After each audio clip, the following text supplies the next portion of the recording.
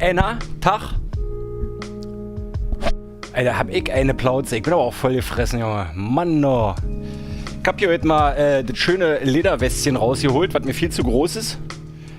Aber man trägt es ja auch sonst nicht so, sondern drüber, meine lieben Zuschauerinnen und Zuschauer. Und damit ein kleines bisschen auch, Hallihallo, ein kleines bisschen auch Hallöchen zum Eurosack Tremolator 2 Livestream am heutigen wunderschönen Freitagabend. Mit dabei ist mein Bärfahrer Bär. Ich habe vergessen, was ich hier jetzt schon eingetippt habe. Ich muss erstmal ein Passwort eingeben hier.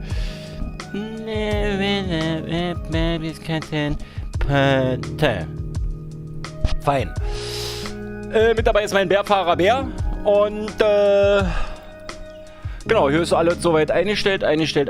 Kamera läuft, das läuft. Hier habe ich die Tastatur für den da. Ach, da können wir eigentlich gleich schon mal hier La Musica starten.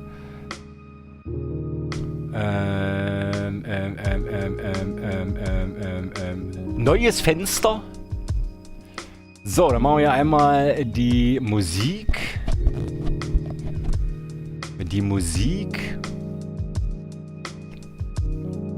Ich weiß noch gar nicht, was wir heute hören. Ich mach mal hier Genre,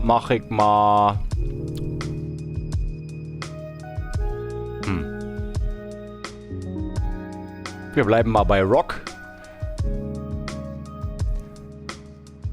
Ey, Kavi sagt Rock, Rock. Und dann machen wir mal keine Namensnennung erforderlich. Und dann machen wir mal Stimmung heiter, fröhlich. Fick gut. So. Das schieben wir denn. Ey! Der Kavi sagt, kommst du. Na. Oh. Ich kann's nicht. Den schieben wir hier schön rüber. So, der kommt dahin. Dann kommt hier, machen wir so, dass wir das Overlay neu starten können. Ich hab jetzt schon den Nickstarre, Freunde. So. Ja. Achso, und dann brauchen wir hier natürlich noch Streamlabs, damit wir wieder sehen, wenn der Tobi 100 € spendet und das 20 Mal neu starten können. Ne, Stream Elements heißt das auch immer noch, Löbi. DJ Velocity, Theo the RSF1 Gaming, Frank Murphy, Nils Wieske, Jörg Langner, der Ösi, René Brei. Dich habe ich heute schon. Du bist auf dem Discord jetzt. Habe ich vorhin gelesen. Der Captain ohne löblich ist der Tag nicht so löblich. Das ist sehr schön. Das ist sehr schön.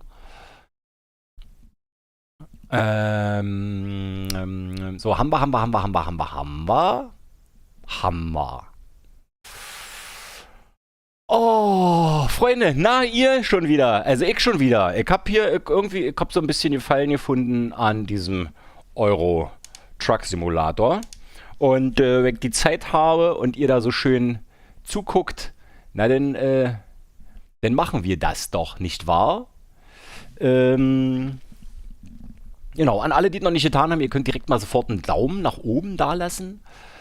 Und ich öffne mal hier, ne, die brauche ich jetzt nicht mehr. Jetzt brauche ich diese hier, so. Und jetzt öffne ich mal hier, kann ich nicht Trucksbook hier aus dem Trucksbook rausstarten? Über uns? Einstellung? Nein.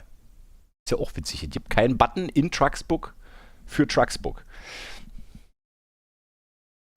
Rob Zombie, moin. Köderkönig, moin. Köderkönig, geil. Bist du Angler oder was? Trucksbook.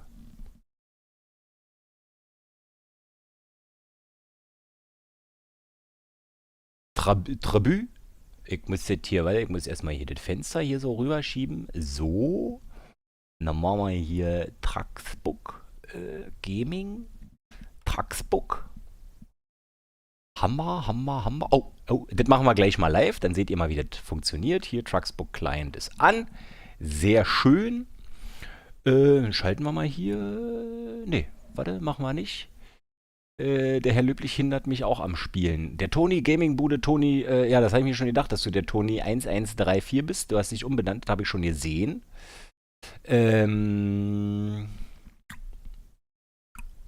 Los jetzt.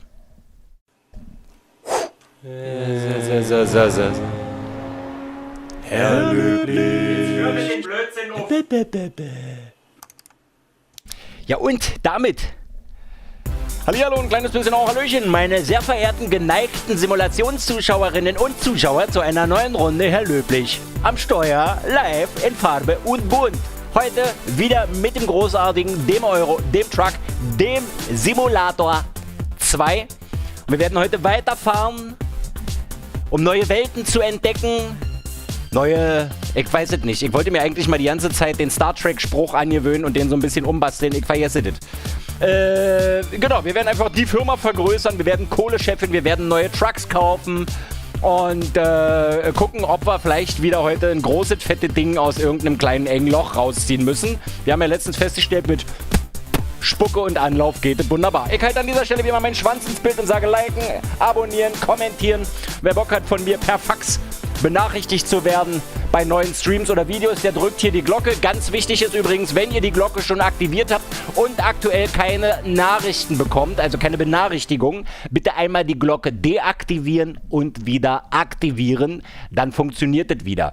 Ja, und wer Bock hat, mich zu unterstützen, kann Kanalmitglied werden. Kanalmitglieder Level 2 sehen die Videos alle schon ein bisschen früher, die ich so zwischen Montag und Freitag aufzeichne. Und die Kanalmitglieder Level 3, die sind live bei den Aufnahmen dabei. Wie heute Nachmittag bei der Aufnahme ACC und BeamNG. Der liebe Philipp, meine lieben Zuschauerinnen und Zuschauer, liebe Freunde. Haben wir noch was? Unter dem Video gibt es hier einen Link zum Beispiel zum Shop. Im Shop gibt es so eine tollen Sachen hier. Herr Pröblich-Tanzlorte, Herr Löblich-Transporte, ja, da gibt es hier so tolle Cappies oder es gibt hier diese tolle Lieblingssimulant-T-Shirt, was ich euch übrigens empfehlen kann, kauft das ruhig eine Nummer größer. Also ich habe hier eine L gekauft und die L ist schon, ich bin nur einfach sehr fett geworden, muss ich einfach dazu sagen. Der Guido hätte gerne eine Brieftaube, ja. Mit Brieftauben habe ich immer so ein bisschen Schwierigkeiten, die verstehen mich immer so schlecht. Genau, ansonsten gibt es noch Discord, Trucksbook und so weiter und so fort. Apropos Trucksbook, wir schauen mal kurz rein in die Firma. Und wir haben hier eine neue Bewerbung. Der René Brey hat sich beworben. Warte mal, bevor er da, ich mach mal erstmal so, lese mir kurz mal. Okay, kann man, bei den Österreichern muss man immer ein bisschen vorsichtig sein, nicht wahr, René? Weißt du selber? Der René schreibt: Hey Herr Löblich, ich würde gerne für dich arbeiten und sobald ich Bock habe, ein paar Touren fahren, wenn ich darf. Liebe Grüße aus Österreich. Das sind mir die liebsten Mitarbeiter, die schon in der Bewerbung sagen, dass sie nur arbeiten, wenn sie Bock haben. Akzeptieren. Dann schauen wir mal rein in die Verwaltung. Ich bin übrigens gestern Abend noch irgendwie 3.500 Kilometer gefahren. Sehen wir das nicht hier oben? Startseite, da müsste doch, genau, hier 3.500 Kilometer bin ich noch gefahren bis heute Morgen um 3. Ohne Video, ohne Aufzeichnung. Es war einfach eine sehr, sehr, sehr, sehr schöne, entspannende Geschichte, muss ich ganz ehrlich sagen. Man nicht die ganze Zeit auf diesen Chat zu glotzen. Der Captain sagt, der Herr Löblich fährt da, wo noch kein Mensch zuvor gewesen ist. Ja. Der Micha sagt, er hat den Sack getrimmt und ist bereit zum Fahren. Sehr schön. So, wir haben verdient 12,5 Millionen Euro im Euro Truck Simulator, sind 270.000 Kilometer gefahren, haben 400.000 XP eingesammelt, 200.000 Euro Tankkosten bezahlt, 140.000 Euro an Strafen. Das ist ein bisschen hoch, Leute. Also da könnt ihr euch echt mal ein bisschen zusammenreißen. 7,3 Millionen Kilogramm Frachtgewicht durch die Gegend gefahren. Im American Truck Simulator ist die Statistik ein wenig verfälscht, weil da hatte jemand aus Versehen noch ein Geldsheet an. Die gefahrene Strecke allerdings, die ist korrekt, da sind wir bei 36.500 Kilometern. Wir haben, auch die XP sind falsch, wir haben Tankkosten von 15.800 Euro, Strafen von 17.700 und ein Frachtgewicht von 942.000 Kilogramm. Wir gucken kurz in die interne Statistik. Auf Platz 1 ist, es gab einen Wechsel auf Platz 1 mit 43 Aufträgen, aber 43.920 Kilometer ist der Stege 85 jetzt auf Platz 1. Der Karum 1979, der bis gestern noch auf Platz 1 war, ist jetzt Zweiter mit 43.706 Kilometern und 55 Aufträgen. Danach kommt der Micha, 18.800 Kilometer, LTC Mike, 16.200 Kilometer, der Technofrosch, 15.900 Kilometer, Lada Sport 15.000 Kilometer und dann habe ich mich ein bisschen hochgearbeitet mit 13.720 Kilometer auf Platz 7. Danach kommen noch der Lübbi, der Yachtdackel, der Timo, der Ditsche, der Tom, der Riva, der Guido, der Don Utz, der Frank und so weiter und so fort. Was gibt es hier noch Interessantes zu gucken? Sonst gibt es nichts weiter zu gucken. Wir können ja mal gucken. Statistiken Firmen. Also, nur im November sind die Erstplatzierten Transnorte Sul 6,3 Millionen Kilometer gefahren. Das sind nur im November 6,3 Millionen Kilometer. Wenn wir jetzt mal gucken, Allzeitstatistik, Leta. Sind die auch ganz vorne mit 165 Millionen gefahrenen Kilometer. Also fast 0,2 Milliarden Kilometer sind die gefahren. Ich wollte es einfach nur mal sagen. Ja? Wir gucken mal, wo wir sind in der aktuellen Statistik. Wir sind auf Platz 252 mit 240.000 Kilometer. 252 von mehreren tausend, 6.000. Okay, das ist schon ziemlich geil. Wir gucken mal, wo wir in der Allzeitstatistik sind. In der Gesamtstatistik haben wir wie viele? 90.000. Aber da sind halt ganz viele dabei, die natürlich gar nicht gefahren sind, sondern Firma angelegt und nie wieder irgendwas gemacht. Wir gucken mal rein. Wir sind auf Platz Allzeit 7050. Also Freunde, da müssen wir noch ein bisschen was tun. So, dann habe ich die Konsole aktiviert. Da wollte ich noch mal gucken hier. ETS 2 Abstandsregeltempomat. Genau, da habt ihr hier so einen Link. Ich habe die Konsole aktiviert, dass wir den Abstandsregeltempomat aktivieren können. Und zwar müssen wir G-ACC10 und G-Emergency-Break 1. Okay. Das kriegen wir hin. Also, Trucksbook haben wir. Das ist alles an, alles schön. Wer möchte übrigens und wer sich fragt, warum ich so unglaublich tolle Force-Feedback-Einstellungen habe, könnt ihr gucken im Discord. Unter im Kanal ETS-ATS, da habe ich meine Force-Feedback-Einstellungen gepostet und die sind sehr, sehr gut. Der Nils fragt, was, kein Bewerbungsgespräch? Nö, wenn jemand schreibt, der macht nur mit, wenn er Bock hat, muss es eine coole Sau sein. Der Mr. Urlauber ist da, Tacho. Morgen wird der Toni 15.000 Kilometer fahren. Mario sagt zweifaches Moin. Da sage ich ein dreimal dreifaches Hallo, Servus, Pfirti und hey. Der Rob Zombie, du könntest auch Didgeridoo spielen zum Benachrichtigen oder so wie Crocodile Dundee dich auf den Berg hinstellen und mit dem Schwörgerät. Alter, das ist die gruseligste Szene in diesem Film.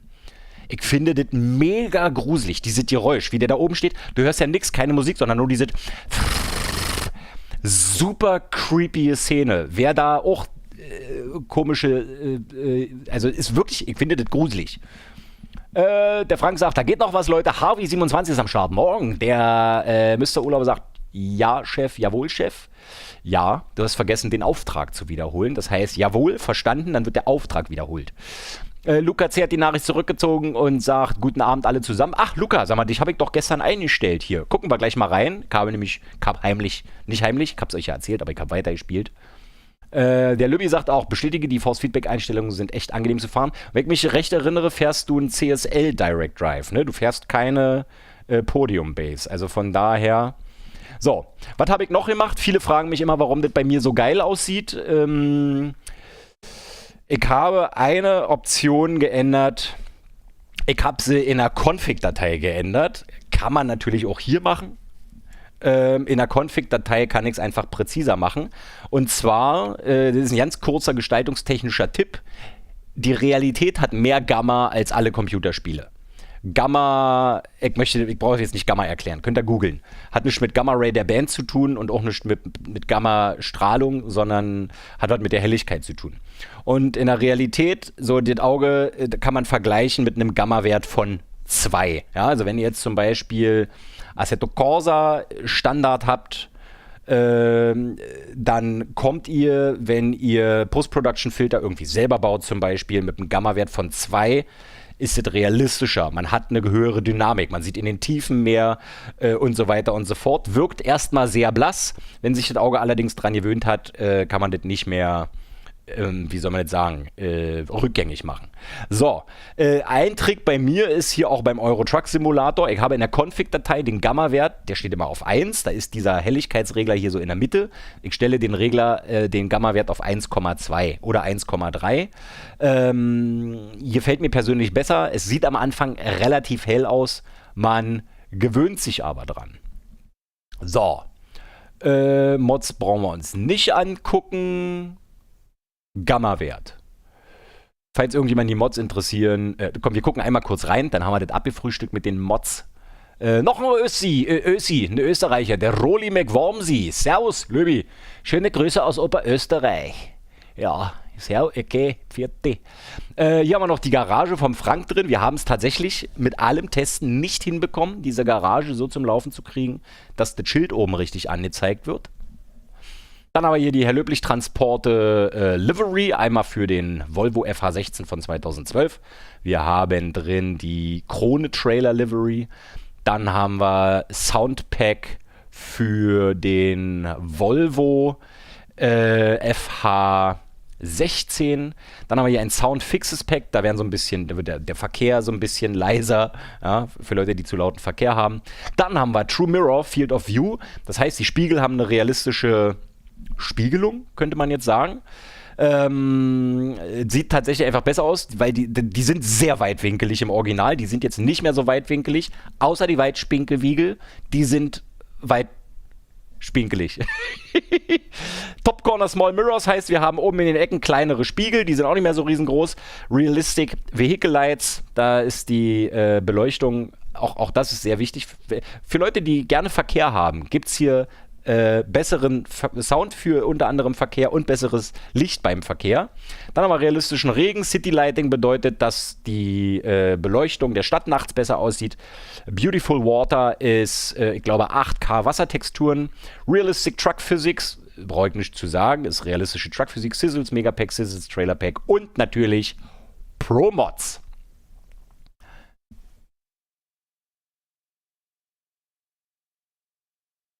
Der Rob Zombie sagt, er hat gestern mit ETS 2 angefangen, bis 4 Uhr gezockt, eigenen Truck gekauft, Zentrale ausgebaut, Promos funktioniert nicht mit der Gold Edition. Okay, das ist interessant. Möchtest du den Mod-Manager? Der Yachtdackel ist am Start. Moin.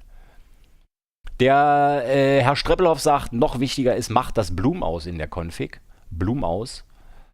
So, wir starten jetzt das Spiel. Eine andere Geschichte, die ich rausgefunden habe, ist, dass wenn ich in Trucksbook einen Auftrag für mich selbst disponiere und mir den dort zuweise und annehme und bestätige, kann ich den Euro Truck Simulator, mein Safe Game, nicht mehr laden. Der zerschießt dir deine letzte Speicherung, dein Autosave. Ich habe alles probiert, ich habe es mit Pro-Mods, ohne Pro-Mods. Ich weiß nicht, ob das damit zu tun hat, dass wir jetzt hier die Version 1.46 fahren. Aber auf jeden Fall kann ich euch schon mal sagen, es funktioniert nicht aktuell sich Aufträge in Trucksbook zu disponieren. Warum, weiß ich nicht. Vielleicht weiß es ja irgendjemand von euch.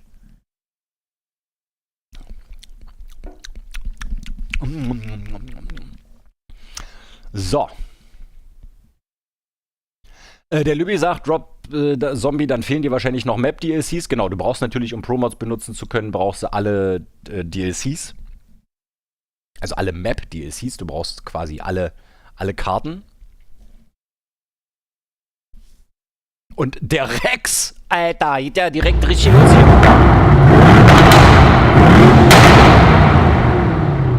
Kurze gedankliche Notiz. Diese Sounds sind zu laut. Ich find's schon schön.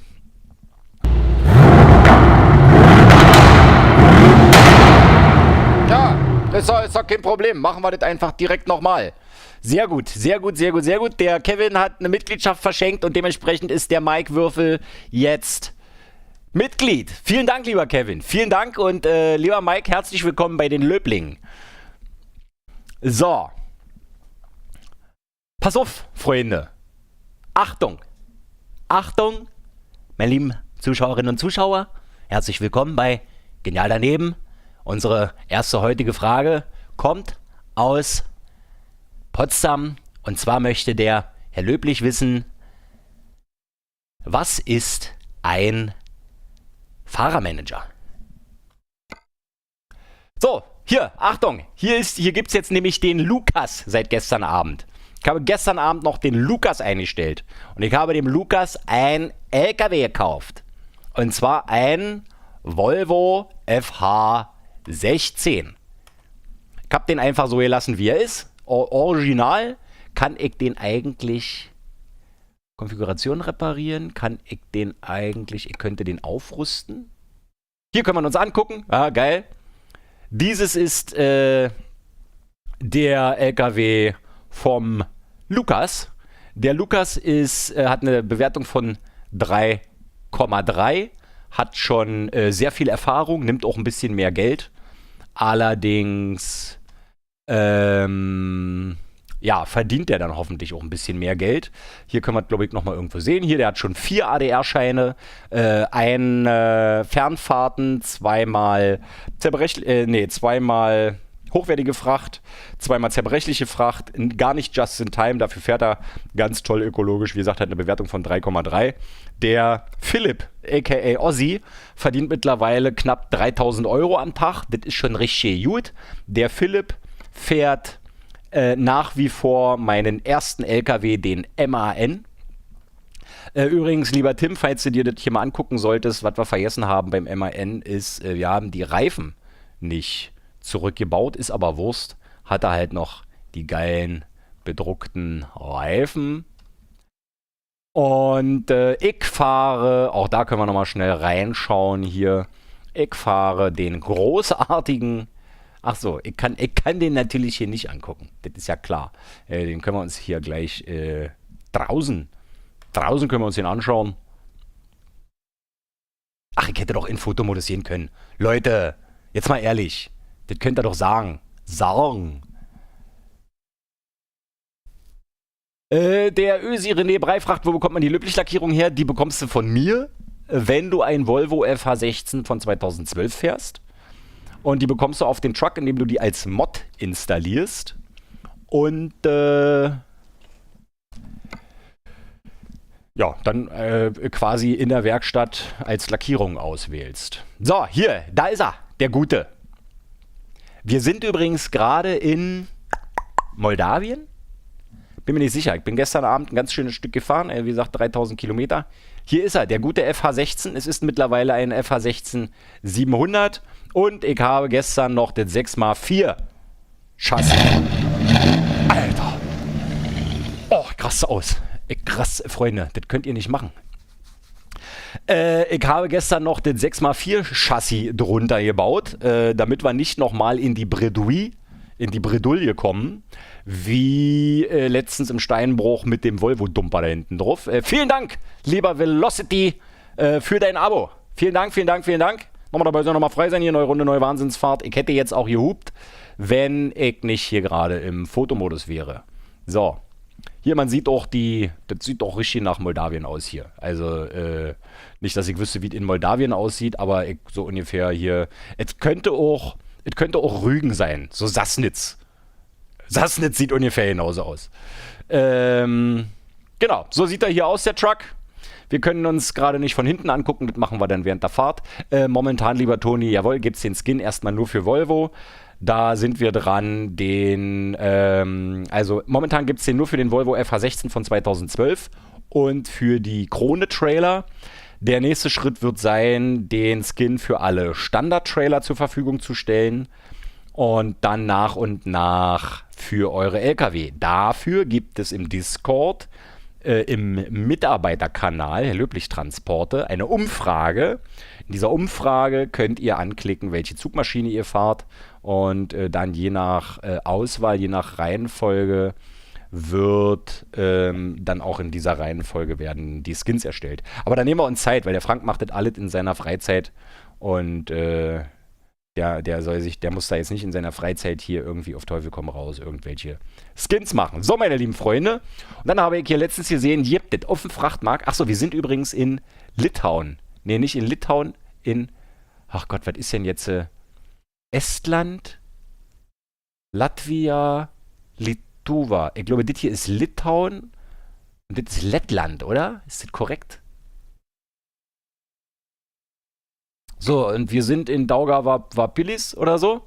Und ich habe übrigens überlegt, wir könnten doch einfach hier mal so richtig schön Dieselgeneratoren nach 2800 Kilometer nach Spanien fahren. Ist eine geile Strecke. Wir kriegen 136.000, dann können wir uns direkt den nächsten LKW und den nächsten Mitarbeiter kaufen. Ich finde, das ist eine geile Idee. Stellen wir uns als Navi-Ziel ein.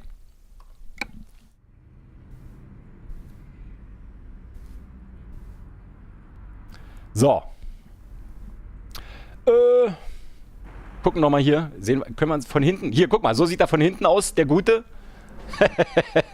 Da könnt ihr euch schon mal, für alle, die sich bewerben wollen, gibt es hier einen Hinweis. Trucker, außen wie auch innen gesucht. Männlich, weiß, männlich, weiblich, divers. Du willst Lieblingssimulant werden, Simulant Sternchen in, natürlich ist super wichtig. Hier, so sieht's aus. Da ist der Löbi, da ist der Löbi seine Hackfresse drauf. Moinsen Karum, du bist übrigens nur noch auf Platz 2 in der Firma. Muss ich dir leider mitteilen. Es tut mir sehr leid, du bist aber auf jeden Fall Erster der Herzen. Ja. Los jeder, der Peter. Achso, wir machen hier mal direkt, warte, machen wir auch noch. Wir machen hier mal direkt die Lampe an, Alter. Und dann werden wir gleich feststellen, ich habe die Field of View verändert. Bin mal gespannt, was ihr dazu sagt. Wir hatten vorher immer eine Field of View von 85 bis 90. Ich habe da jetzt nochmal ein bisschen dran rumgestellt gestern. Wenn man so ein bisschen Zeit hat, kann man da so ein bisschen dran rumstellen. Frontmontierung, Dachmontierung, alles an.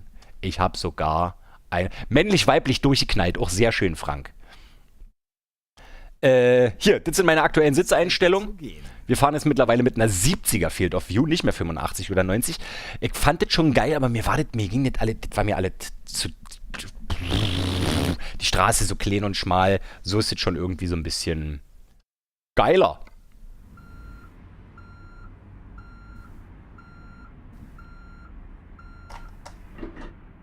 Warum auch immer da jetzt der Rückwärtsgang. Hier, wer Bock hat auf Hupen. Ich habe jetzt eine Hupe.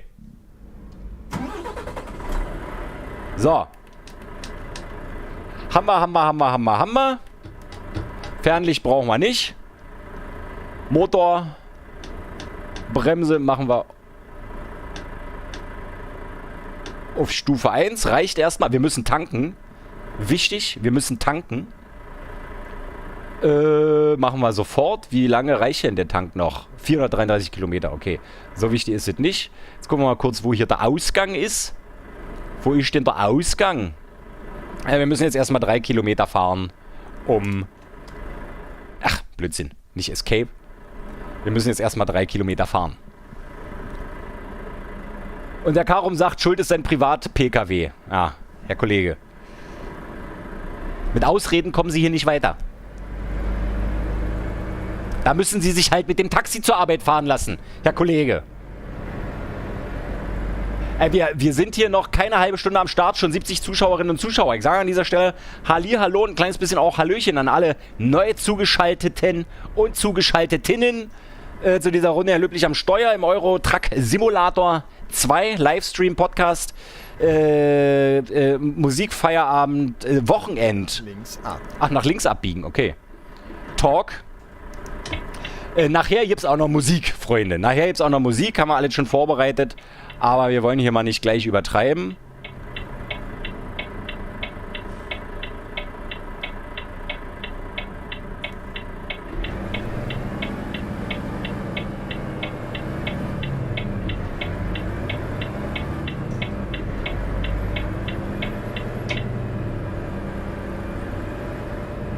Komm, Alter, fahr. Achso, hier ist ein Stoppschild. Okay. Okay. Demnächst rechts abbiegen. Biege nach rechts ab.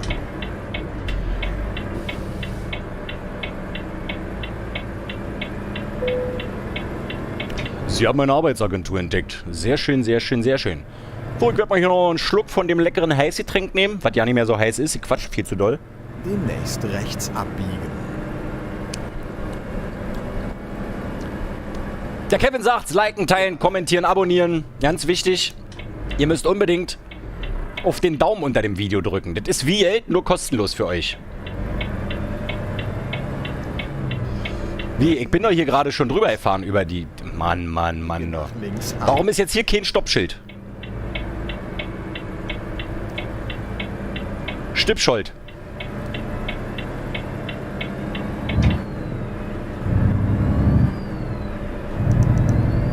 Dann habe ich meine Tasten so ein bisschen anders belegt, den Blinker woanders hingelegt. Dafür habe ich jetzt hier eine Taste belegt, dass ich das interne Navigationssystem umschalten kann. Demnächst. Die Blinker hier so ein bisschen, also ich kann jetzt irgendwie hier mit dem rechten Poti-Stick fast fahren. Links ab.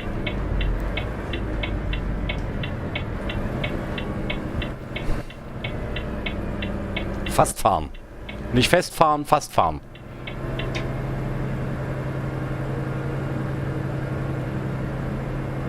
Das war eine schöne Fahrt. Ey! Moin!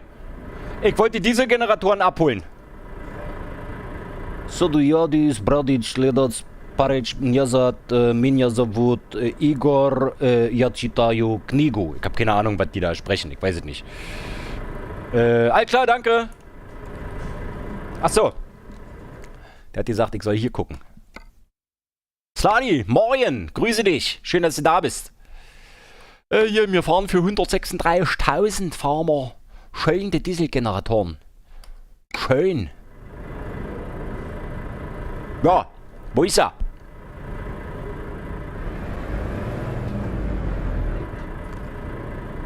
Mein Löwi fällt da runter. Ey, Entschuldigung, Kollege, du hast mich ja nicht gehört. Es tut mir leid.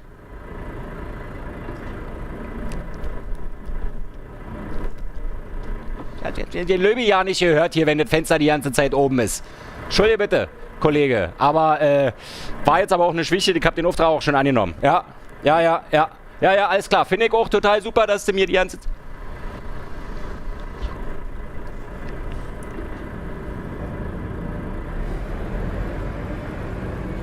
Nee, wo ist er denn? Wo muss ich denn hin hier? Da hinten. Wie komme ich denn da hin?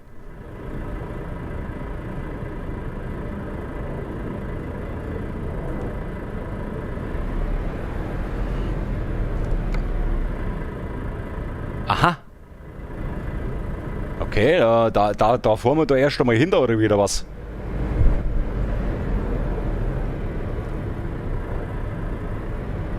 Ach so, na, das ist doch ja nicht so schwer. Die werden wohl mit dem Gabelstapler aufgeladen, was?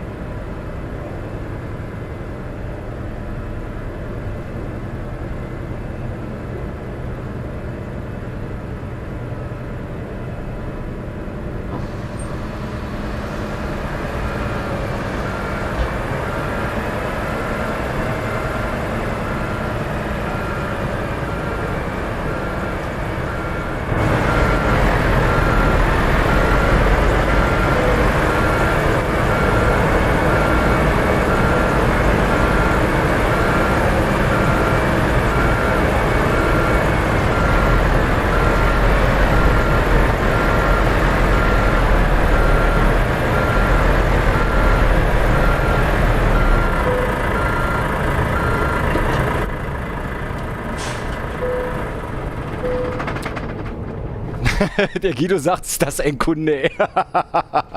Das war jetzt aber eher estnisch. Ja. Tipper Racing, servus. Grüß dich, schön, dass du da bist. Der Rob sagt, ich glaube, ich bräuchte mal jemanden, der mir die ganzen Tastenbelegungen, Funktionen und FFB-Einstellungen durchgeht. Ich fühle mich noch nicht so richtig wohl im Spiel. Du, da gibt es eine Tastenbelegung in den Optionen, die kannst du dir auch einfach angucken. Das ist viel einfacher.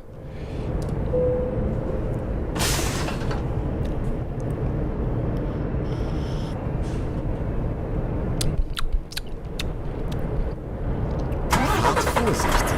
Jawohl.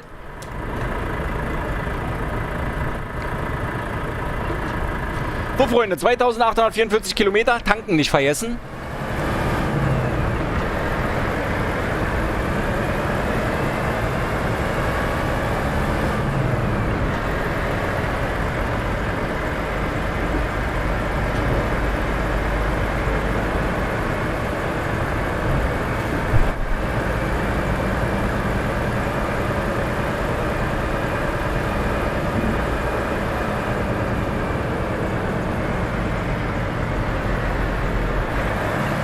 Hey, Sergej! Grüß die Frau! Ja, mach ich. Klar. Was? Nee, nicht bei der Fahrt. Ja, ciao. Dich kenne ich noch nicht. Bist wohl noch nicht so lange hier, wa? Hast du keinen Bock? Wie stehst du denn da? Stell dich mal vernünftig hin, Alter. Mann. Einmal mit Profis arbeiten. Biege nach rechts ab. Oh, hier zu die Klappe. Ey, es ist aber auch warm hier. 26 Grad da. Mann, da.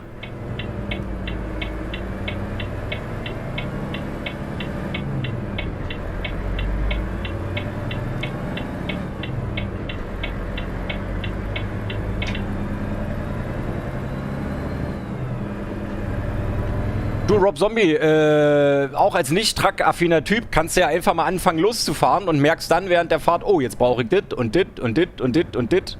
Aber natürlich kann dir auch bestimmt irgendjemand helfen. Schade, dass der Tim nicht da ist. Und der Lübbi sagt, so, mein frisches Pro-Mods-Profil for Run bringen und dabei Lübbi zuschauen. Ich finde das großartig, mein lieber Freund. Ich finde das eine ganz großartige Sache, dass du bei der Arbeit quasi dem Herr Löblich zuschaust. Ja, jetzt fahre doch. Ah, ne, ist nicht N. Mann, Kunde. Dem komischen Honda oder was das war. Kevin, bist du es?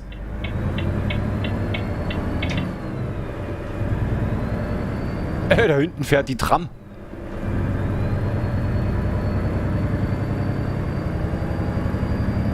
So. Demnächst rechts abbiegen. Tanken, Freunde, tanken. Biege nach rechts ab.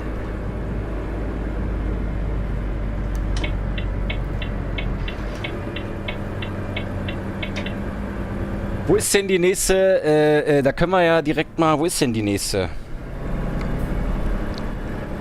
Da ist eine Werkstatt, aber da ist keine Tanke, oder?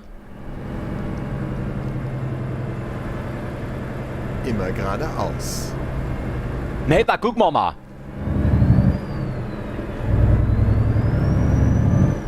Oh, dieser Sound, Digga.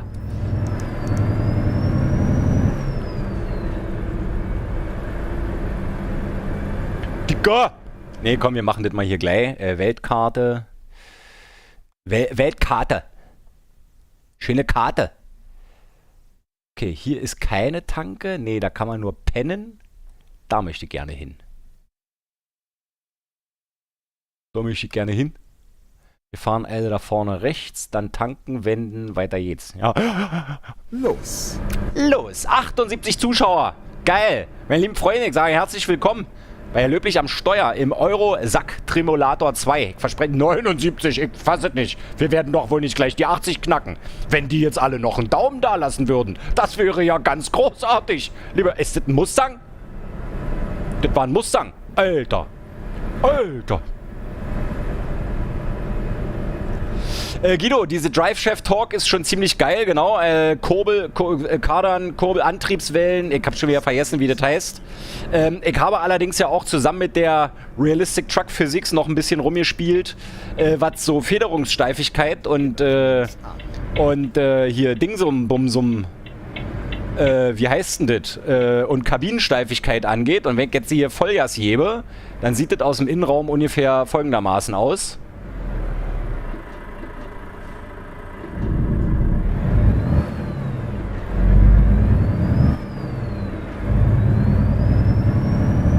Ich bin halt noch nie LKW gefahren. Ich habe keine Ahnung, ob es realistisch ist, aber es fühlt sich auf jeden Fall geil an. Abend, König der Löwen. Ach schön, jetzt musste ich aber erstmal gucken, Alter. Oh ja, Karum hat recht. Wir brauchen einen Truckerfunk in Discord. Also eigentlich einen eigenen Talk-Kanal. Ja. Hast du recht.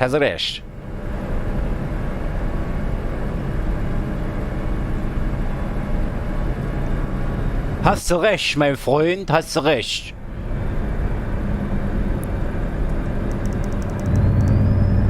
Ach, wir haben ja die Hälfte vergessen. Müssen wir gleich an der Tanke machen.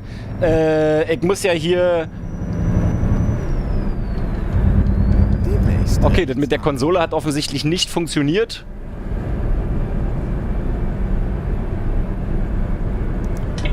Das mit der Kontrolle hat... Oh, Konsole, oh...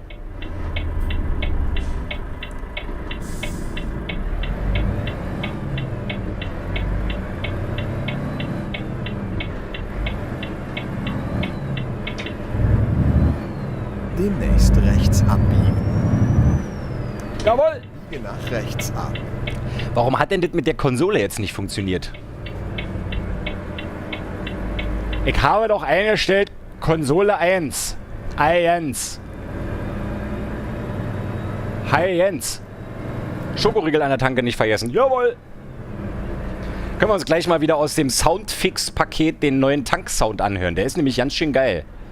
So, was ist hier schon wieder los? Ach, guck mal hier, Fernsehproduktionsfirma, HDTV Production.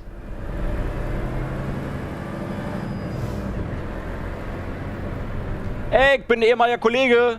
Servus.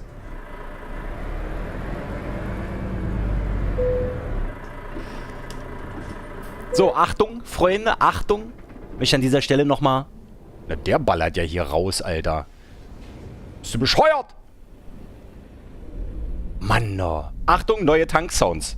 Warte mal. Mal gucken, ob die anders sind, wenn man die Scheiben unten hat.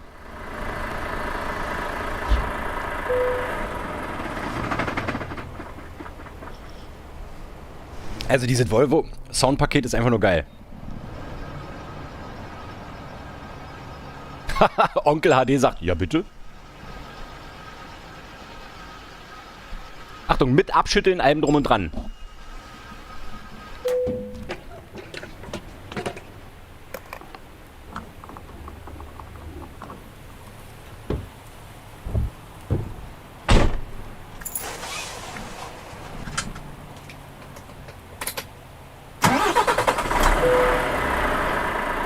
Einfach nur geil, oder? Einfach nur geil. So, haben wir getankt, ich mach mal hier kurz, Achtung, nicht erschrecken, ich mach mal hier kurz die Mucke an, La Musica. Und ich werde mal kurz hier, laut.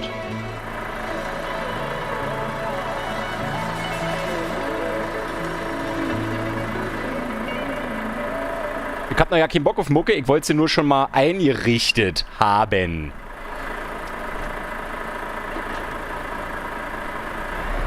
So, ach so, warte, bevor wir losfahren. Warum geht jetzt die Konsole hier nicht? Ich habe doch die Konsole eingeschaltet.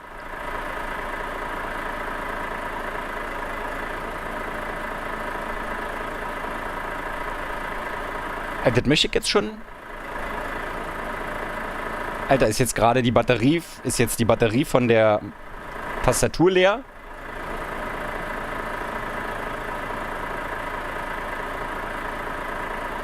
Ist das denn ernst?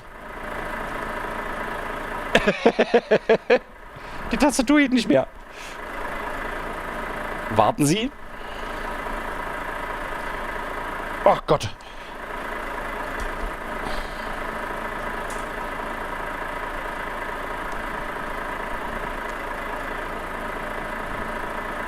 Tastatur geht nicht mehr.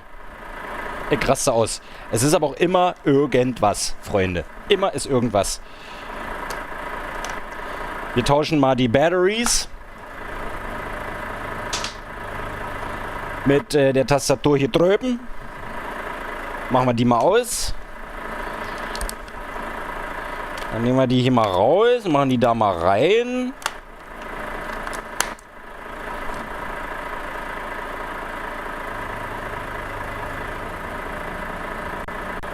Nö. Jetzt ja. Eine Insel. Euro Truck Simulator. Hier ist ja nur der Schnuffi drinne. Das ist ja witzig. Ich wusste ja nicht, dass man den Schnuffi ich wusste, toll. Das ist dann natürlich auch der falsche Deckel. Wo ist denn jetzt der richtige Deckel? Kau doch hier gerade. Hä? Hallo? Na, ist ja auch egal. Warum kann ich denn jetzt plötzlich... Ich kann noch raustappen? Hat sich jetzt das Spiel aufgehangen? Nö, hier geht alles. Ich glaube, das Spiel hat sich aufgehangen.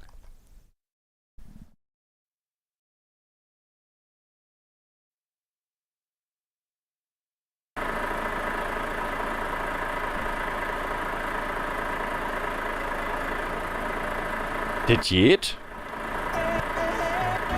Ah, ich hab nicht gesagt. Hallo. Blablabla. Hier, aus. Nee, das ist hier überhaupt... Entschuldigung, ich musste das gerade überspielen, weil sonst kriege ich einen Copyright-Strike.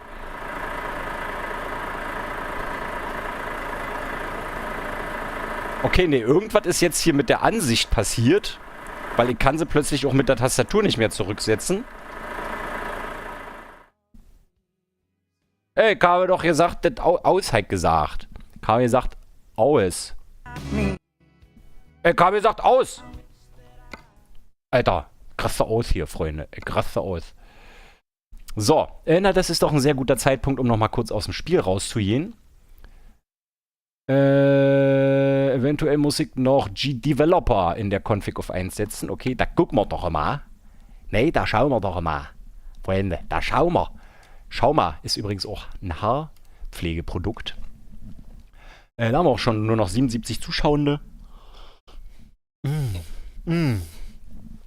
Gott sei Dank ist es nicht 21 Uhr. So, also. Truck Sim. Hier Truck Simulator. Config. Hier kann ich euch auch gleich nochmal zeigen, wo ich das Gamma einstelle. Und zwar... Naja, da wo Gamma steht. Ihr habt es euch wahrscheinlich fast gedacht. Hier, Gamma.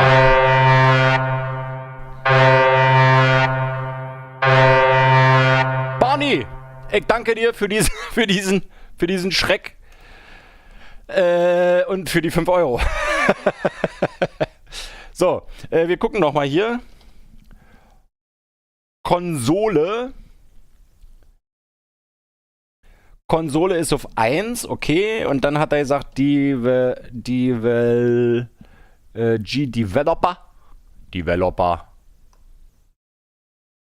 1. Ne, 1. So. Dann prüfen wir mal, ob das jetzt geht. Kann ich das eigentlich auch schon in einer... Kann ich...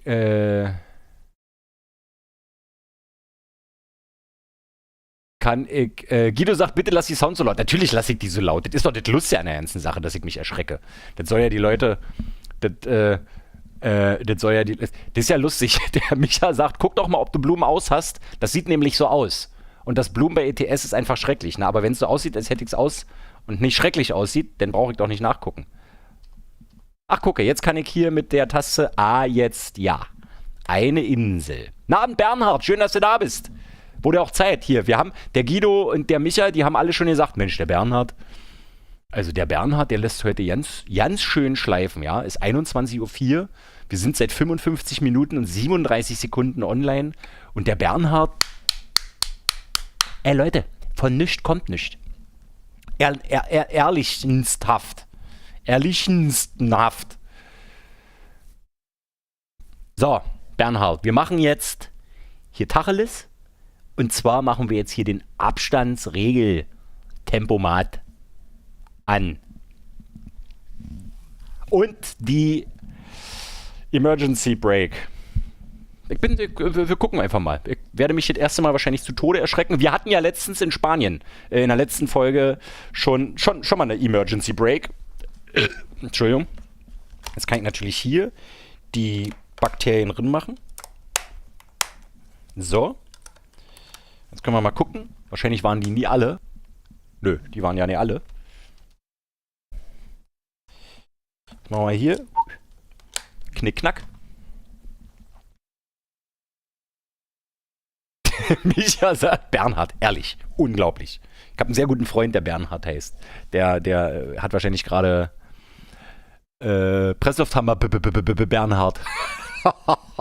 Erkennt ihr diesen lustigen Witz? Ich möchte mich jetzt bitte nicht über Leute mit einem Sprachfehler lustig machen, ja. Aber es gibt halt diesen Witz. Ich möchte ihn bitte erzählen. Ich möchte wirklich vorher clarifieren. Ich mache mich nicht über Leute mit einem Sprachfehler lustig.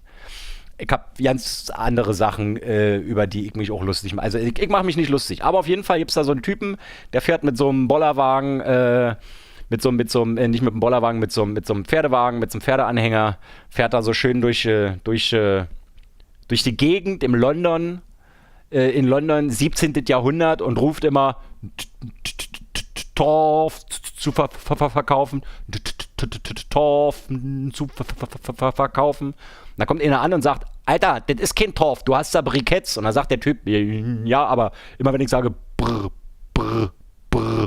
Briketts, bleibt mir da ein Gaul stehen. Ist ja auch nicht so lustig. So. Ach Gott, ich sehe schon, das wird hier geklippt und dann wird das, wenn ich irgendwann richtig reich und berühmt bin, wird das die Nachrichten rauf und runter gespielt. Herr Lipplich macht sich über Menschen mit Sprachfehler lustig.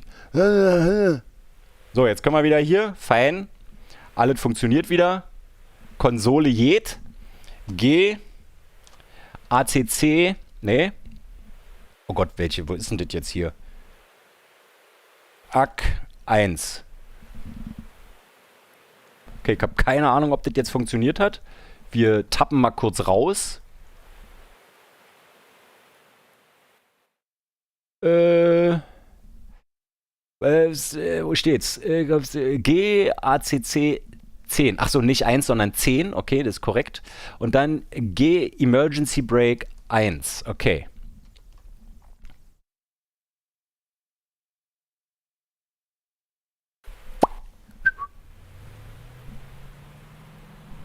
Also 10 und G, Emergency Brake. Oh, schön Sie bitte. G, Emergency Brake 1. Ha, okay, ja. Englisch ist das immer. Fein, haben wir. Na, da bin ich ja jetzt gespannt, Freunde. Da bin ich ja jetzt gespannt. Da weht aber ein eiskalter Wind durch meine Streamer-Karriere. Ja. Hörst du das? Das ist der eiskalte Wind, der durch den Arbeitsvertrag weht, Diggi. Auf geht's. So. Fein. Na, da bin ich jetzt aber mal sehr gespannt, wie sich das verhält mit dem Tempomaten.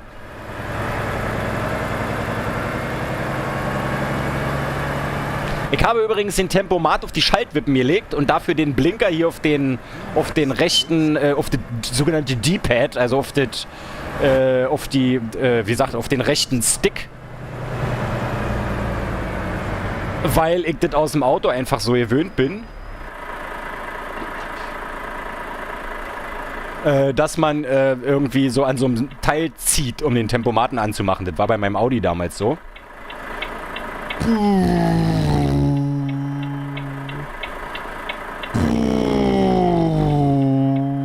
Okay.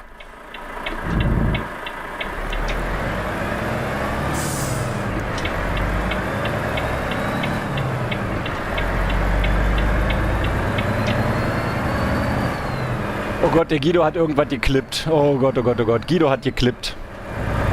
Nennt man das dann eigentlich auch Clipping?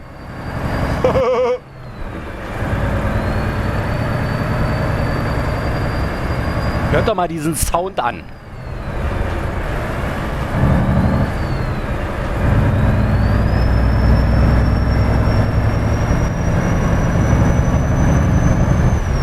Freunde, da irrigiert man doch dermaßen hart.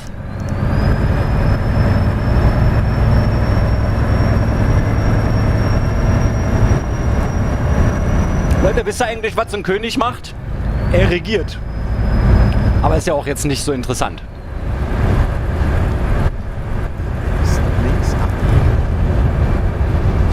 Oh, wie der Wind hier durch die Fenster reinrauscht, oder? Ist das nicht geil?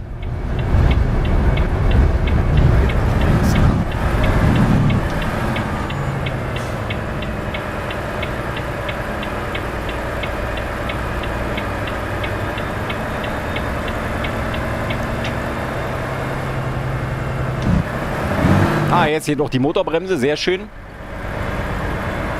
Motor! Rechts und dann rechts ab. Jawohl! Schaffen wir noch. Schaffen wir noch.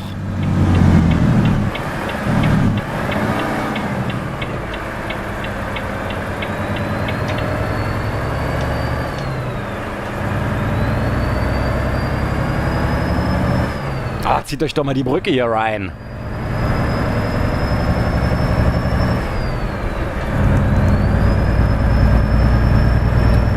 So, dann stelle ich doch den Tempomaten direkt mal auf 85 und dann schauen wir doch mal, naja, das werden wir wahrscheinlich auf der Autobahn am meisten merken.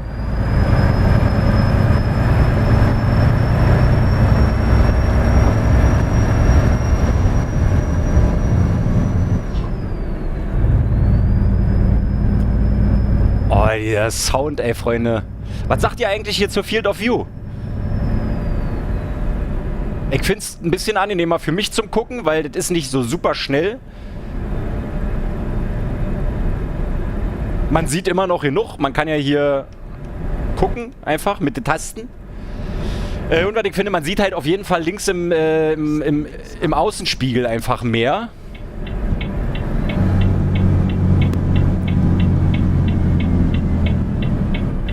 Links abbiegen und dann bleiben Sie immer geradeaus. Oh, der hat mich gesieht. St. Ihr sieht. St.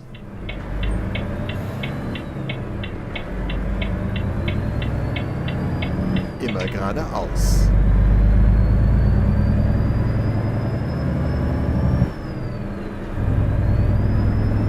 Toni sagt, Field of View ist gut. Edward sagt, Field of View ist gut. Fein, fein, fein, fein, fein.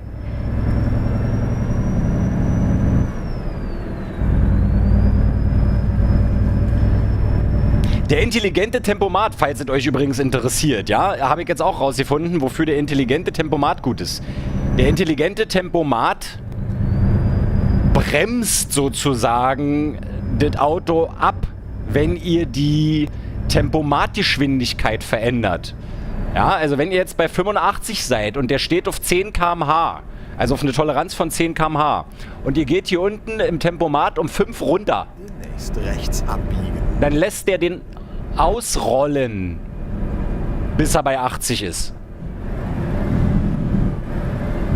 Weil er erst, wenn der Unterschied Tempomat-Einstellung und tatsächliche Geschwindigkeit, erst wenn die größer als 10 km/h ist, wenn der Unterschied größer als 10 km/h ist, dann bremst der erst. Wenn ihr den intelligenten Tempomaten ausmacht, bremst der den gar nicht. Aber es ist zum Beispiel auch interessant, wenn ihr so bergab rollt, ja. Ihr rollt einen Berg runter, wenn ihr den intelligenten Tempomaten aus habt, dann wird der LKW immer schneller. Habt ihr den Okay, das war jetzt zum Beispiel schon mal eine Notbremse, warum auch immer. Funktioniert auf jeden Fall. Deswegen ist die Warnblinkanlage angegangen, weil irgendwas hat er gehabt im Blickfeld. Irgendwas hat er gehabt im Blickfeld. Also, wenn ihr einen Berg runterfahrt und ihr habt einen Tempomaten an, ohne intelligenten Tempomaten, dann wird der Wagen, der LKW immer schneller. Schneller und schneller und schneller. Habt ihr den intelligenten Tempomaten auf 0, dann bremst der, so dass ihr die Geschwindigkeit auch bergab haltet. Habt ihr den intelligenten Tempomaten auf einer Toleranz von 5 km/h, bremst der erst, wenn ihr 5 km/h schneller seid, als im Tempomaten eingestellt ist. Sagen wir mal, ihr habt 80 eingestellt. Sagen wir mal, ihr habt 80 eingestellt und ihr rollt einen Berg runter, dann fängt er bei 85 erst an zu bremsen. Schönen guten Abend, Carsten. Ich grüße dich.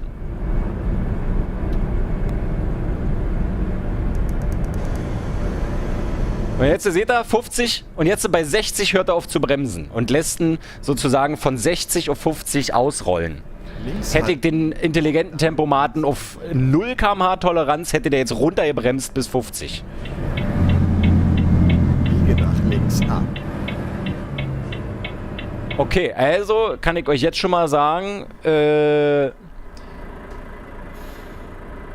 Emergency Brake machen wir direkt wieder aus. Ja. Weil der einfach hier bremst, obwohl es ja nichts zu bremsen gibt. Einfach nur weil... Moin Matze!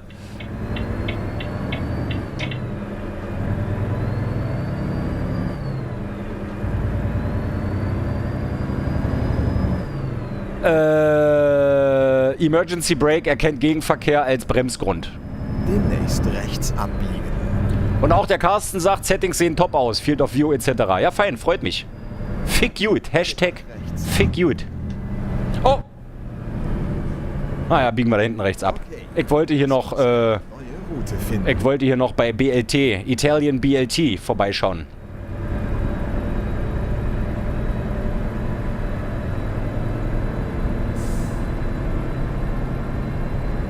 Das, was du aktiviert hast, reagiert auf den Gegenverkehr, zum Beispiel in Kurven oder an Kreuzungen, weil er einfach 10 nach vorne schaut, aber nicht nur auf deiner Spur, sagt der Lübbi. Demnächst rechts Okay, dann müsste der ja jetzt hier auch bremsen. Nee, das war die automatische Notbremse, das war nicht der Abstandshalter.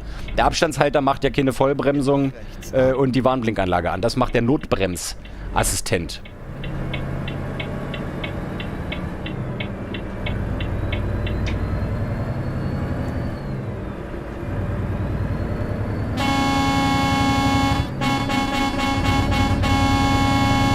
Ich habe übrigens 2 unterschiedliche Hörner auf dem Dach montiert, weil mir der Sound nicht gefallen hat. Und der U-Bauchspieß sagt, da fühlt sich das Fanatec ja zu Hause beim Euro Truck Simulator. Also ich kann überhaupt nicht sagen, dass das Fanatec sich hier nicht zu Hause fühlt. Ich würde eher sagen, der Euro Truck Simulator fühlt sich bei Fanatec sehr zu Hause. Oder überhaupt bei Direct Drive, weil der natürlich hier bei so einem Direct Drive Lenkrad überhaupt erstmal seine ganzen Stärken im Force Feedback ausspielen kann. am Kreisweg. Der Barney sagt, ach Alter, heute ist der Knut nicht da. Heute hat der Barney eine große Fresse. Nimm diese Ausfahrt. Er sagt immer wieder ein Festbeifahrer bei dir zu sein. Nur der Geruch, ja, kann ich mir vorstellen. Es ist ja nicht der Gestank, es ist das Brennen in den Augen.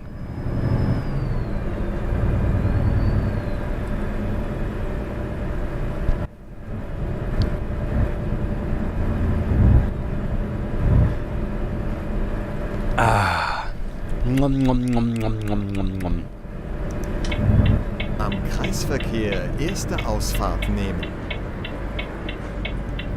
Schaffen wir vor dem Lader Niva. Ausfahrt. Ich finde, man trifft auch mit dieser Field of View von 70 die Kurven viel besser. Und ich habe zum Beispiel auch die Rotation der Lenkungskamera von 100% auf 50% gestellt. Das ist auch 10-mal angenehmer, weil sich der Kopf nicht immer gleich besonst wohin dreht. Also insgesamt, Freunde, habe ich einfach Und dann grandios alles verbessert letzte Nacht. Einfach, weil ihr mir mal nicht auf den Sack gegangen seid mit eurem dummen Gequatsche die ganze Zeit. Ehrlich, Freunde. Nee, das stimmt ja nicht. Nur der Knut geht mir auf den Sack.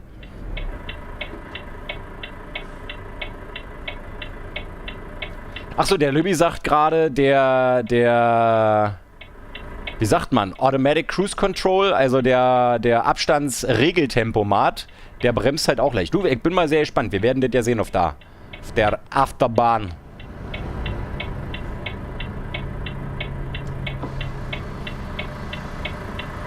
Ich muss mal Fenster runter machen. Ich habe einen ziehen lassen. Versteht ihr? Ich habe hier nämlich hier eine Zugmaschine. Naja, ein Nissan Qashqai.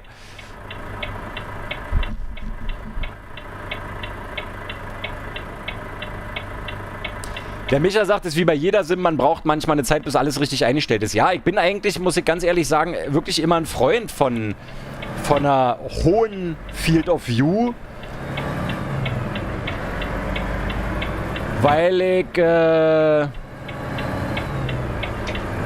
ich möchte Übersicht haben. Und dadurch, dass ich hier nicht die ganze Zeit, also zum Beispiel, wenn man das hier schneller machen könnte, wenn der da einfach ein bisschen schneller hin und her gucken würde, würde mir das auch schon sehr gut gefallen. Geht allerdings nicht schneller.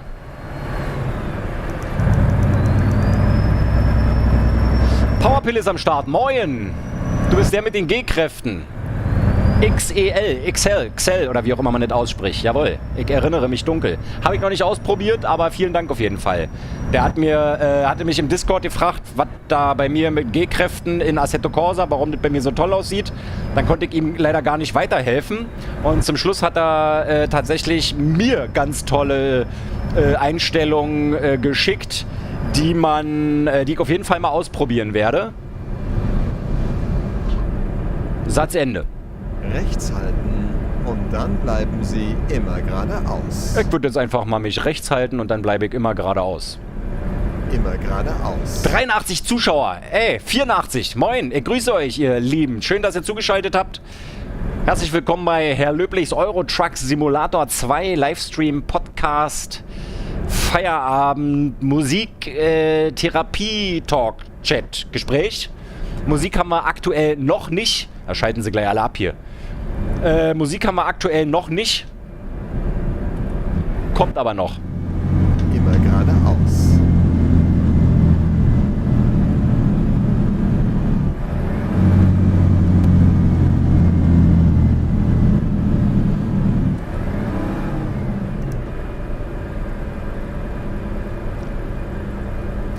Der Mr. Urlauber sagt, er könnte gar nicht mehr ohne VR fahren.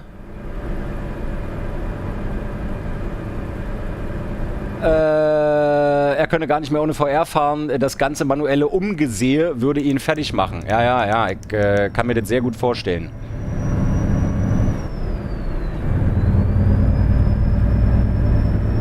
Links halten und dann links ab. Ja, Micha, Numpad habe ich hier leider nicht auf der Tastatur. Biege nach links ab.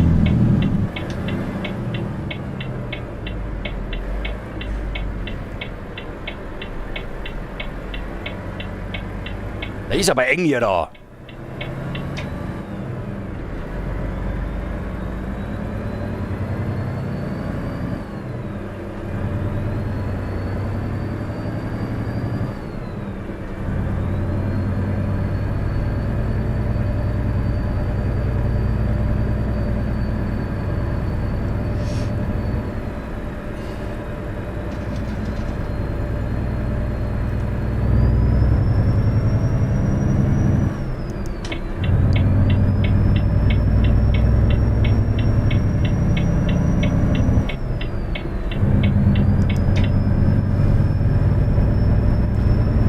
Vermutlich ist das, Barney, was du hörst, die Motorbremse, die da so schön wummert. Also vor allem beim Bremsen, ne? Ja.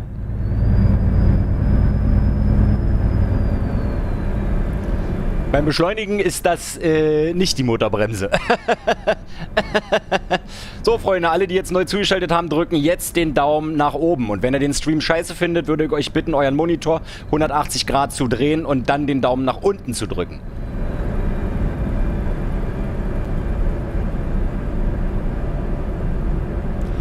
Powerpille fragt, kennst du das Thrustmaster T300 RS? Habe ich mir zu Weihnachten gewünscht. Ist das eher gut oder schlecht? Also ich finde es gut. Ich finde es tatsächlich super. Es ist ein guter Nachfolger des T500 RS. Ich habe ja hier den T500 RS jahrelang gehabt. Und ich glaube, der T300 RS geht so in die Richtung. Also kann man wirklich machen. Also generell kannst du bei Thrustmaster Hardware nicht allzu viel falsch machen, muss ich ganz ehrlich gestehen.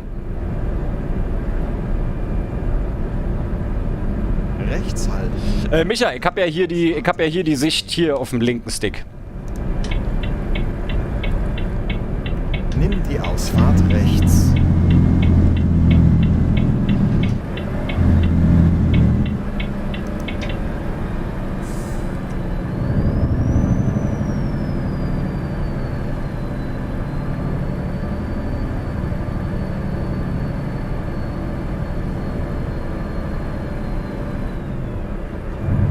Bitte links halten.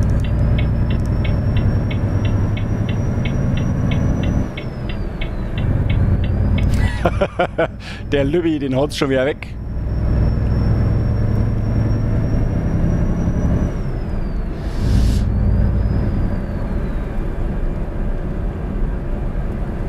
Powerpille, nein, ich habe noch nicht überlegt, ob ich mit Assetto Corsa Driften anfange.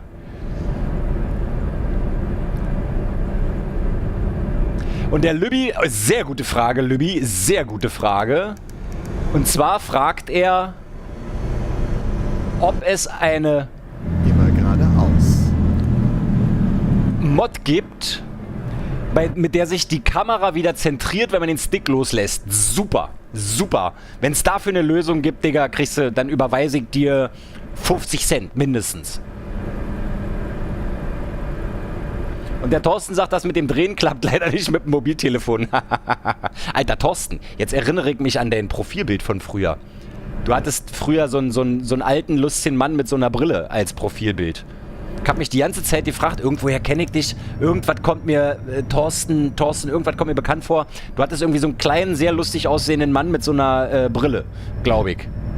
Ich hoffe, jetzt kommt nicht so was raus wie, das war ich. Das wäre mir sehr unangenehm.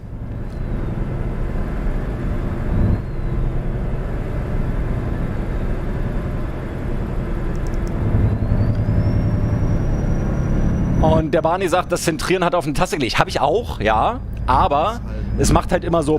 Links abbiegen. Und das finde ich halt schade. Biege nach links ab. Arschloch!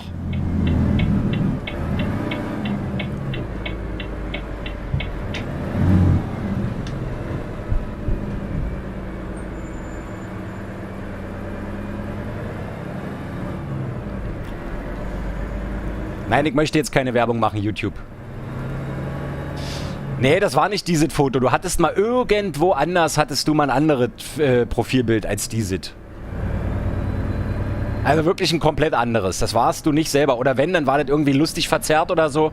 Aber auf jeden Fall guckst du schon ganz schön lange zu, mein Lieber. Mein lieber Gesangsscholli-Verein. Powerpille, ja, ich kann dir einen Shifter empfehlen. Und zwar guck mal nach SHH Shifter. Der ist zwar nur aus Kunststoff, also beziehungsweise 3D-Druckmaterial, also Kunststoff. Aber du hast einen sequenziellen Shifter und eine Haarschaltung in einem.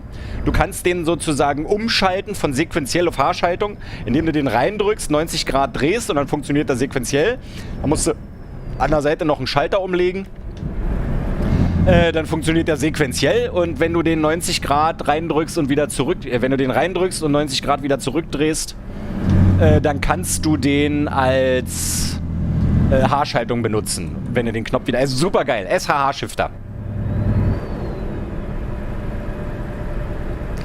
Ansonsten, was Guido sagt, den kann ich auch sehr empfehlen.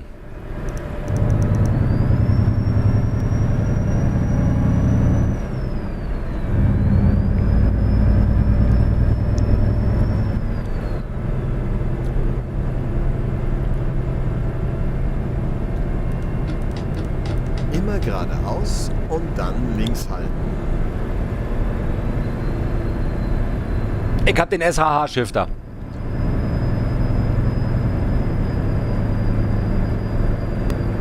Ich kann es überhaupt nicht abwarten, diesen Abstandstempomat auszuprobieren.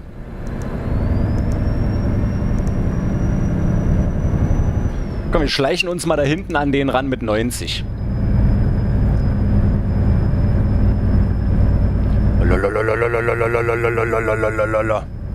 Muss mal gucken, hier eigentlich noch meine Kippe im Arsch. Ja.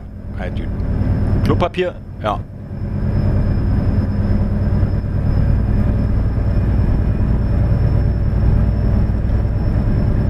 Ich muss kuppeln beim Schalten, na klar. Toll, jetzt kann ich mich nicht an den ranschleichen, weil nämlich because.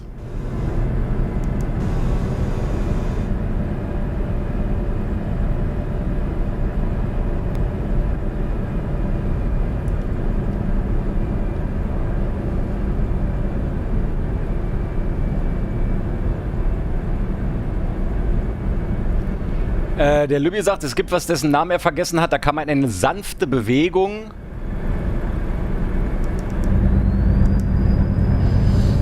beim Tastendruck einstellen. Aber lieber wäre es ihm, wenn die Zentrierung des Sticks wieder alleine sich zentriert.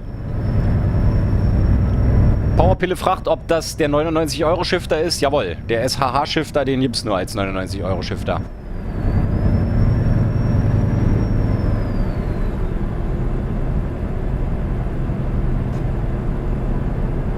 Und der Thorsten sagt, jetzt fällt mir das Foto ein, ich habe das noch, das war von der Hochzeit, habe das Bild mit einer Fotobox gemacht, mit 3 Promille.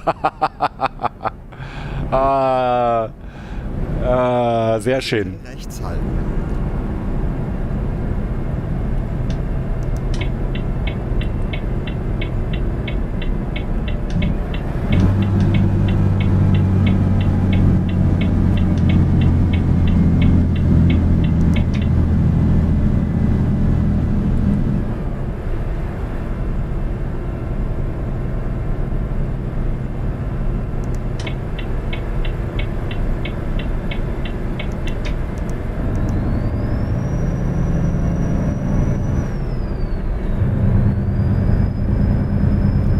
Powerpille, wie viele SHH-Shifter findest du denn, die nicht 99 Euro kosten? Weil du gerade fragst, ob das der für 99 Euro ist. Und es gibt ja nur einen SHH-Shifter. Mann. Einmal mit Profis arbeiten.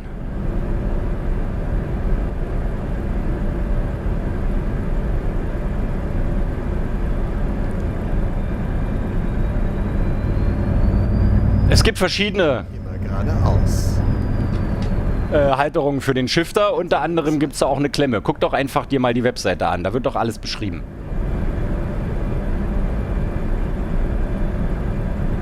Bitte links halten.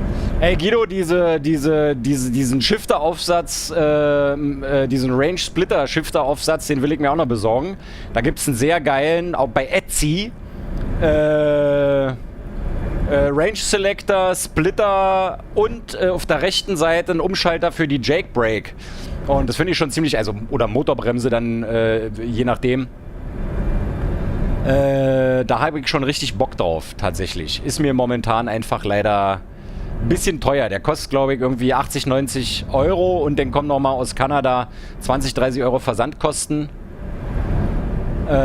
Ist mir leider aktuell ein bisschen wie fett. Oh, ab nach Polen, Freunde.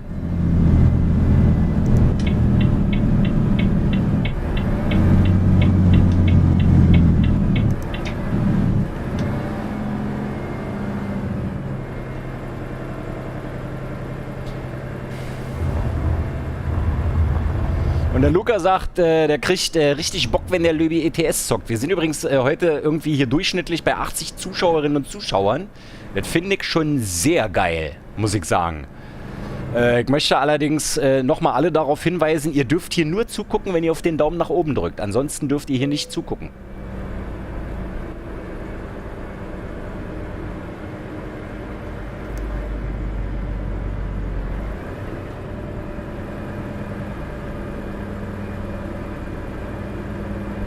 Der Guido sagt, für ETS ist das Schmarrn, damit macht ATS mehr Sinn. Ja, ich meine, du kannst ja auch einen europäischen LKW mit 12 oder 16 Gängen fahren, wenn du da Bock drauf hast. Auf jeden Fall, ja, ich habe da tatsächlich sehr, sehr Bock drauf. Aber ist mir teuer.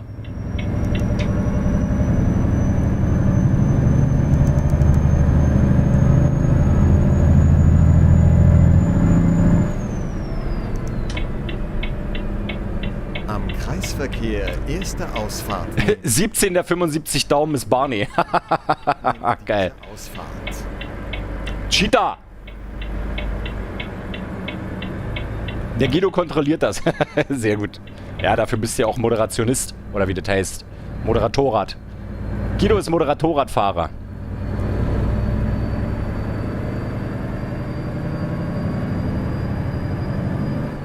Ey, dieser Sound. Porno. Oh Gott, jetzt gibt's den ersten Strike von YouTube. Route finden. Oh Scheiße, wir fahren nach Spanien, oder? Ey, da muss ich doch direkt mal gucken. Nicht, dass wir da unten wieder gegen diese unsichtbare Wand fahren.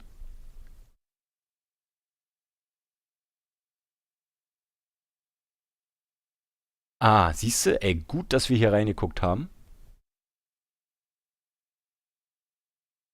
Das war nämlich... Genau da ist die unsichtbare Wand.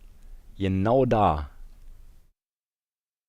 Wir müssen also hier lang fahren. Gott sei Dank. Ha, Freunde. Ey, manchmal funktioniert ja mein Gehirn. Zum Losfahren.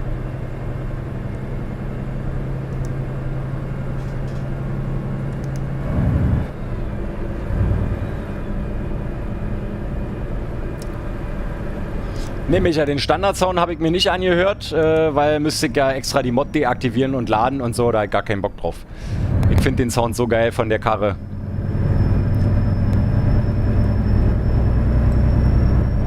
Da muss ich mir nicht anhören, wie es vorher klingte. Der Michi sagt, über die Standspur geht's. Okay, habe ich noch nicht probiert. Powerpille sagt, es gibt eine Mod, da sind die Wände weg. Ja, aber nicht die unsichtbaren von Pro-Mods.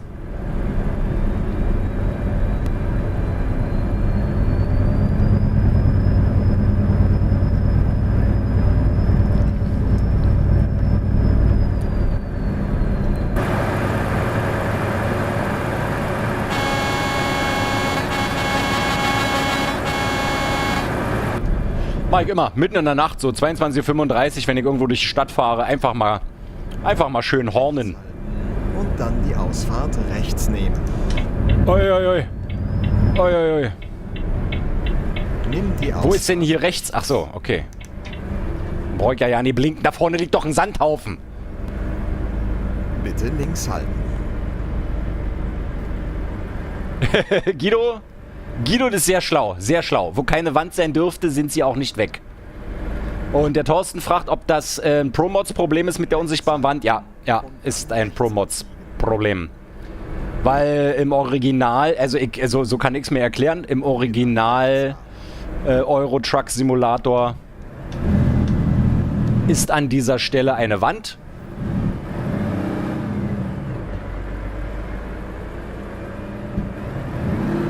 Und die haben in Pro-Mods dann wahrscheinlich einfach nur beim Programmieren vergessen, die Wand da rauszunehmen, rauszulöschen,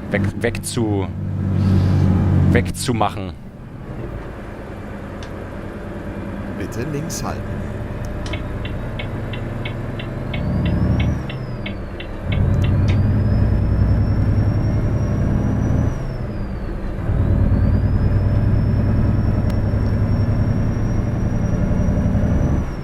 Powerpille hat sich jetzt einen SRH-Shifter bestellt, aber keine Halterung. Sag mal, hast du nicht vorhin gesagt, du bist 13? Warum darfst du denn Sachen im Internet bestellen?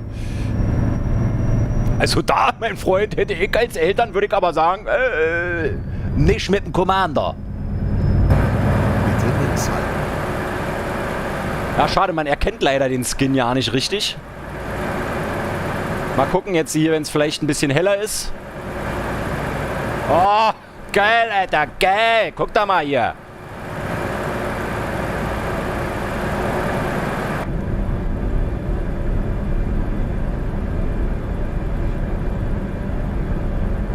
Bitte links Oh, halten. ich bin ein bisschen wie zu schnell.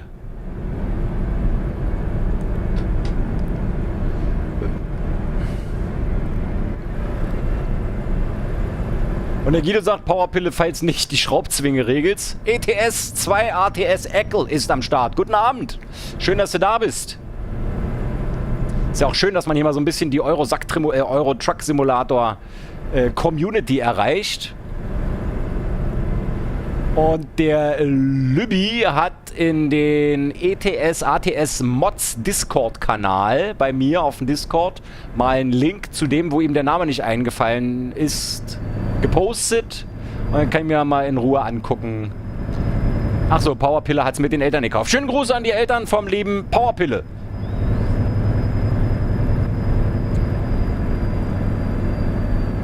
Falls ihr euch fragt, warum euer Kind Powerpille heißt, dann solltet ihr mal überlegen, in welchen Clubs der so unterwegs ist.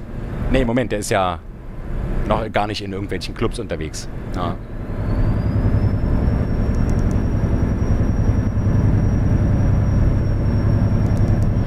Oh, ich darf nur 70 fahren.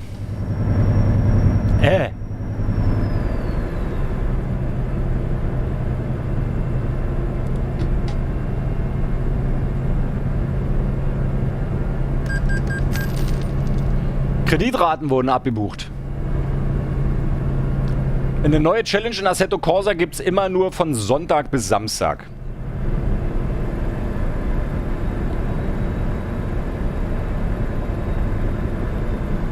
So, durch den Umweg fahren wir jetzt einfach deutlich länger, aber hoffentlich dadurch nicht in eine unsichtbare Wand, denn dieses, liebe Zuschauerinnen und Zuschauer, das wäre doch außerordentlich schade. Ich möchte an dieser Stelle übrigens nochmal sagen Hallihallo und ein kleines bisschen auch Hallöchen an alle neu hinzugeschalteten und hinzugeschaltetinnen zu dieser Runde. Herr Löblich am Steuer heute im großartigen, im Euro-Truck, dem Simulator 2. Und wir fahren gerade von Lettland nach Spanien, 3000 Kilometer. Mit Dieselgeneratoren in unserem eigenen Truck mit eigenem Auflieger, designed by Frank Murphy von simskin.de. Werbung. Wir fahren mit dem Fanatec Podium Direct Drive 1, Lenkrad mit BMW M3 GT2 Aufsatz, Thrustmaster TLCM Pedalen, SHH Shifter und wir sitzen in einem Track Racer TR8, meine Damen und Herren.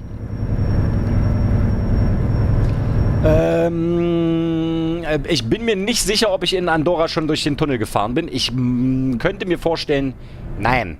So, was ist hier los?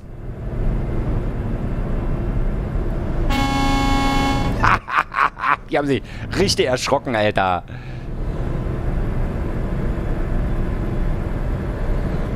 Und der Mr. Urlauber sagt, im Tigerentenclub, da gibt's auch schon Pillen. Ja.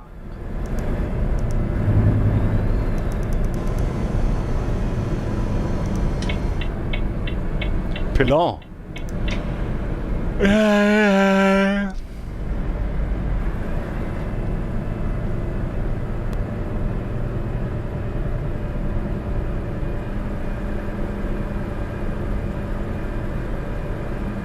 T-Shirt-Ente.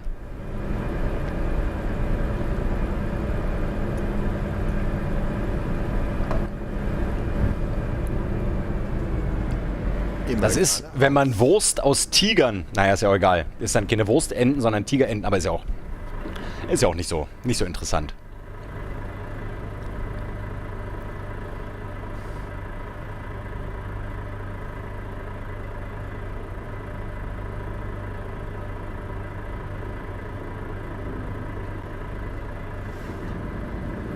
Der Thorsten fragt, ob ich beim Fahren die Profilbilder sehen kann. Oh ja, genau das Foto. Genau das meinte ich. Das hattest du früher. Geil, daran erinnere ich mich. Das bist du? Das sieht so lustig aus. Du siehst da so völlig anders aus als auf dem jetzigen Profilbild. Und dann herrlich. Mann, du bist doch schon wirklich lange dabei.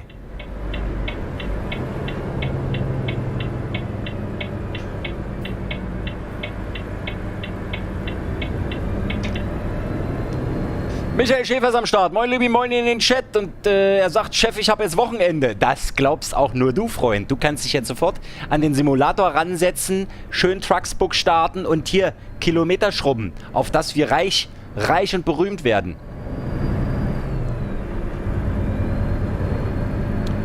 Powerpille möchte wissen, ob bei Assetto Corsa, wenn man mit Kupplung fährt, der Motor ausgeht oder nur der Gang nicht rein. Nee, da ist es, da geht der Motor aus. Motor.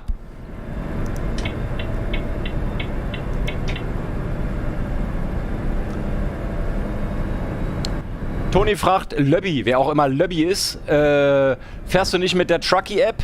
Da kannst du selber Aufträge erstellen. Ganz nett, wenn der Konvoi fährst und jeder soll dasselbe fahren.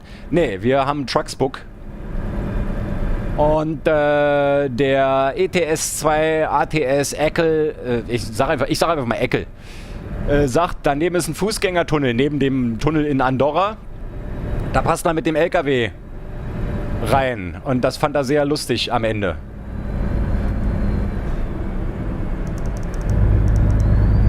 Ihr könnt mal 80 fahren hier. Nicht so viel Chat gucken, Freunde. Nicht so viel, also wirklich. 80, ey, wir haben wirklich im Schnitt hier durchgehend gerade 80 Zuschauerinnen und Zuschauer. Das finde ich sehr gut. Bei wem übrigens die Frau mitguckt, 1 in den Chat. Und Grüße an die Frau. Der Dom-Tekler fragt, Trucks MP oder offline? Offline. Trucker MP vergesse ich jedes Mal. Wollte ich eigentlich beim letzten Mal schon einrichten. Und dieses Mal auch. Hab's wieder vergessen.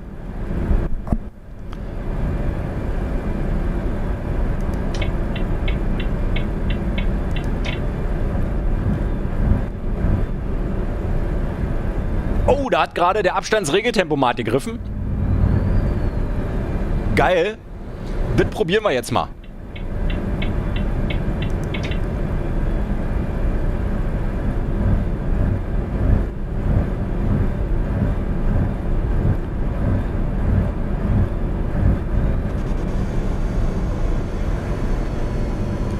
Okay.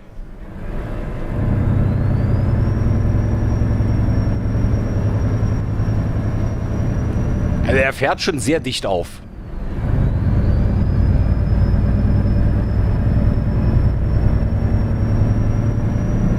Funktioniert?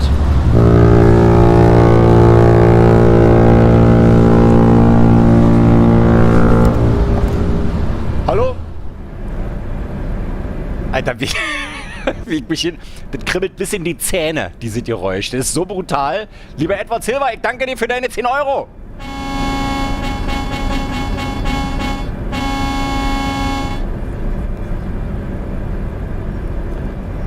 Ah, Alter. Mit den Kopfhörern. Ich habe ja hier wirklich alle volle Lotte, den Sound volle Lotte. Und dann vibriert brutal das Trommelfell. Der Tekler sagt, Truckers MP ist ganz gut. Er fährt immer mal wieder am Wochenende. Da sind abends immer bis zu 3000 Spieler. Da macht das viel Spaß. Das kann ich mir sehr gut vorstellen, tatsächlich. Ja, ich muss das wirklich mal machen. Ich habe es installiert, ich bin angemeldet und so weiter und so fort. Ich muss es eigentlich nur einschalten. Und vergesse es jedes Mal.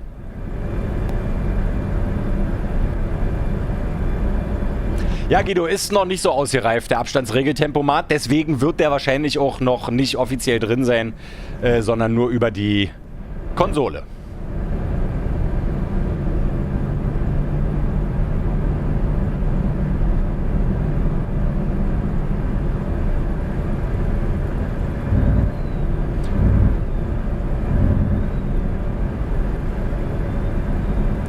Der Guido fragt, ob es im Truckers MP mittlerweile KI-Verkehr,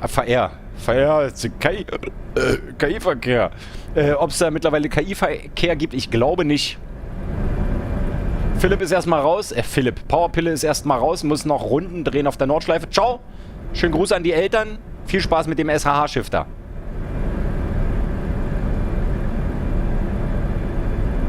Shifter. Wenn alle einen Trailer haben, sagt der Frank, dann können wir uns im Truckers MP zu einem Konvoi treffen. Ja.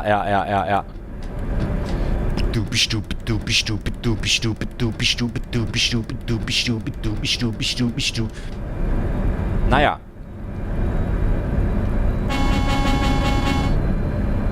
Informacja drogowa.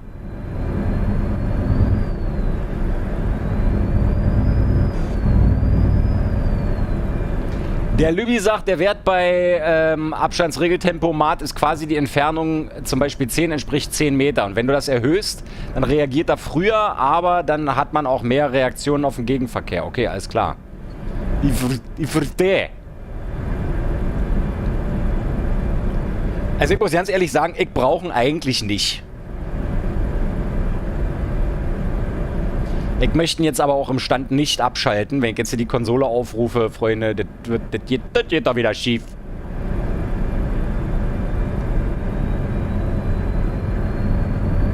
Der LTC Mike ist am Start. Moin! Hat der Abstandstempomat vielleicht wie das Original bei Volvo mehrere Abstandsstufen? Nee, du kannst hier, also ja, du kannst hier den Abstand, du kannst ihn über die Konsole schon einstellen. Kannst du schon über die Konsole einstellen, aber wie gesagt, es wird einfach seinen Grund haben, wieso der Abstandsregeltempomat noch nicht offiziell im Spiel vorhanden ist, meine lieben Zuschauerinnen und Zuschauer. Wollen wir kurz hier, vielleicht hat irgendjemand Bock auf was zu essen, würde ich hier einfach kurz bei Mecken, jetzt sind wir vorbei. Es ist auch 2:21 Uhr, ich bin mir ja nicht sicher, ob die ganze Nacht geöffnet haben. Immer geradeaus. Jawohl!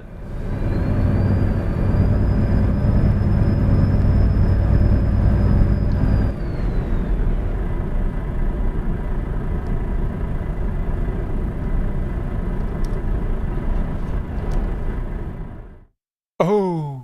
Ich hab gewusst, dass ich das nicht machen sollte.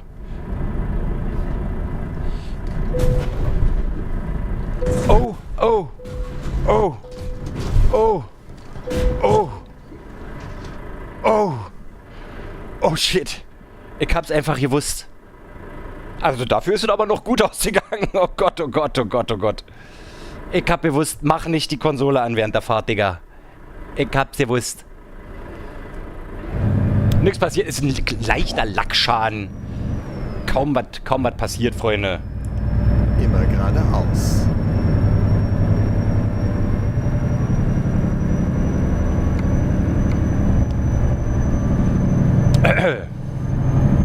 Und ich sag noch vorher, mach auf gar keinen Fall während der Fahrt die Konsole an, Löbi.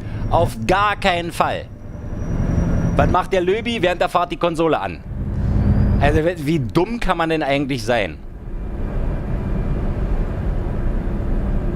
Ich würde mal, falls es niemanden stört, hier...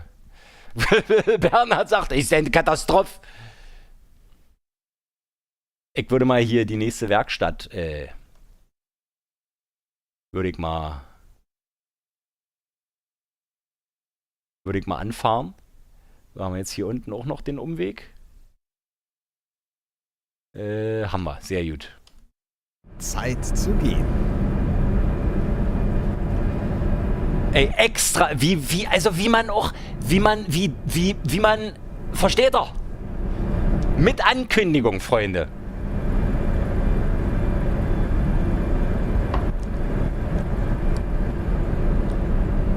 Mit Anfreundigung künde.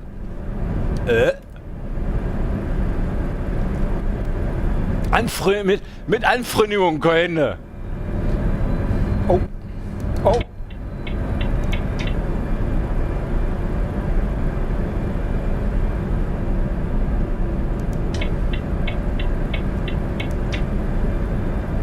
Thorsten sagt, wenn er richtig geschaut hat, sind es circa 5 Jahre. Ja. Dein Name kommt mir... Also ich bin leider sehr gut, was Sachen mit sich merken angeht. Also was heißt leider? Ja, ich merke mir halt auch leider Sachen, die man sich nicht unbedingt merken muss, braucht, sollte, kann, darf, will. Aber dafür merke ich mir halt auch zum Beispiel, wer hier alles schon lange abonniert hat.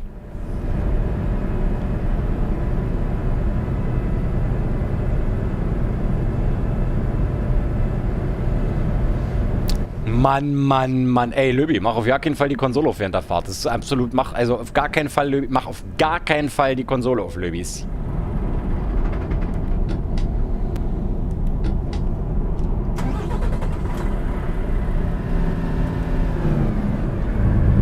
Löbi, mach auf gar keinen Fall die Konsole auf, Löbi. Das ist ganz wichtig. Guck mal gerade, wir machen die Konsole auf. Also wirklich. Guido, ich erlaube dir, wenn du das nächste Mal mit dem LKW irgendwo hier in der Stadt an mir vorbeifährst, dass du mir einfach mal so einen leeren Getränkekasten an den Kopf schmeißt.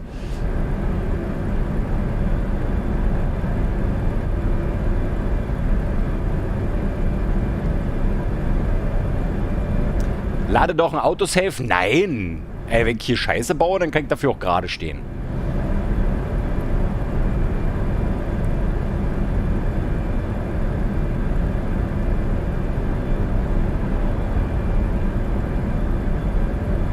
Was?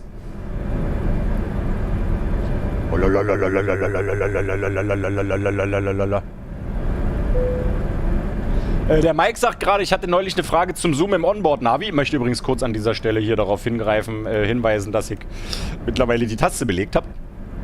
Und Sizzle hat eine Mod, da ist Overlay nur eine Zeile unten ohne Navi und dann kannst du direkt in die Standard...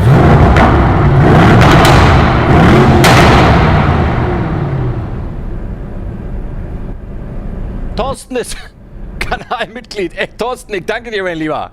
Ich danke dir. Falls jemand übrigens zufällig noch ein Trommelfell übrig haben sollte, würde ich nehmen. Bei mir haben sich gerade beide verabschiedet. Beide.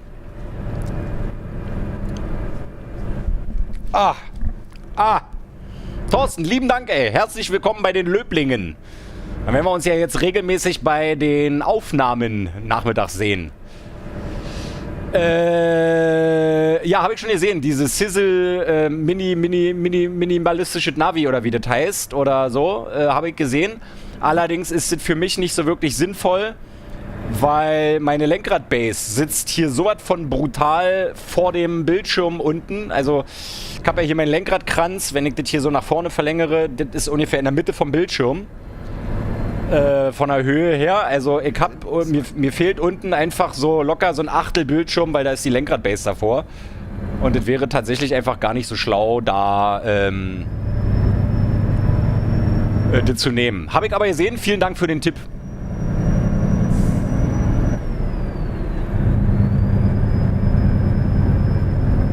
Kennt er.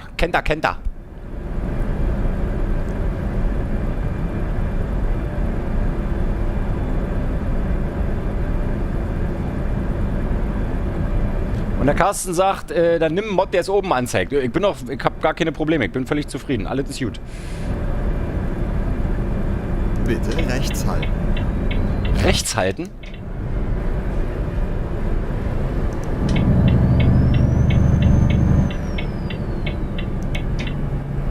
Ist nichts passiert, jetzt stell dich doch nicht so an da hinten.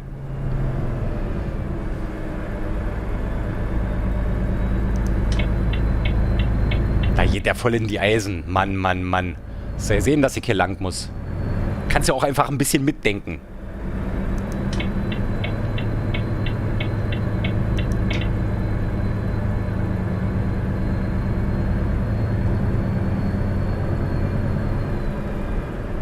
So, warum darf ich hier jetzt nur 40 fahren? Mann, ey.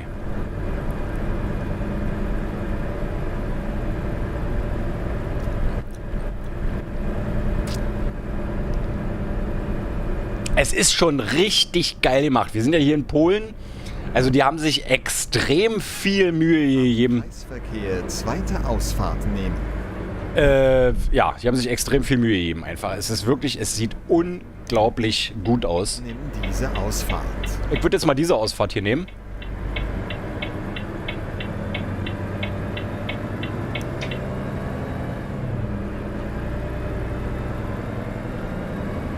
Der Mr. Urlauber sagt, die Ausfahrten kommen immer so plötzlich. Ja. Vor allem, wenn man ich bin. Ist. Wenn man ich ist. Wenn man ich bin. Wenn man ich sind. Bin. Bist. Wem seine Jacke tut denn das sind? Icke.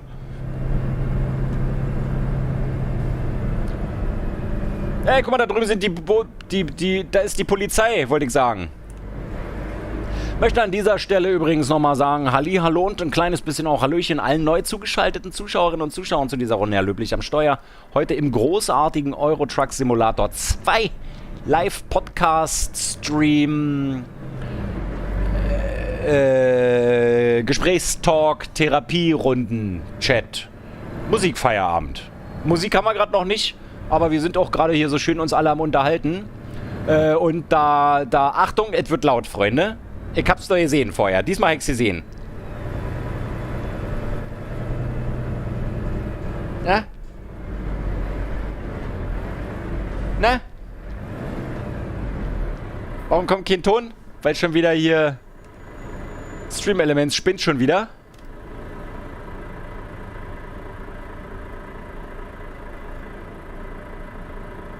Wo ist er? Wo ist er, der Ton? Da ist er! Da ist er! Da ist dem Toni sein Ton, Kollege. Das ist so der. Deswegen heißt er auch Toni. Ist aber egal. Vielen lieben Dank, lieber Toni, für die 5 Euro. Und der Carsten sagt, ich habe echt Glück mit dem Blitzen. Er nimmt die alle mit. Ne, ich habe einfach die Strafen aus. Deswegen werde ich nicht geblitzt.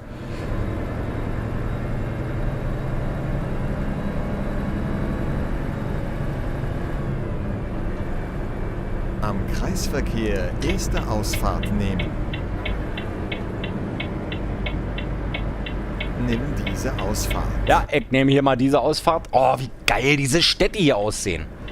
Wie du auch einfach hier in Polen nicht alles voller Hochhäuser, überhaupt so Osteuropa, ne? Du hast nicht so krass viele Hochhäuser, sondern das sind eher diese 5-Etagen-Platten, wie bei uns hier in der DDR, in der ehemaligen, die WB 50 Plattenbauten. So, Wohnblock 50. Was? Oh, dafür haben wir hier, zieht euch doch mal da hinten, alter Falter. Guck doch mal, wie schick das ist. Kreisverkehr, dritte Ausfahrt. Voll die Riesenfirma.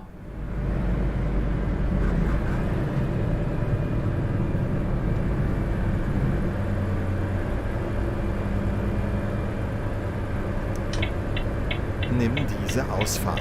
Er könnte das so ein Müh früher ansagen. So, hier, falls jemand Bock hat auf Meckes, jetzt Bescheid sagen. Ansonsten würde ich einfach weiterfahren, Freunde. Und? Keiner? Niemand? Nein? Ah, schade. Man könnte meinen, der Stream hat ein bisschen Verzögerung. Bin ich jetzt an der Werkstatt vorbeigefahren?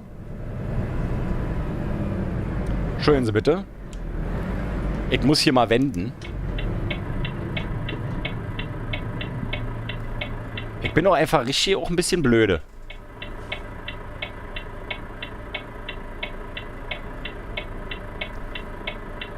Aber dass man auch nicht direkt die Werkstatt anklicken kann als Ziel, ja?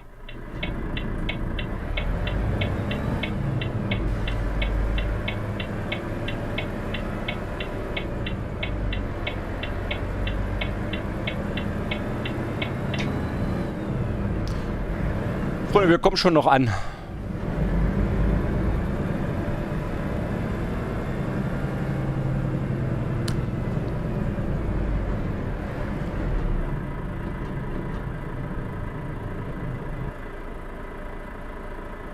Guido sagt, er kennt es. Die Platte heißt WK bei uns. Wohnkomplex. Und der LTC Mike fragt, ob der Teleshop Navi Ansager Standard ist oder aus einer Mod. Nee, ich glaube, der ist Standard.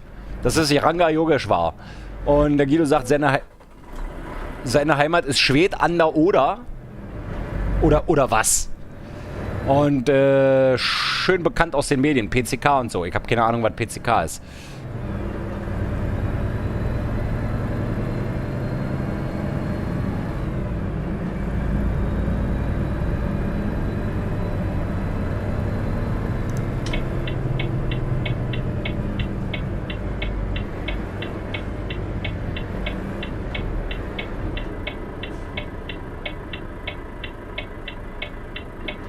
Ja, jetzt biegt doch mal ab.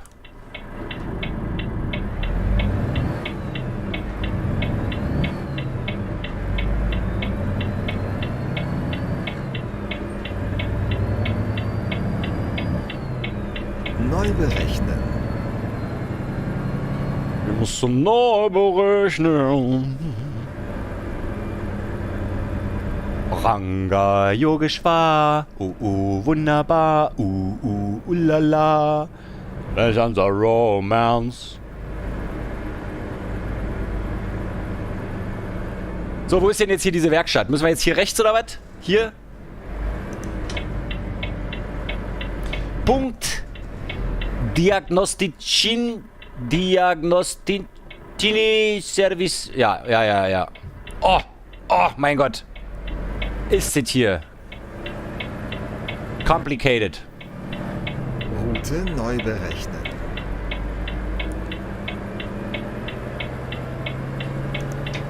Na, wir haben es doch verstanden. Ne?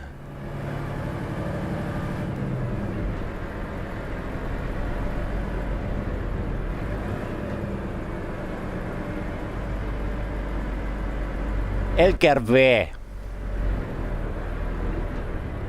Oh, Freunde. So, dann danke ich euch für Zuschauen. Bis zum nächsten Mal. Ciao. War ein Spaß, Freunde. War ein Spaß. Ja, Wartung. Das war teuer.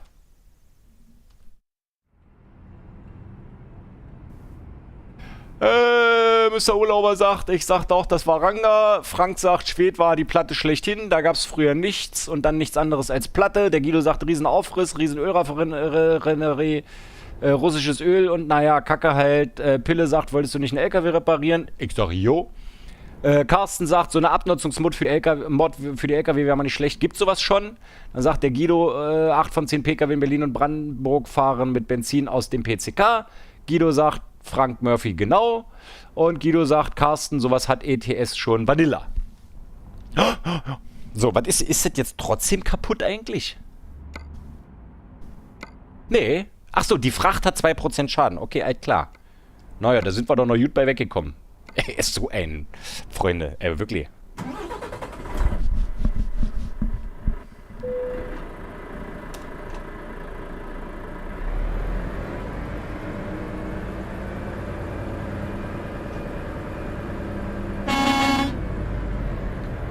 Verfatzt euch!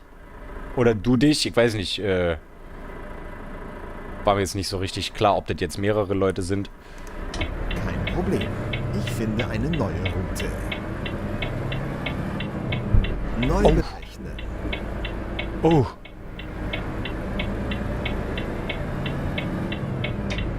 Wir fahren Dieselgeneratoren, Mr. Urlauber.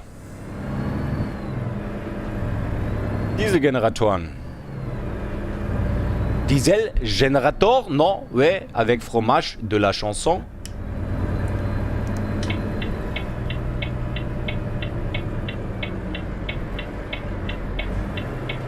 Am Kreisverkehr 4. Ausfahrt nehmen. Ja, machen wir.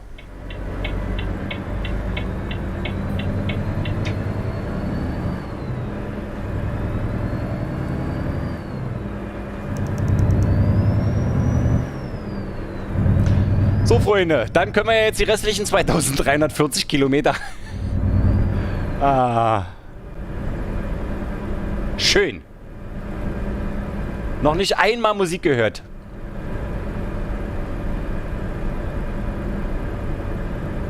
Aber es gibt auch so viel zu erzählen. Kreisverkehr 3. Ausfahrt nehmen.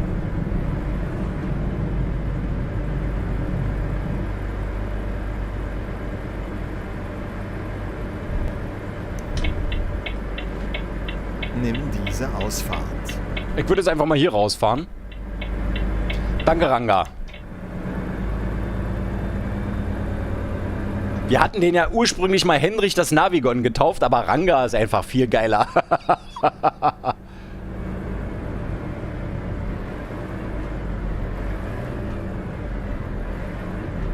Carsten hat einen Ohrwurm-Lodge.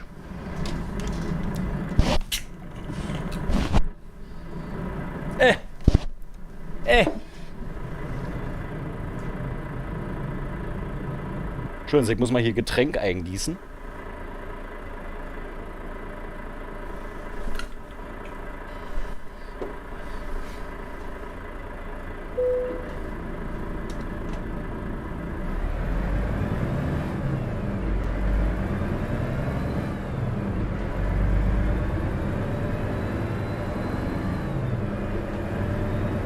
Ist so eine Ohrwurm-Lodge eigentlich so ein Holzhaus irgendwo im Wald, wo man Ohrwürmer ausstellen kann?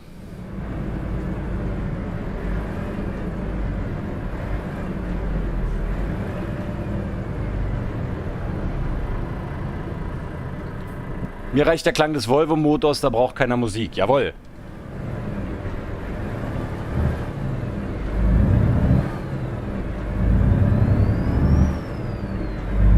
Moin Arthur, ich hab gar nicht gesehen, dass du da bist. Danke Guido für Bescheid sagen. Und der Toni ist müde und klingt sich aus, bevor ihm die Augen zufallen. Schönen Abend noch, wünsche ich dir auch, lieber Toni. Schön, dass du da warst. Vielen Dank für die Spende, mein Lieber.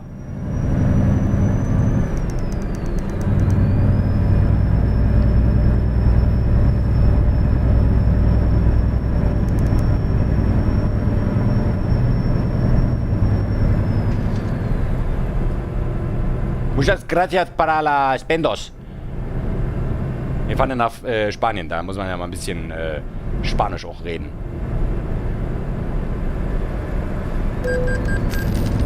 Ich hab eine Maut von 7 Euro bezahlt, ich hab gar nicht mitgekriegt, dass ich...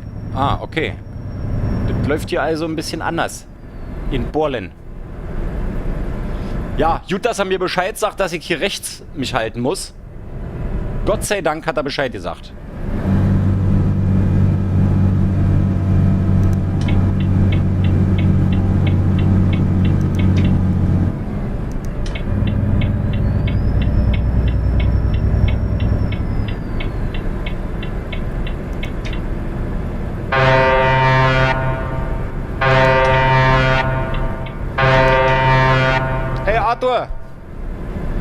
Ich danke.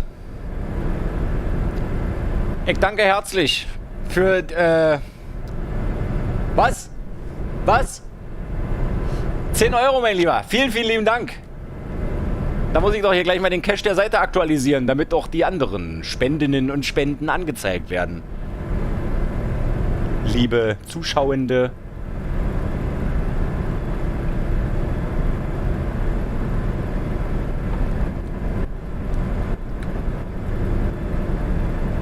Oh, ich fahre 70, ich kann ja 80 fahren.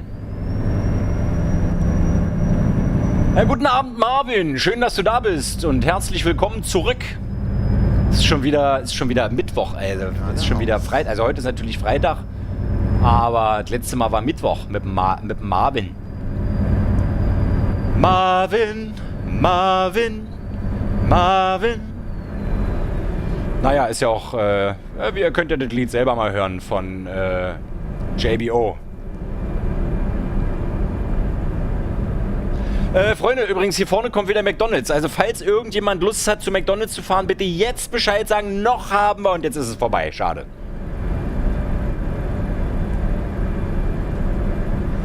Sag mal, was sagt ihr denn eigentlich mal zu Musik? Wollen wir mal, komm, wir horchen hier mal rein, was die Mediathek sagt.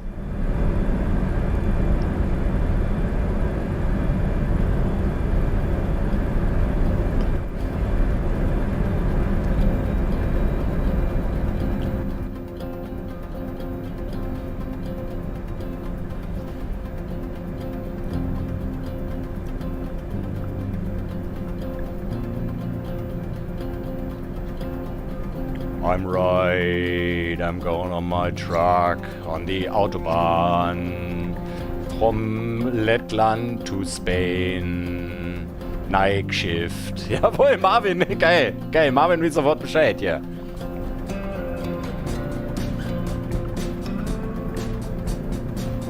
Nein, uriniert. Er setzt sein Bier an und ich hab Spaß daran. Weil ich hab Night Shift, Night Shift, Night Shift, Night Shift. Er setzt ein Bier an, ich hab Spaß daran. Ich hab Night Shift, Night Shift.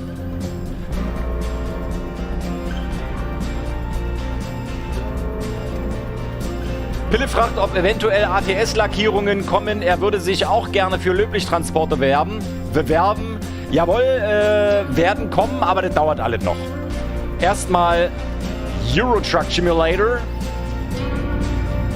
Wir sind jetzt übrigens in Wojewodzwo. Ich kann es leider nicht aussprechen.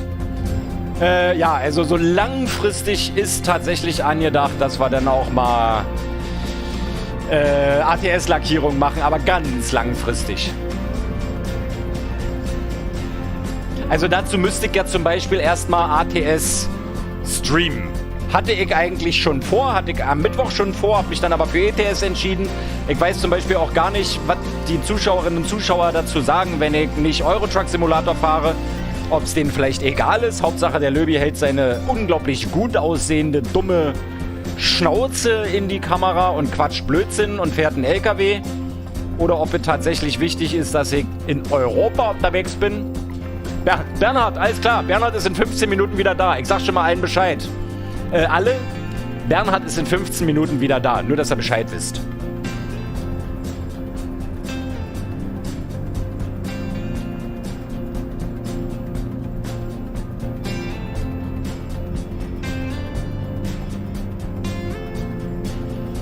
Der Micha würde es geil finden, wenn man im Truck statt des Navis ein YouTube-Video gucken könnte. So wie man Sender im Radio auswählen kann. Das finde ich so ein bisschen wie in Assetto Corsa. Ne? In Assetto Corsa funktioniert das ja mittlerweile. Da gibt es ja Android Auto. Das ist schon ziemlich geil. Der Putti fragt, ob ich am PC spiele. Jawohl! Gibt es den Euro Truck Simulator überhaupt für Konsole? Arthur hatte heute einen langen, anstrengenden Arbeitstag, wünscht uns allen einen schönen Abend. Lieber Arthur, vielen lieben Dank, dass du einfach kurz reingeschaut hast und Kohle da gelassen. Also, wenn du nur so kurz dabei bist, ist es, also es ist ja sowieso schon nicht selbstverständlich, aber dass du denn auch noch hier einen reinhaust, obwohl du wirklich nur kurz reinguckst. Digga, vielen lieben Dank. Vielen lieben Dank.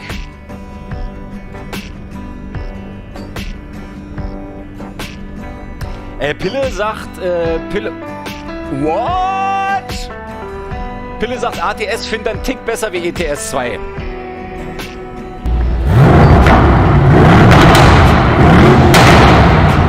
Guido, Alter, Guido! Guido hat 5 Mitgliedschaften verschenkt an den Micha.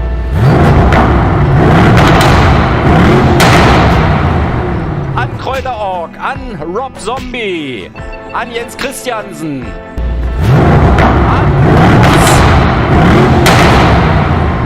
Das ballert, Freunde, das ballert. Guido.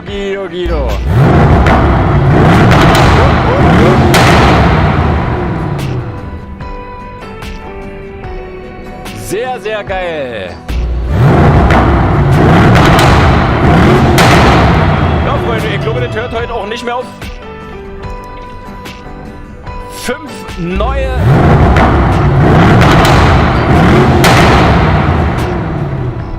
Au, es tut so weh. Es tut so weh.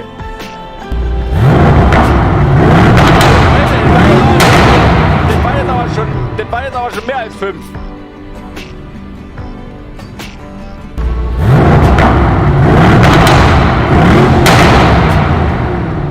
Und mein Trommelfell so, ciao.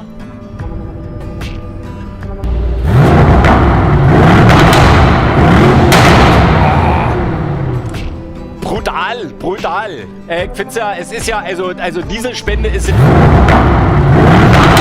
wert, dass man sie 10-mal hört. Lübbi sagt, jetzt sitzen alle seine Nachbarn senkrecht im Bett, Alter. Das ist du, ja.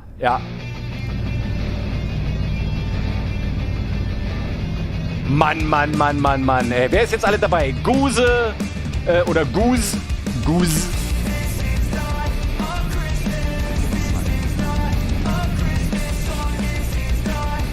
Goose ist dabei, Rob Zombie ist dabei, Jens Christiansen ist dabei. Der Micha ist Kanalmitglied. Kräuterorg HD. Und Rob Zombie. Und leider kann ich es nicht erkennen. Hammer, Guido. Vielen Dank.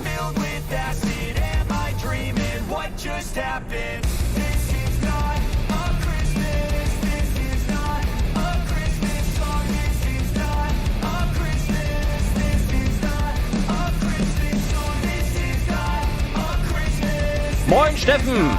Hast du ein neues Netzteil, mein Lieber?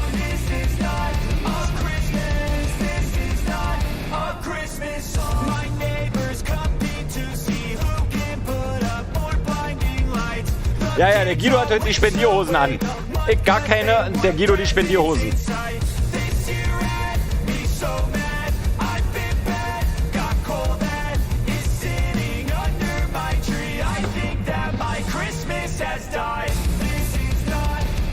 Und der Micha war vorher schon Mitglied, sonst hätte er eine zu hohe Stimme.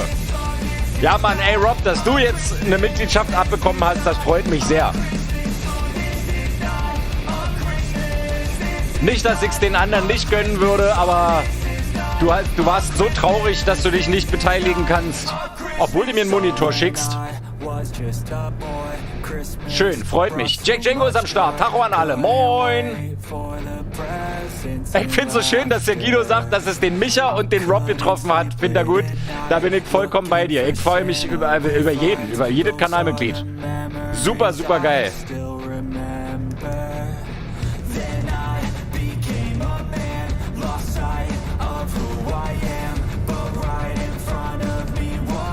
Evi hat ein neues Netzteil drin, sehr gut.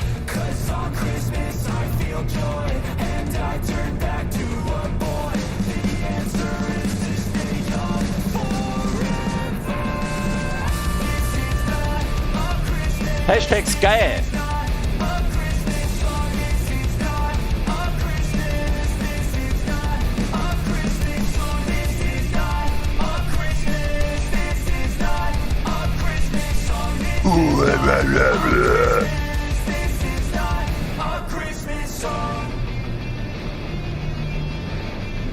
Ja, Guido, ich würde zum Beispiel auch gerne Kanalmitgliedschaften verschenken können. Nicht mal ich als Kanalinhaberin.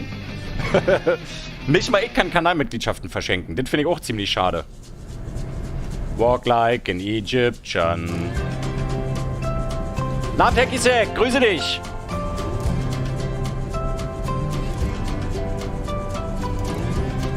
Kräuterorg HD. Alter, wie viele blaue Sternchen da jetzt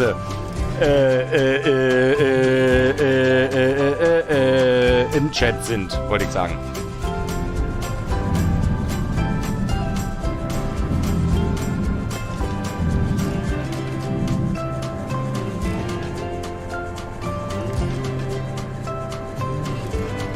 Also, liebe Zuschauerinnen und Zuschauer, sehen Sie hier ein Aquädukt oder eine Brücke und ein ehemaliges Aquädukt? Man weiß es nicht. Wir wissen nicht, haben es die Römer da gelassen? So, Puddy haut rein, mach es gut.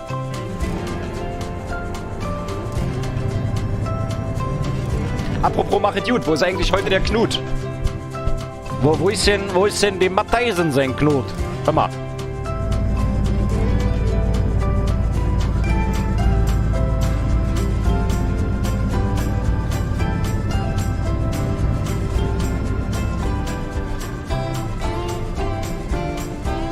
Was? Der Löwy ist ein kritischer Drucker geworden. Leider geil. Das ist einfach geil, das verstehe ich gar nicht. Was? Ich bin ein kritischer Drucker geworden? Ich verstehe nie. Ich verstehe nie.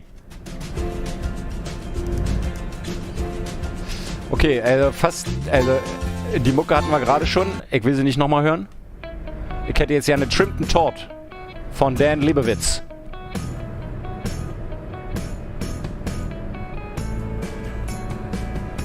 Carsten sagt, es ist schön, dass du dich echt drüber freust, Löwy. Das macht dich aus und deswegen bin ich auch gerne hier. Ja, Alter, du kannst dir nicht vorstellen, wie froh ich bin, dass ich das hier machen kann. Also jetzt wirklich. Nicht, also, das ist, hier kommt null Kohle bei rum. Also, noch. Null. Also, es kommt schon Geld bei rum, aber das reicht hinten und vorne nicht. Ich brauche Unterstützung vom Amt und so weiter und so fort, weil es einfach vorne und hinten nicht reicht. Aber die Zahlen sind so, dass das Amt sieht, okay, alles klar, da ist in absehbarer Zeit eine Selbstständigkeit. Dementsprechend unterstützen die mich auch gerne. Wirklich, also ich kann froher nicht sein, dass ich hier das machen kann, tatsächlich. Und weil alle mal denken, oh, ich würde auch ja den ganzen Tag am Rechner sitzen und dafür Geld kriegen. Freunde, das ist hier nicht nur den ganzen Tag Computerspielen. Also alleine schon hier fahren und nebenbei diesen Chat verfolgen. Und was da noch alle dranhängt, ich möchte es einfach nur an dieser Stelle wenigstens einmal gesagt haben, das ist hier nicht einfach nur Computerspielen und Geld für kriegen. Also, wir können gerne mal einen Monat tauschen und dann möchte ich mal sehen, wie viele Leute danach noch Bock darauf haben, das hier zu machen.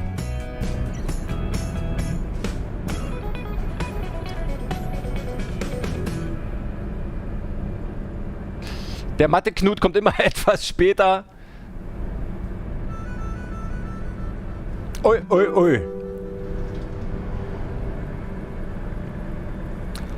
Carsten sagt, Kopf hoch, das wird. Lübbi sagt, das schaffst du schon, Löbi. Ja, ich denke auch. Es braucht halt Zeit einfach. Und seit ich die Entscheidung getroffen habe, dieses hier beruflich zu tun, geht es ja auch spürbar vorwärts. Jetzt seht ihr ja, wie regelmäßig ich das mache.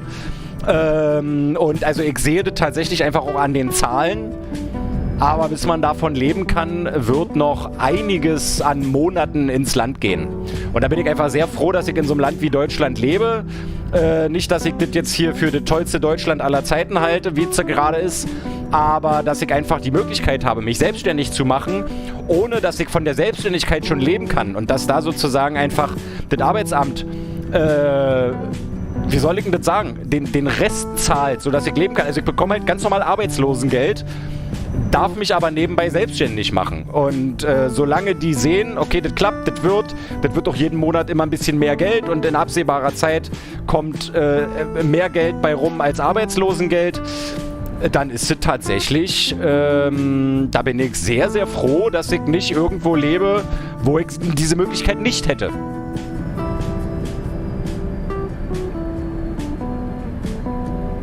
Der Fox fragt, was hängt denn da noch alles dran? Er ist gerade erst reingekommen. Guten Abend zusammen. Was genau präzisiere er bitte die Frage. Immer geradeaus. Nicht Jobcenter, Micha, nicht Jobcenter. Jobcenter ist Hartz IV. Ich würde nicht auf Steuergeld leben, nicht auf Steuerzahlerkosten. Dann hätte ich eine Arbeit. Ich bekomme Arbeitslosengeld und das Arbeitslosengeld ist eine Versicherung, in die habe ich eingezahlt, jahrelang. Müsste ich Hartz IV kriegen, hätte ich einen Nebenjob. Oder einen Hauptjob. Aber das könnte ich mit meinem Wissen nicht vereinbaren. Also hier Kohle abgreifen und gleichzeitig auf Kosten der Steuerzahler leben, das würde ich nicht wollen.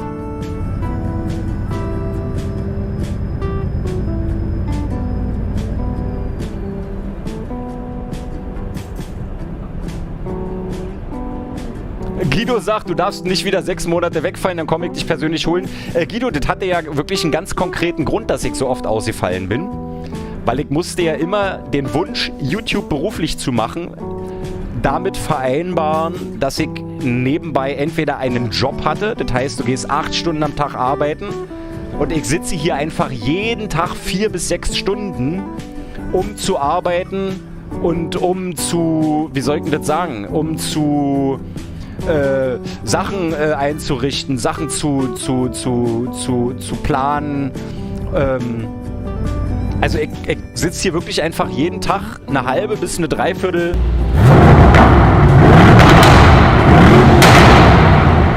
Alpha Hero, ey Supermann, ich danke dir für deine Kanalmitgliedschaft Level 3, mein Lieber.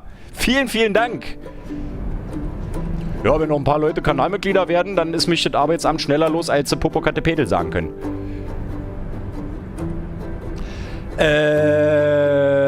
Guido, ich bin immer so oft ausgefallen, weil ich ja nie mich auf das hier konzentrieren konnte, sondern ich musste einen normalen Vollzeitjob damit vereinbaren, dass ich nach dem Vollzeitjob noch 4, 5, 6 Stunden theoretisch mich um den YouTube-Kanal kümmern muss. Und das habe ich nie geschafft, weil eigentlich wollte ich das hier machen, musste mich dann aber auf Arbeit zwingen. Und das hat in meinem Kopf einfach zu so einem geführt. Und danach war das Problem, nachdem die mich gekündigt haben, beziehungsweise nicht nachdem die mich gekündigt haben, wurde alles wesentlich besser, weil plötzlich war ich arbeitslos und das Arbeitsamt wusste, okay, der will sich jetzt selbstständig machen, da ist auch Aussicht auf Erfolg, lassen wir den mal in Ruhe. Da ist also gar kein Druck mehr da. Und vorher hatte ich immer Druck, schlechtes Gewissen, ich muss arbeiten, ich bin krankgeschrieben, ich kann nicht zu Hause sitzen und YouTube machen, während ich krankgeschrieben bin und nicht auf Arbeit gehe und so weiter und so fort. Und Thorsten, ich bin schon lange nicht mehr der Kaffeekönig von Potsdam. Schon lange, lange nicht mehr. Schon seit 2019 nicht mehr.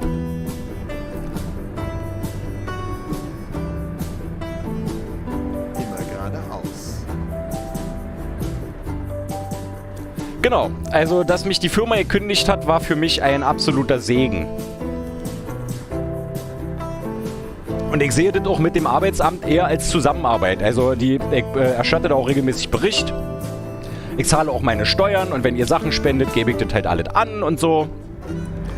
Und ich lege mir auch schön da kommt jetzt nicht viel Geld bei rum jeden Monat. Das bisschen, was ich behalten darf, weil das Arbeitsamt zieht natürlich alles, was ich über 165 € verdiene, zieht das Arbeitsamt einfach ab.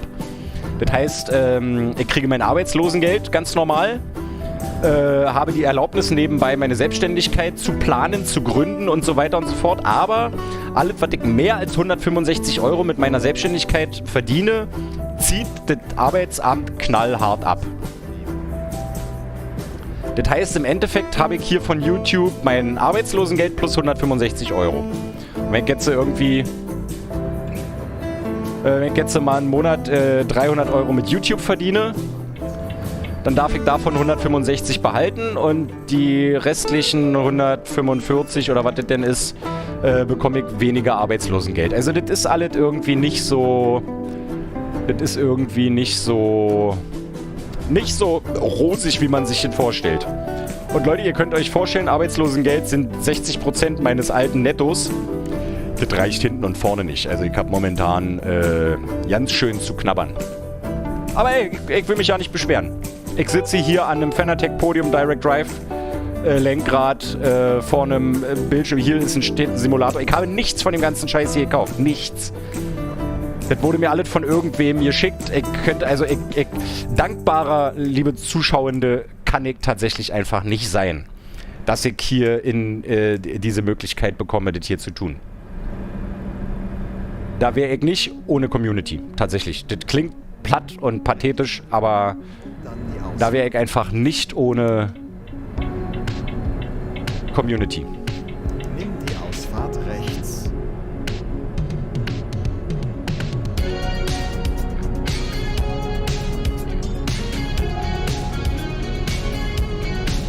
Alpha Hero, ey, vielen, vielen, vielen lieben Dank.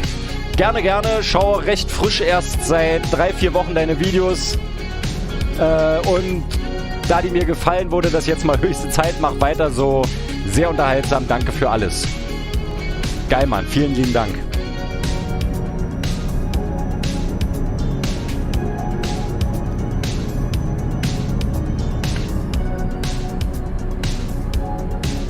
Der Guido sagt, er hat jedes Mal Schiss, dass ich in der Garage liege und sabber, wenn keine Videos kommen. Naja, so war's. Oh nee, so ist es tatsächlich schon lange nicht mehr.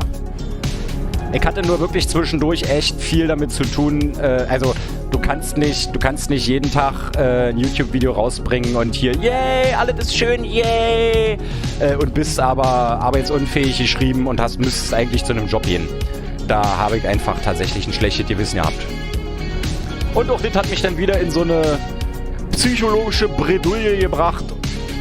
Naja, hatte keinen Bock drauf.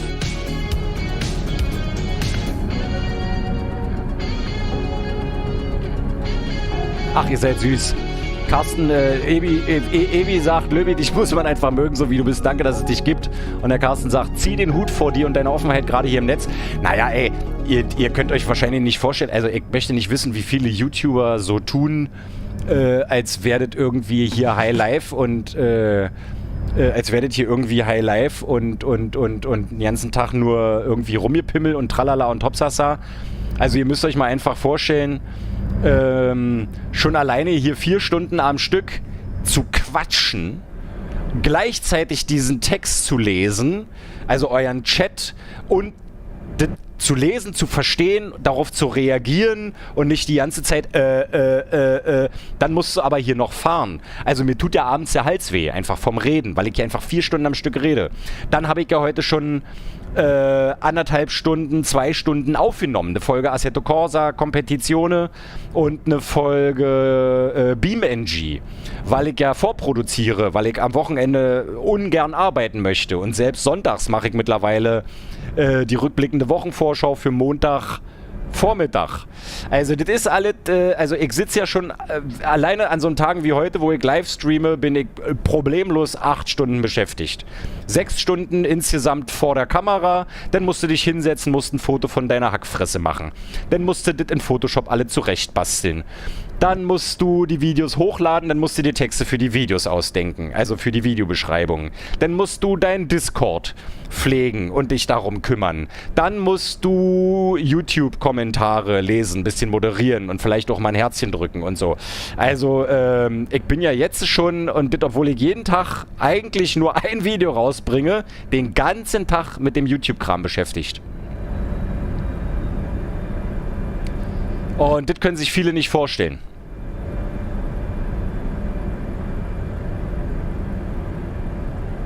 Ja, und da kommt übrigens der Philipp Lavillüse, der war heute bei den Aufnahmen zu ACC und BeamNG dabei. Der Philipp ist übrigens auch schuld daran, dass ich heute BeamNG gefahren bin. Das war sein Vorschlag. Nachdem ich dann einfach keinen Bock mehr auf ACC hatte. Und der Mr. Urlauber sagt, ich höre nur Mi, jetzt fahr.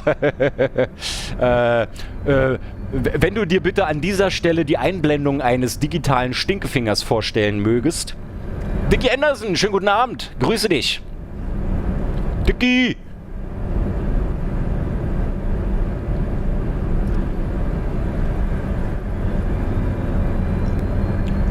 Dicky.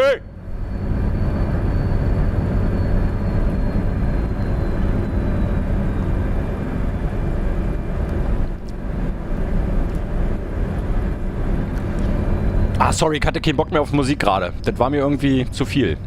Wir können auch zwischendurch einfach mal wieder den wunderschönen Sound des Volvo FH16 mit 700 PS genießen. Ey.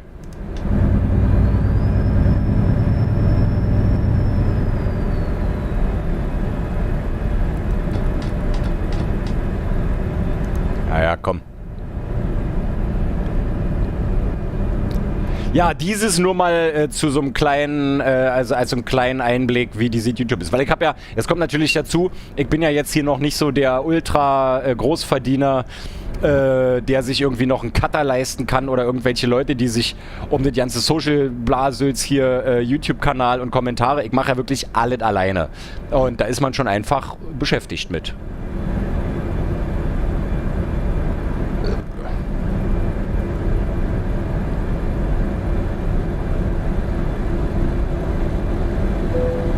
Der Jörg sagt auch, ja, das ist schon cool, wie das hier so läuft. Ich hoffe. Ich hoffe, dass ihr das cool findet, wa? Nein, da sind wir im Freistaat Bayern hier, sind wir gerade über die Grenze gefahren und da haben wir links einen LKW neben uns und da haben wir vor uns einen kleinen PKW, der ist zwischen dem LKW. Ich werde mal hier den Kollegen mal vorlassen. Kommen Sie mal, kommen Sie mal. Ja, dann fährst du halt weiter. Weiter fährst du halt weiter, du Arschloch. Siehst du, der Steffen Ewald weiß Bescheid hier, der sagt, noch gar keine Wand da gewesen heute. Steffen, ich habe in weiser Voraussicht, in White Pre-Outlook, habe ich tatsächlich die Route so gelegt, dass wir diese Wand hoffentlich umfahren. Also es wäre natürlich sehr unangenehm, wenn jetzt an einer anderen Stelle dort Richtung Spanien auch eine Wand ist. Guido sagt, sobald ich Bewerbung annehme, soll ich Bescheid sagen. Ja klar. Klar, was willst du denn machen? Als was würdest du dich denn bewerben? Ich bräuchte jemanden, der hier ab und zu mal Staub wischt. Weil es sieht ja einfach richtig scheiße aus. Oder so, also normale Hausarbeiten, ne? Mal Wäsche waschen, saugen. Also die Wohnung.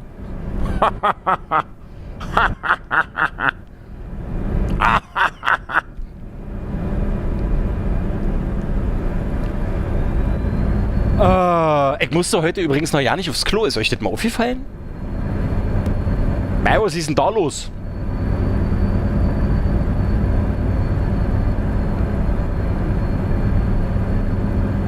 Ich muss übrigens den Tank auch mal im Auge behalten. Wir haben nur noch für 500 Kilometer Tankinhalt. Das werden wir nicht schaffen. Guido kann nicht putzen. Na, schade. Den bräuchte ich auch nicht. Den kannst du mal hier, den kriegst du für deinen Moderatorenjob. Kriegst du für deinen Moderatorenjob, kriegst du den Schotter. Schotter. Ich finde wirklich erschreckend, wie krass hoch heute die Zuschauerzahlen sind. Also für meine Verhältnisse krass hoch. Wir sind ja etwa durchgehend bei 80 Zuschauenden. Und der Steffen Ewald sagt, der Guido soll dann mit kurzem Rock und ohne Schlippi hier putzen. ja, da bitte ich doch drum. Ja. Und ich möchte bitte danach den gebrauchten Rock an einem Automaten kaufen können. So wie in Japan. An dieser Stelle möchte ich nochmal sagen, hallo und ein kleines bisschen auch Hallöchen an alle neu hinzugeschalteten und hinzugeschaltetinnen zu Herr Löblichs Euro Truck Simulator 2 Livestream Podcast Feierabend Gesprächstalk Musikrunde. Heute mit dem großartigen, ihr werdet es nicht ahnen, Euro Truck Simulator 2. Wir fahren gerade von Lettland nach Spanien mit einer Palette Dieselgeneratoren hinten drinne. Klingt einfach sehr falsch. Es klang in meinem Kopf alles einfach komplett anders. Und genau, der Guido hat gerade einfach 5 Mitgliedschaften verschenkt. Guido, vielen Dank dafür.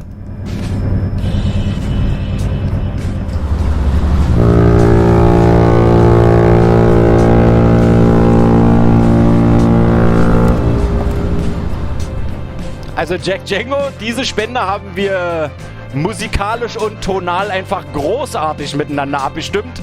Vielen lieben Dank für 25 €, mein Lieber. Darauf stoße ich mit dir an, mit einer schönen, selbstgemachten Brause.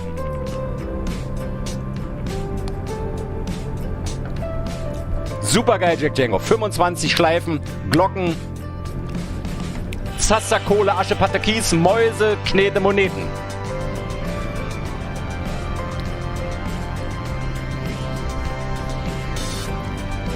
Lübi, die Soundmod für den Volvo findest du im ETS-ATS-Kanal auf dem Discord. Etzatz. Im Etzatz. Ich fahr mal hier.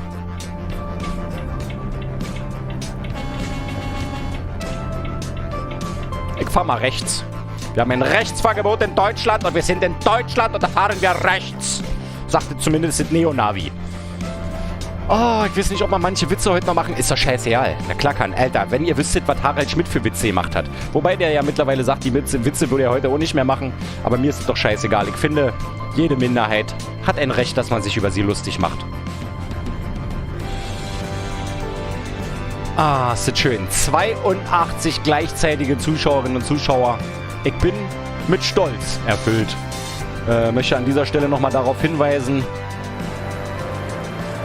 Truckerin gesucht. Du willst Lieblingssimulant werden? Dann bewirb dich jetzt.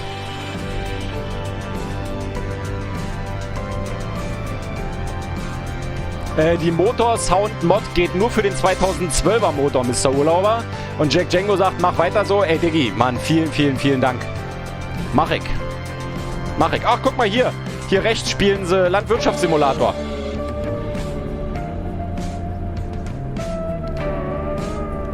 Oi. Schön bitte, Kollege.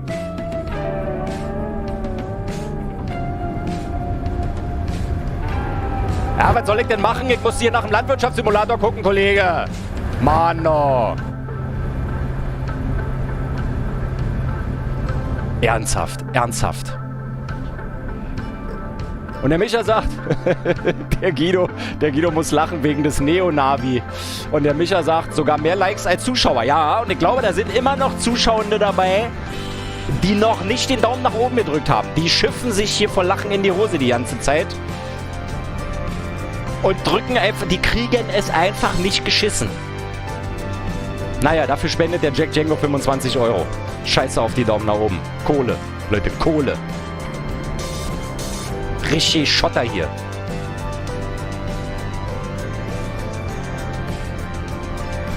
Die beim Arbeitsamt sitzen, wahrscheinlich sitzen die da jeden Abend bei so einem Livestream mit so einem Zettel. Hat er 2,50 €? Ah ja, und jetzt hat er hier 5 Euro. Ah ja, und jetzt Superchat. Ah, oh, der Herr Jango hat 25 Euro. Nee, ich gebe das alles. Ich gebe das alles einfach an. Dann gehen die mir nicht auf den Sack. Dann kommt keiner in 3 Jahren und sagt, Sie müssen jetzt übrigens 7.682.052 Euro zurückbezahlen. Sie haben ja damals gar nicht angegeben, dass Sie den Monat vom Jack Django 25 Euro bekommen haben. Okay. Schieb ihn raus. Alpha Hero. Geil, Mann. Ja, das waren noch Zeiten damals. Was waren wir jung? What was we young? Or so.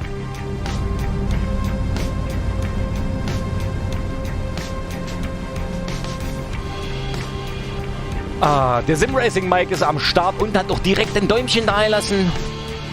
Sehr schön, sehr schön, sehr schön, meine Damen und Herren. Und der Guido sagt, wahrscheinlich spenden sogar welche vom Amt und sind Kanalmitglied. Das wäre geil, Alter.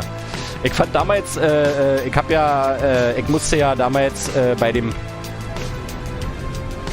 Antrag, ich wusste, das Arbeitsamt braucht lange, also habe ich gleichzeitig ALG 2 beantragt, weil wenn das Arbeitsamt zu langsam ist, kriegst du halt erstmal ALG 2 und wenn dann der normale ALG 1 Antrag durch ist, dann holt sich sozusagen das Jobcenter vom Arbeitsamt die Kohle wieder, weil du bist ja ganz normal ALG 1 berechtigt. Und die Dame beim Jobcenter fand das so spannend, was ich mache und was ich vorhabe und wie toll das ist und hat sich das notiert und ja, gucke ich mir auf jeden Fall mal an. Ach toll, wie spannend und so. Die war auch nett. Und dann ist mir so im Nachhinein, saß ich zu Hause und dachte so, Alter, Löbi, wie bescheuert bist du denn? Die hat sich in Uffi geschrieben, damit die einfach gucken kann, wie viel Kohle du machst und wie viele Zuschauer du hast. Damit du nicht irgendwann sagen kannst, nee, sorry, ey, also es passiert leider ja nicht. Ey, tut mir echt leid, Freunde? Also, nee, ich hab noch keine Umsätze. Ja. Ach, Guido, damals, als die Spatzen noch 4 Zentner gewogen und uns die Kühe von der Weide gefressen haben. Was hast du letztens gesagt? Ach, damals, als die Spatzen noch 4 Zentner gewogen und uns die Dächer zertrampelt haben.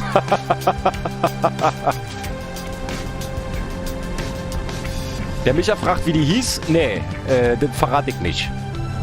Aber sie war sehr nett. War auch so in meinem Alter. Gut aussehend.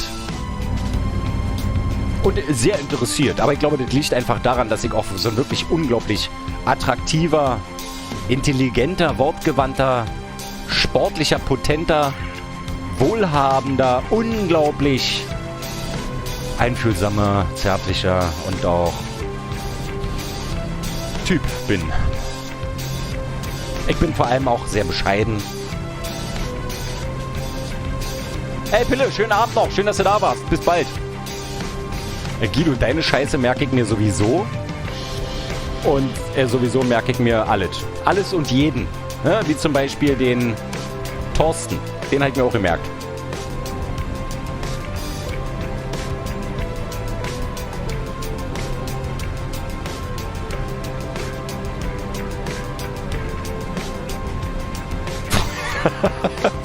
Früher wurde Fett auch noch mit O geschrieben. Ah. Fetto?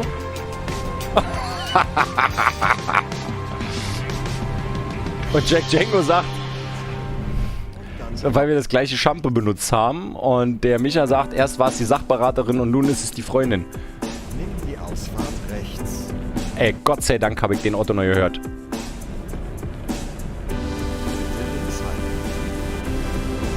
Rechts halten. Und dann rechts ab.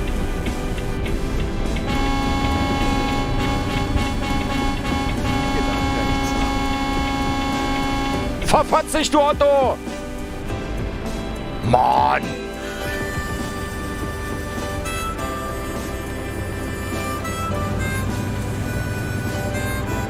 FZUL 5073. Kann mal bitte jemand das Kennzeichen notieren? Der hat mich geschnitten. Ich stell dir mal vor, du rufst bei der Polizei an und sagst, hey Freunde, ich möchte eine Anzeige machen. Gegen den Fahrer mit dem Fahrzeug, mit dem amtlichen Kennzeichen FZUL 5073. Der hat mich gestern auf der was auch immer, kurz vorm Hockenheimring, hat er mich geschnitten, die alte Arschkrampe.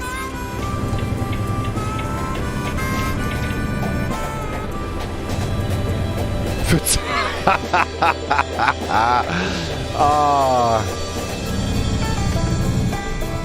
Der Guido sagt, Pfütze wurde doch auch mit O geschrieben, oder? Pfützo? Ey, was ist denn hier?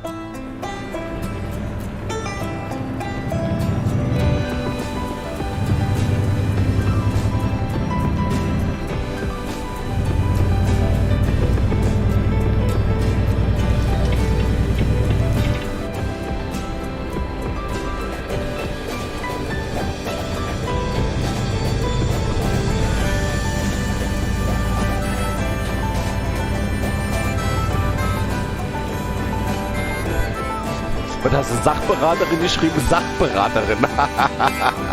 Ja, ich weiß schon was. Micha, ich verstehe dich. Ich verstehe dich. Mittlerweile wissen wir ja, dass dein Gehirn ab und zu mal aussetzt.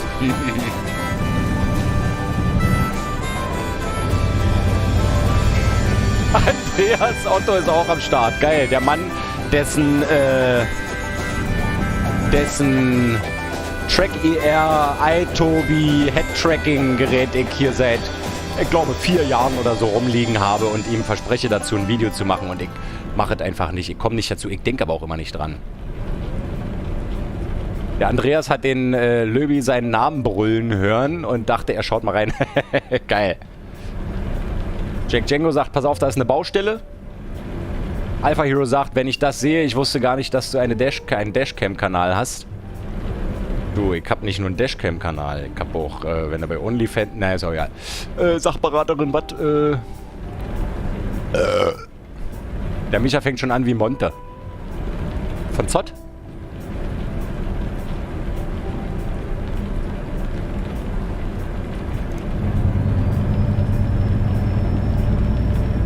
Ey, Diggi, jetzt mal ernsthaft. Also kannst du mal hier einen Finger ziehen, Alter? Mann, no.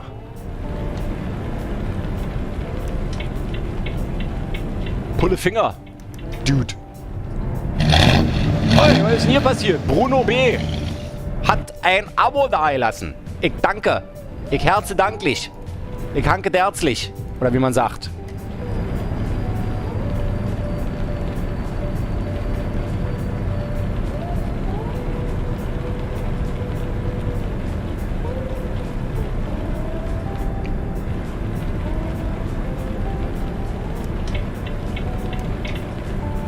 Ich bremse mal. Ich kann auch einfach mal bremsen. Oh, oh, meine krass aus. Was ist denn hier mit... Was ist denn... Kollege, was ist denn...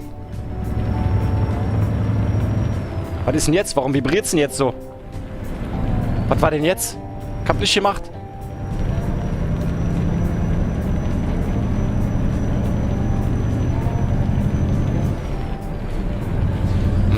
Lass dich verführen, schalt einfach ab, erleb den sahnigen Geschmack mit Sottens Weekend Feeling.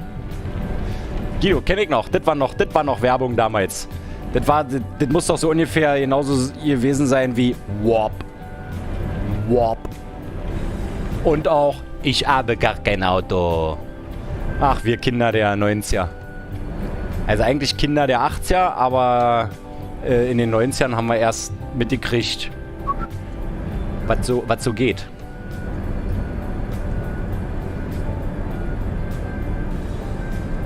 Oh, 103 markig Bewertungen. Ey, Freunde, ich bin so stolz auf euch. Ich bin so...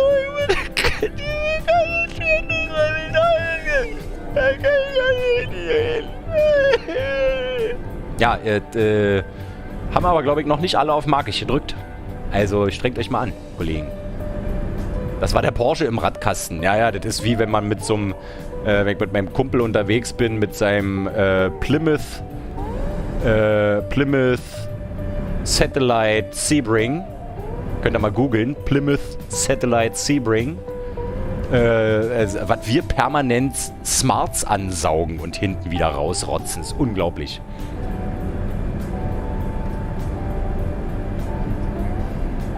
Alter Guido, hast du gerade halt doch dein Maul gesagt? Hast du gerade gesagt, halt doch dein Maul? Du, Freundchen, du bist der Einzige, der das darf. Neben Tim und vielleicht noch Knut. Und vielleicht noch der Rob Zombie und der Micha vielleicht und Andreas Otto. Möglicherweise. Und Alpha Hero. Jack Django vielleicht auch noch. Oder Mr. Urlauber. Aber ansonsten darf das hier keiner.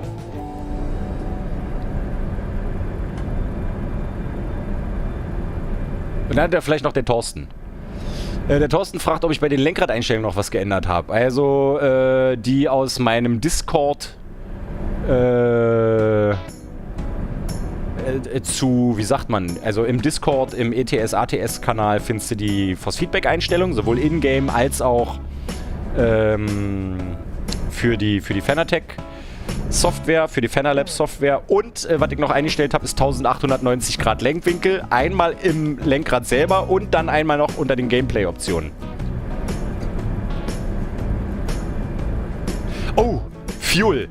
Gut, dass du das sagst. Micha, tanken. Noch 244 Kilometer. Tanken. Erinnert mich dran, tanken.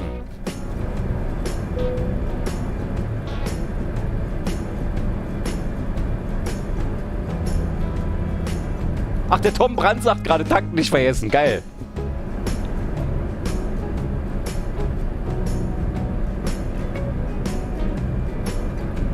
Dann machen wir direkt mal hier, da gehen wir da direkt mal auf die Weltkarte, meine lieben Zuschauerinnen und Zuschauer. Da werden wir hier mal reinschauen, nochmal dabei sein, nochmal frei sein, eure neue Wahnsinnsfahrt. Mein Name ist Lieblich, DJ.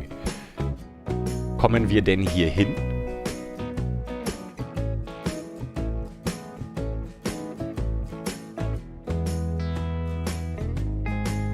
Kommen wir. Na, das ist doch fein, Freunde, das ist doch fein. Nochmal dabei sein, nochmal frei sein, eure neue Wahnsinnsfahrt. Mein Name ist Lieblich, ich bin der DJ für den heutigen Abend. Wunderschönen guten Abend, Tobi Wan kennt Tobi. Wer sich fragt, wer Tobi Wan kennt Tobi ist und warum ich mich so freue, der guckt mal bitte da. Da. Guckt mal da. Da. Einfach mal da gucken. Da. Das ist der Tobi. Der Tobi darf auch sagen, ich soll das Maul halten.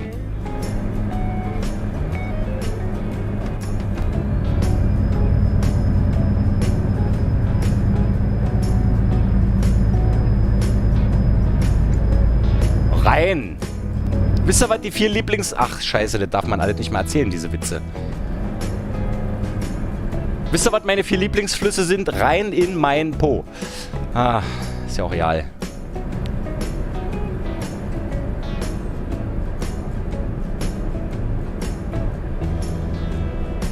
Warum darf ich denn eigentlich hier 90 fahren? Und wann habe ich nicht mitgekriegt, dass ich in Frankreich bin?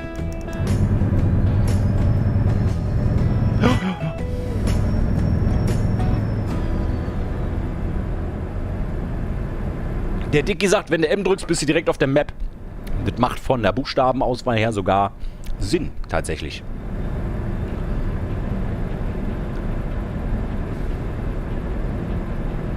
Wollen wir dabei sein, nochmal frei sein hier. Ach nee, hatten wir gerade schon. Und damit Hallihallo und ein kleines bisschen auch Hallöchen an alle neu hinzugeschalteten und hinzugeschaltetinnen. Zu dieser Runde Herr Löblich am Steuer heute mit dem großartigen Euro Truck Simulator 2 Feierabend Musik Podcast Livestream Feierabend Therapie Talk Chat Gesprächsgruppen Happening. Wow, wow, wow. Warum? Mir fehlt der Weitwinkel fehlt mir. Alter Falter. Leck mich doch in die Tasche geschissen. Oh.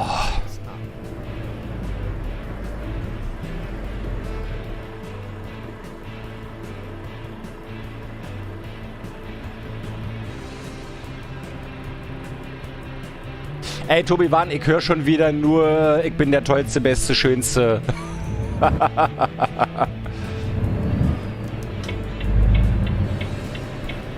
Ja, also für alle, die es nicht lesen können, möchte ich einfach mal kurz vorlesen. Der Tobi Wann hat geschrieben, sorry, dass ich so spät einschalte, aber ich habe in ACC im Karrieremodus ein 2-Stunden-Rennen auf Silverstone absolviert im wunderschönen Porsche 991 GT3 SR. GT3 RSR.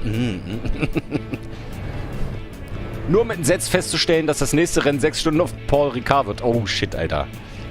Digga!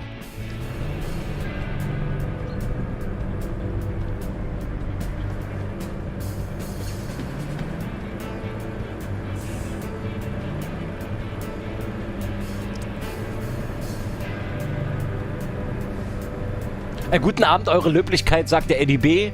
Guten Abend, eure Eddie-Igkeit. Der Fox fragt, du nutzt kein extra Dashboard, oder Löbi? Nein. Ich wüsste gar nicht, wo ich das nutzen soll. René M., Servus, den Löbi mal live erleben. Klar, Diggi, klar. Ja klar, Alter. Klar, die Woche richtig. Klar, die Woche schon richtig hier, richtig oft.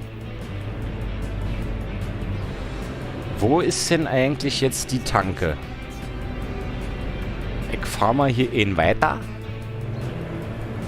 Route neu berechnen. Und dann fahre ich hier mal rechts.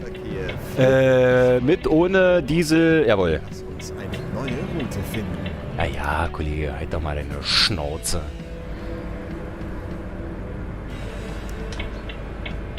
So, Guido, ich gucke mal hier in den Spiegel.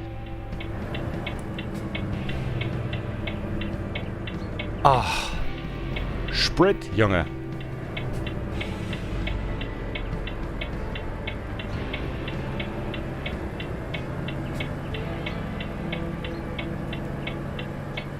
Oh ja, es ist doch gut.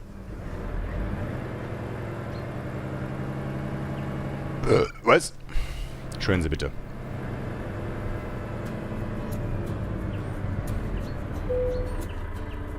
Schön Sie bitte, wir hören gleich weiter. Wir müssen vorher.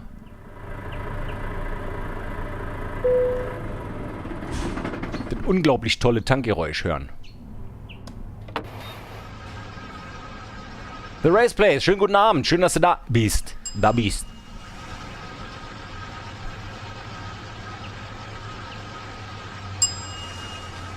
Jack Django sagt,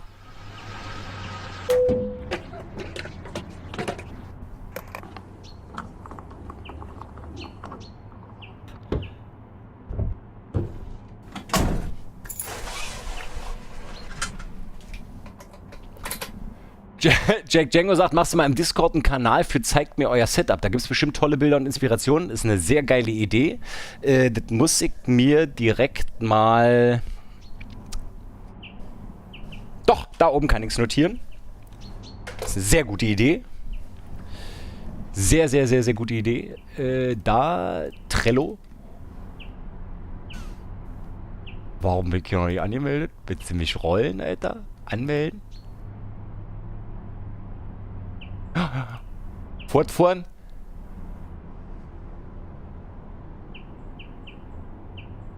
Weil ich muss ja kurz eintragen. Ich muss kurz eintragen. So. Ich habe übrigens noch eine T-Shirt-Idee. Könnt ihr mir ja mal sagen, was ihr davon haltet? Aufschrift: Vanillesoße schmeckt am besten, wenn man sie durch Speck ersetzt. So. To-do. DC-Kanal. Ich schreibe mal Rix. Geile Idee, danke. Geil.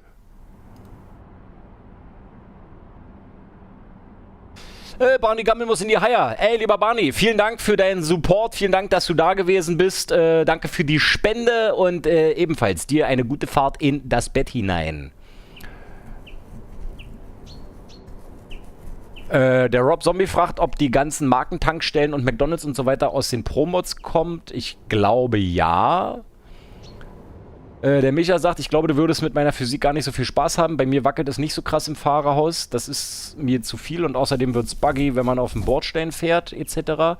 Das liegt bei mir daran, dass ich vor allem die Kabinensteifigkeit und die Federungssteifigkeit auf ganz runter gestellt habe und die physikalische die physikalisch beeinflusste Kamerabewegung auf 100% und ich habe auf 100% die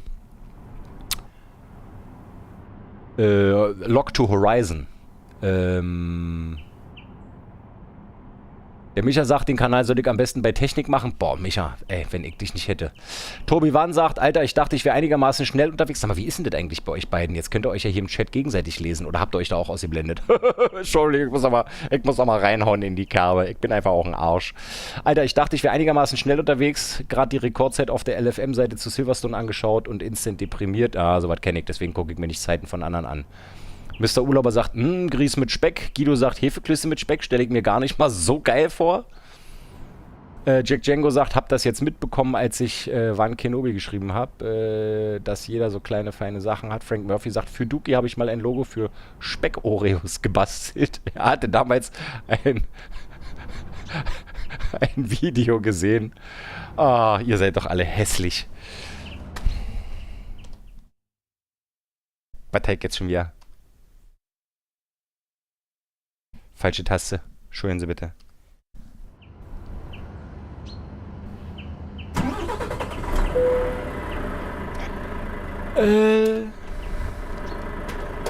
Ich würde mir hier nochmal was von meiner Brause eingießen.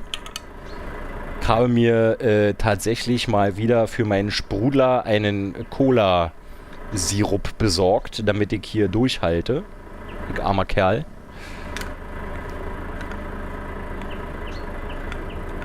Tobi Wann sagt, ach, der Micha und uns, wir haben uns vertragen. Na klar, habt ihr das. Nachdem ich euch zusammengeschissen hab, habt ihr euch natürlich vertragen. So, Freunde, weiter geht's. Young haben wir drin. Weiter.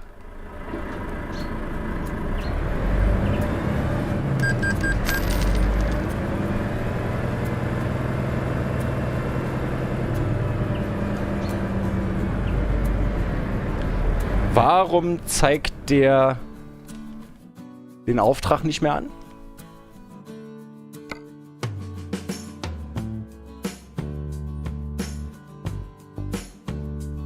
Wo ist der Auftrag?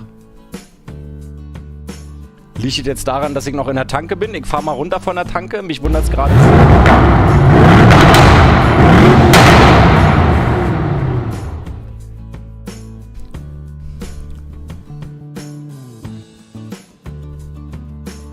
Der Rob Zombie sagt, für ihn gibt es jetzt noch eine Fresse voll Kaffee. Wahrscheinlich löslichen Kaffee mit Milch und Zucker von Nestle. Und der Manuel ist Löbling 3. Grades geworden. Ey, mein Lieber, vielen, vielen, vielen herzlichen Dank. Ich freue mich sehr. Du bist doch auch noch gar nicht so lange hier dabei. Schön, dass du jetzt dabei bist.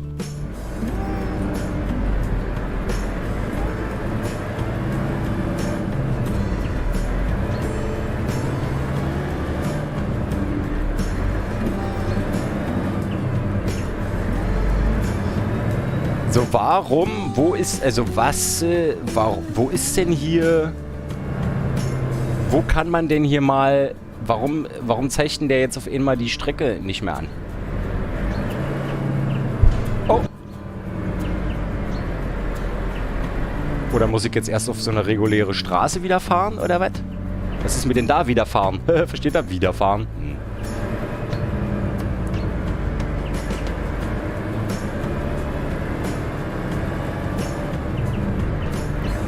Warum sagt denn das Navi plötzlich nicht mehr so?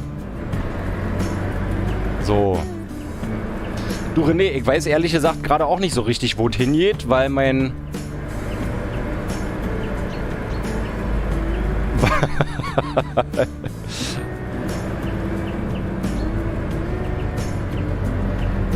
Wie kann ich denn... Warte mal, ich muss mal hier...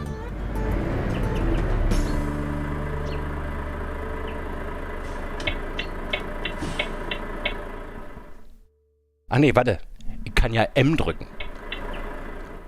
So, nochmal Route zurücksetzen. Berechne Route. Er berechnet. Wie komme ich denn jetzt hier auf die Bahn wieder drauf? Wir fahren einfach da zurück unter der Autobahn durch und dann da lang. Okay, alles klar, das kriegen wir doch hin.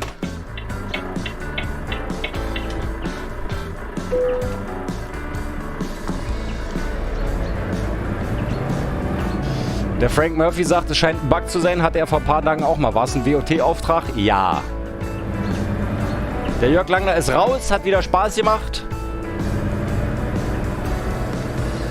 Freut mich. Vielen Dank. Schönen Abend. Till the next meal.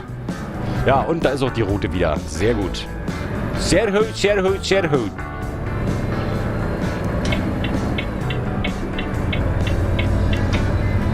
Ey, wie einfach die ganze Zeit hier durchgehend über 80 Zuschauer sind. Das ist so geil. Wenn die jetzt, wenn die jetzt alle noch den Daumen hoch drücken unterm Video. Also das wäre doch mal, kann mal jemand bitte dem Knut endlich eine Nachricht schicken? Also ich kann doch hier nicht die ganze Zeit alleine Quatsch labern. Ich habe übrigens die Bremskraft ein bisschen runtergestellt. Jetzt muss ich ganz schön drauf latschen.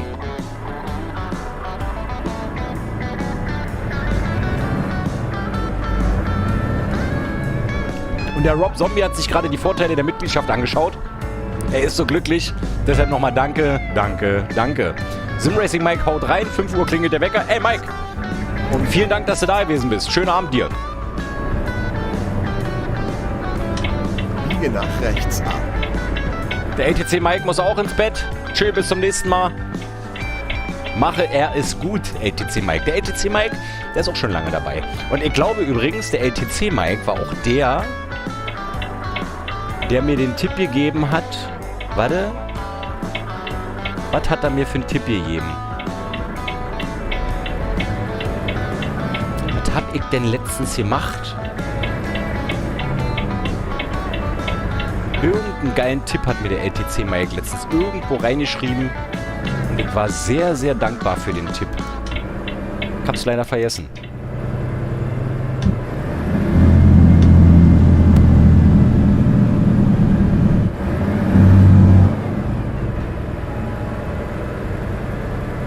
Mike, also ich bin auf jeden Fall noch an DCS dran und auch werde ich demnächst wieder den Flugsimulanten fliegen.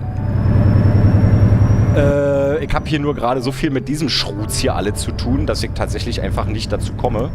Aber werden wir auf jeden Fall wieder machen.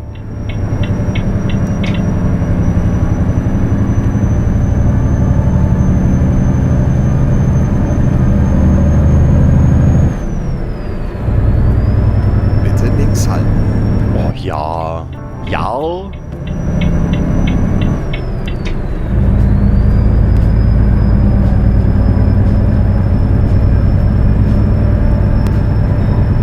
LTC Mike, war das Workshop zu deinem ETS2 Grafik-Setup? Ah, ich bin mir nicht mehr sicher. Ich habe letztens irgendwas ganz toll... Ah nein, warst du das nicht? Warst du das nicht? Kann doch sein, dass du das ja nicht warst. Hast du mir nicht den Tipp gegeben mit Dirt Rally und Softlock, so dass man bei Dirt Rally in jedem Auto einen realistischen Lenkwinkel hat automatisch? Ich dachte, das warst du. Der Tobi Wann muss mal auf Lautsprecher umschalten. Er hat das Gefühl, sein Kopfhörer wächst mit seinem Schädel zusammen. Dann geht es ja ungefähr wie mir.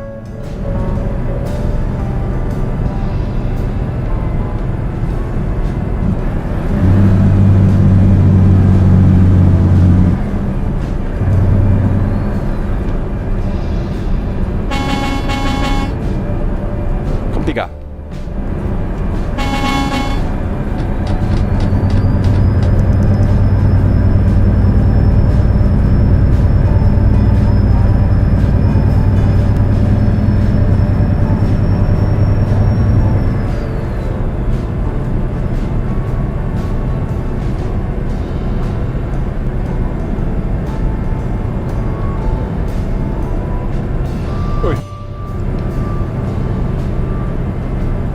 Okay, da war es nicht der LTC Mike, dann war es... Was sind denn das für Kurven? Warum denn 90, Freunde? Wie könnte denn hier 90 für LKW sein?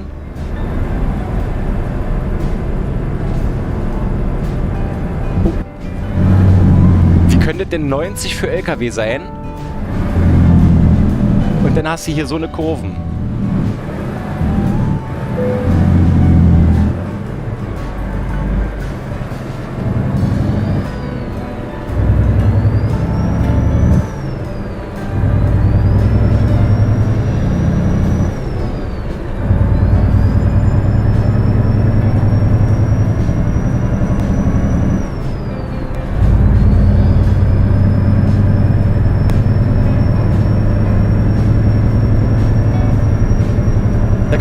auch rein.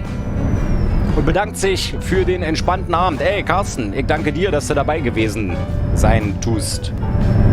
Wie man in korrektem Deutsch sagt.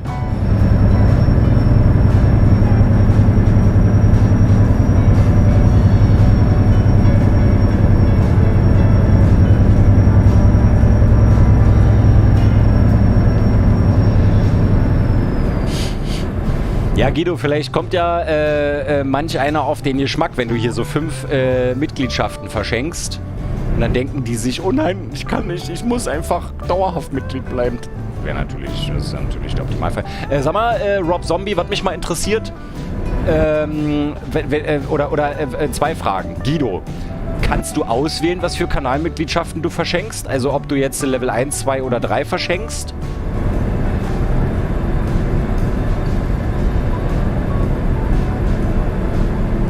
Ich habe ja da keine Ahnung von. Ich verschenke ja selber keine Kanalmitgliedschaften und Mitgliedschaftinnen.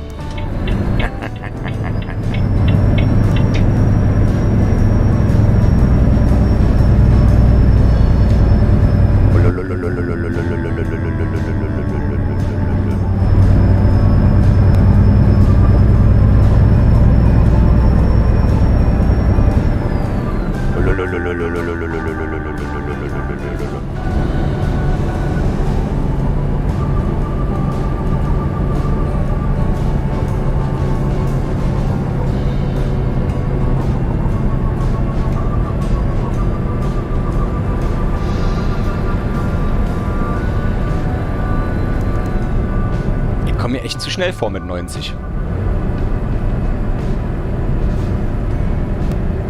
Ich würde mal hier kurz rechts rausfahren, um pinkeln zu gehen, weil ich muss mal richtig, richtig doll pinkeln.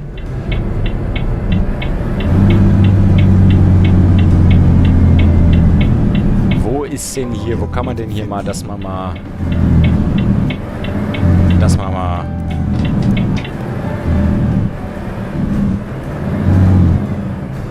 Ach, da vorne. Sehr schön.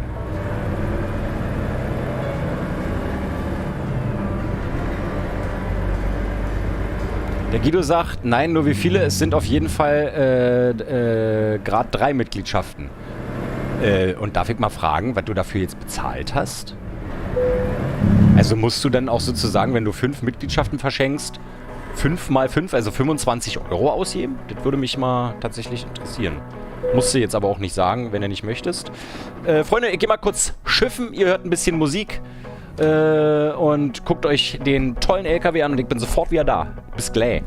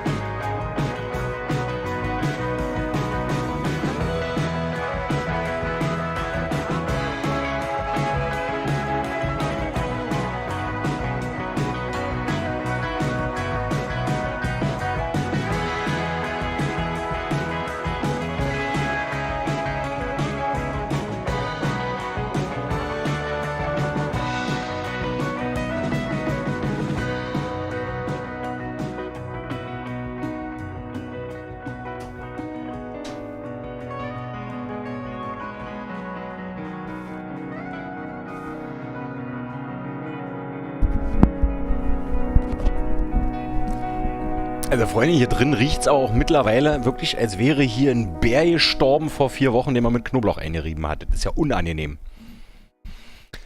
Unangenehm.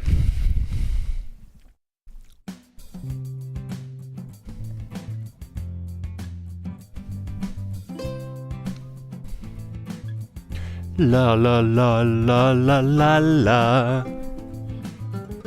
La la la la la la la la. La la la la la la. War ja nicht das Lied dazu. Ist ja auch real.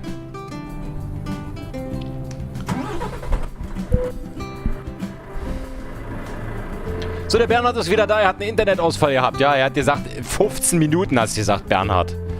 Also wir haben extra... Der Micha hat neu gesagt, Bernhard...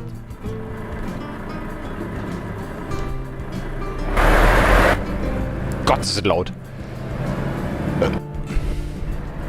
Ich hatte übrigens lange keinen Internetausfall, aber ich möchte es auch nicht beschreien. Wahrscheinlich ist es so in einer Stunde wieder soweit. Wenn sich Vodafone denkt...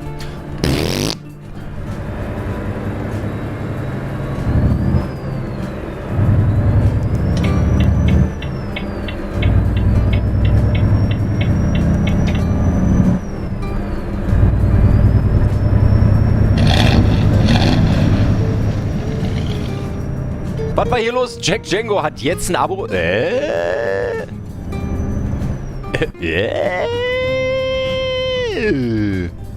Antwort auf die letzte Frage 24,95. Okay, Mann, Alter, krass. Vielen Dank. Vielen, vielen Dank, mein Lieber. Vielen, vielen Dank.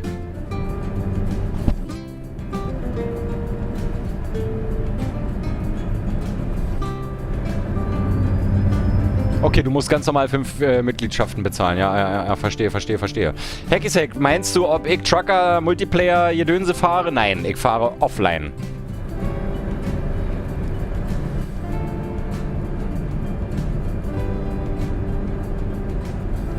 Sag mal, seht ihr richtig, dass wir 2 Nächte durchgefahren sind? La la la la la la la la la. Schabidu-bidu-balala. Wir fahren nach Spanien und hoffen, dass keine unsichtbare Wand irgendwo unterwegs ist. Der Jack Django hat sich verdrückt, er wollte wissen, wo man die Mitgliedschaften verschenken kann.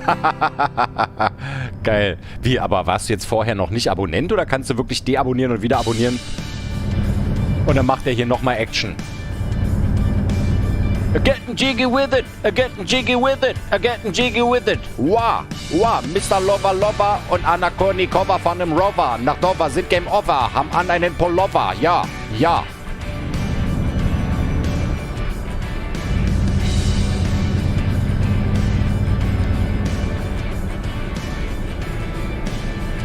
Der Jack Django hat sich verdrückt und keiner hat's mitgekriegt.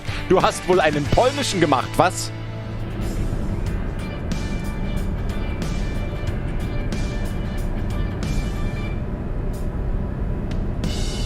La la la la la la la la la la la la la la. Schubidubidu, schubidu, schubidamda. Schubidubida, schubidai. Wir fahren hier mit dem Truck durch die Türkei. Doch es ist gar nicht die Türkei, es ist Frankreich. Und später Spanien. Da kommt der Frank gleich von zu Hause und trinkt eine Brause. Ich sollte mal Rapper werden. Ja. Der Fox schreibt gerade, das ist Straßenrap der anderen Art. Ja.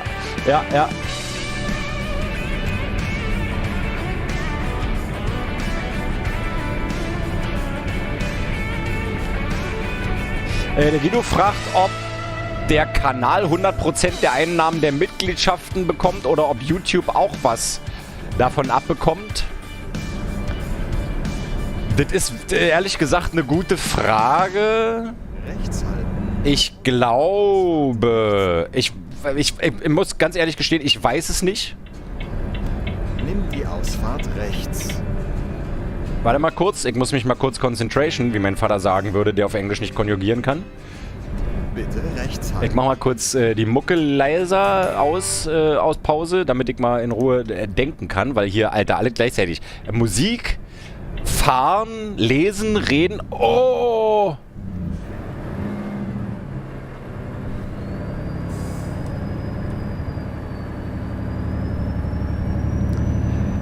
Ich muss dir ganz ehrlich gesagt sagen, Guido, ich weiß es nicht. YouTube, ich kann ja bei YouTube mir angucken, Links halten. wie hoch meine Einnahmen sind. Und es gibt bei YouTube einen ganz großen Unterschied zwischen RPM und CPM. CPM ist der Umsatz, den mein Kanal macht, ohne dass sich YouTube was davon abzieht. Und RPM ist der Umsatz, den mein Kanal macht, wenn sich YouTube die, Achtung, 45% abgezogen hat. Werbung. Wir reden von Werbung. Mein RPM steigt mit jeder Kanalmitgliedschaft prozentual um die Kanalmitgliedschaft. Was mir sagt, die Kanalmitgliedschaft bekommt tatsächlich, da bekomme ich tatsächlich das Geld. So wird es mir auch angezeigt und so wird mir auch angezeigt die Umsätze der Kanalmitgliedschaften. Also ich möchte sagen, super Thanks, super Chat, super, was gibt's noch? Super Thanks, super Chat, super Sticker, Kanalmitgliedschaften und natürlich die PayPal-Spenden. Die darf ich behalten, wobei PayPal sich 10% einsteckt von jeder Spende, weil sie den Service zur Verfügung stellen. Aber auf der anderen Seite muss ja so ein Service irgendwie auch bezahlt werden. Aber ich glaube, YouTube denkt sich, geil, wenn er so viele Kanalmitgliedschaften hat, dann machen wir mehr Kohle mit Werbung. Also YouTube ist tatsächlich, glaube ich, einfach sehr, sehr glücklich über die Werbung, die ich mache. Und je mehr Werbungen, also ich nehme mal ein ganz typisches Beispiel, sagen wir mal, ich mache jetzt ein Video von einer Stunde, 60 Minuten, ja? Dann habe du hast ja bei YouTube hast du zwei Möglichkeiten, Werbung einzubauen. Entweder lässt du das YouTube automatisch machen oder du machst es per Hand. Ich mache das per Hand. Weil da bin ich ganz ehrlich und ganz offen, ich orientiere mich da so ein bisschen am Fernsehen. Es gibt eine Werbung vorher, es gibt eine Werbung nachher und es gibt alle 20 Minuten eine Werbung. Damit kann man leben, weil wir reden hier auch nicht davon, dass ich mir 5 Minuten lang irgendwie Werbung angucken muss, sondern es kommen maximal 2 Werbungen, die 20 Sekunden gehen und das kann ich all meinen Zuschauerinnen und Zuschauern zumuten, dass die sich alle 20 Minuten 40 Sekunden Werbung angucken, dafür, dass ich mit dem Kanal irgendwie Geld verdienen kann. Wenn du YouTube die Werbung einbauen lässt, dann machen die wirklich, die machen in einem 30 Minuten Video, in einer 30 Minuten Werbung, machen die 5 Minuten Video. YouTube macht einfach in ein 30 Minuten Video 10, 15 Werbungen rein. Und YouTube lebt halt unglaublich krass davon, dass du Werbung machst, weil die verkaufen ja einfach die Werbeplätze. Und ich möchte nicht wissen, wie viel prozentual, wie viel Kohle, weil die kriegen ja erstens noch Kohle, die ziehen sich ja von mir noch Kohle sozusagen ab. Kreditrate abbezahlt, sehr schön. Die ziehen sich von mir Kohle ab und dann kriegen die aber auch noch mal Geld von den Werbetreibenden. Das kommt ja auch noch dazu. Also von daher muss man sich das einfach mal auf der Zunge vorstellen. YouTube hat gar kein Interesse daran, die Kanalmitgliedschaften auch noch oder sich an den Kanalmitgliedschaften auch noch zu beteiligen, weil die einfach davon ausgehen, mit jedem Kanalmitgliedschaft können die einfach noch mehr Werbung zeigen. Also YouTube ist tatsächlich, hier geht's hauptsächlich um Werbung. Guido, ich mache jetzt während des Livestreams keine Werbung. Möchte ich nicht, das baue ich im Nachhinein ein. Ich habe irgendwann mal festgestellt, dass diese Livestream-Werbung, dass sie dann wirklich auch tatsächlich im Livestream eingeblendet wird, möchte ich aber nicht. Wir gucken hier einen Livestream und nicht einen Werbestream.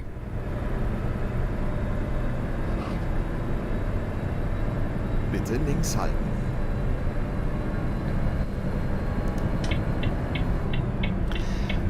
Der Rob sagt, Herr Lüblich, du hattest eben noch eine Frage an mich.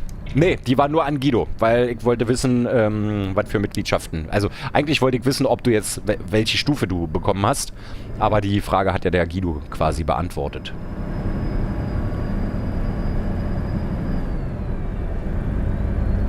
Frank, Prost!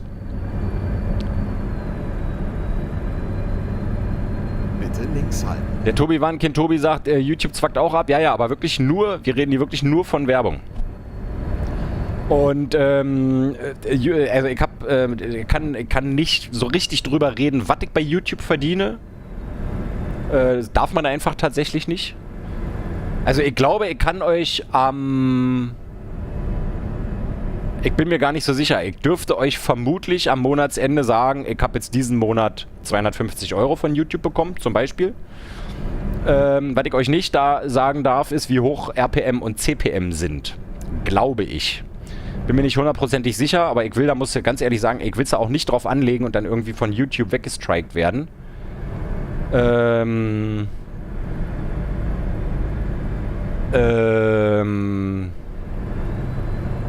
Doll ist es nicht. Also die berechnen halt pro 1000 Klicks so und so viel Euro. Und naja, genau. Also es ist im Internet ist überall zu finden die Information, dass man ungefähr pro 1000 Klicks 1 € bekommt. Diese Information ist falsch.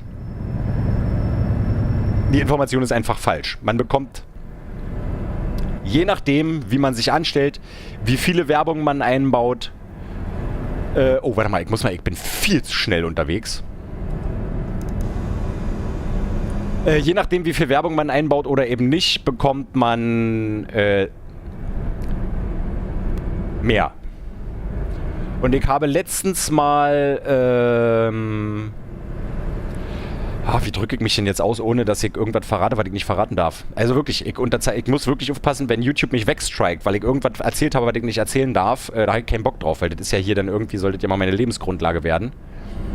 Deswegen muss ich da wirklich ein bisschen vorsichtig sein. Ich habe letztens ein Interview gesehen mit einem YouTube-Künstler, der sehr viel Geld mit YouTube verdient, und der wurde gefragt, wie hoch sein RPM ist, also wie viel Dollar er pro 1000 Klicks bekommt, und da hat er eine Zahl gesagt und alle so, wow. Und da bin ich deutlich drüber.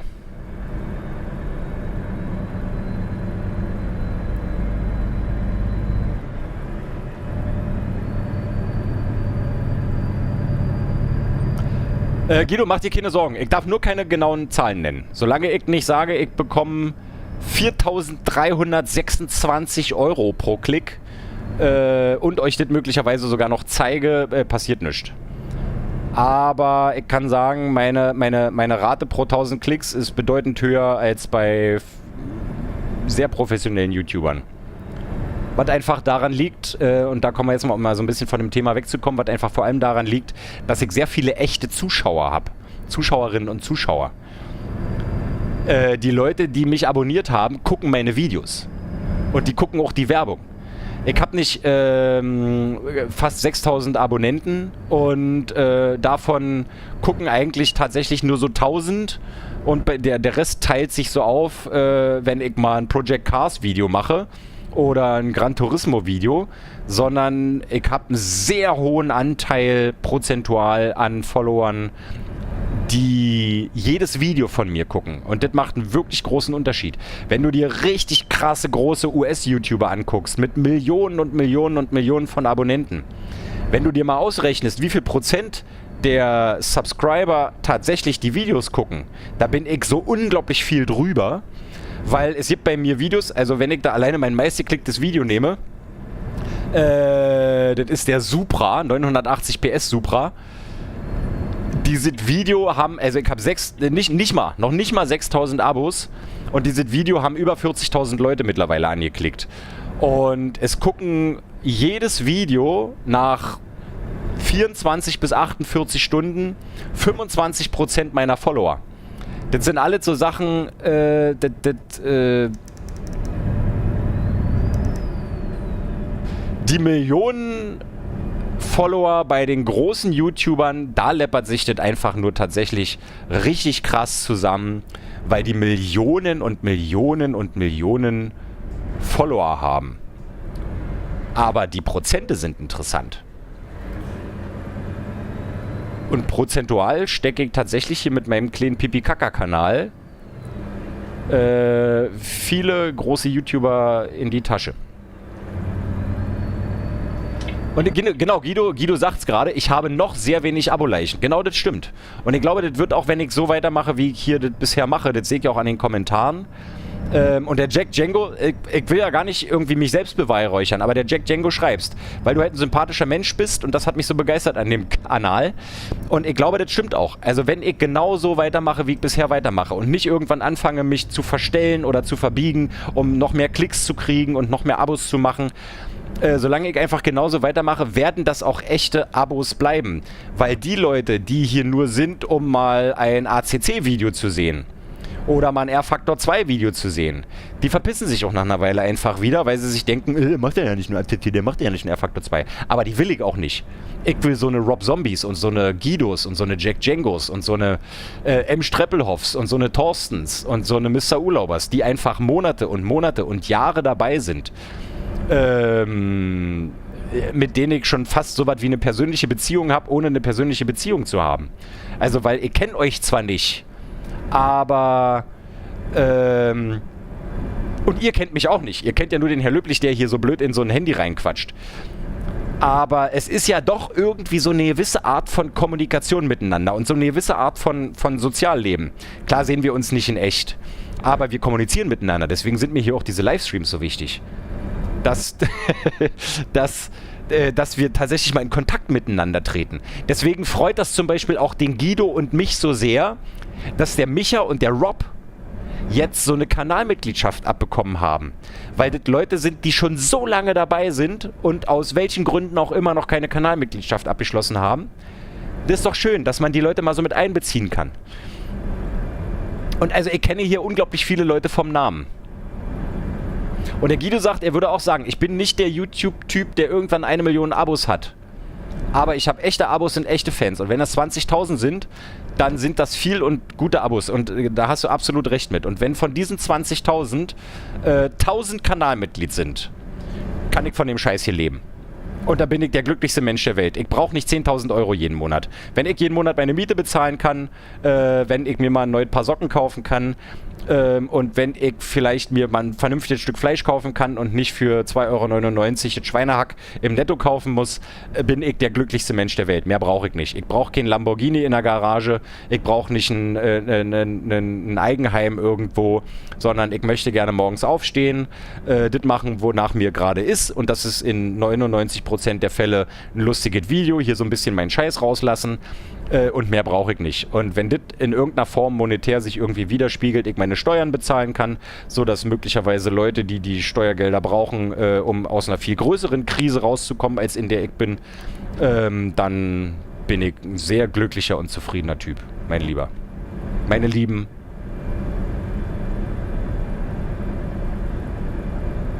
Und Emma Rich schreibt, bist ein guter Dude, mach weiter so, hab mir wegen dir auch Euro Truck Simulator 2 geholt. Tatsächlich echt entspannend. Ey, mega. Ich bin gestern zum ersten Mal seit wirklich langer Zeit ohne Livestream, nur für mich alleine, mit so ein bisschen Country-Musik. Es gibt ja hier diesen, Achtung, nicht erschrecken. Es gibt ja hier diesen, wenn du R drückst, kommst du hier auf den Musikplayer. Big Rig FM. Es gibt nichts Geileres als Big Rig FM an. Dann so ganz leise im Hintergrund dudeln. Irgendwas hier so bei 4 Strichen. Und dann fährst du einfach. Es war herrlich. Ihr könnt es euch nicht vorstellen. Herrlich.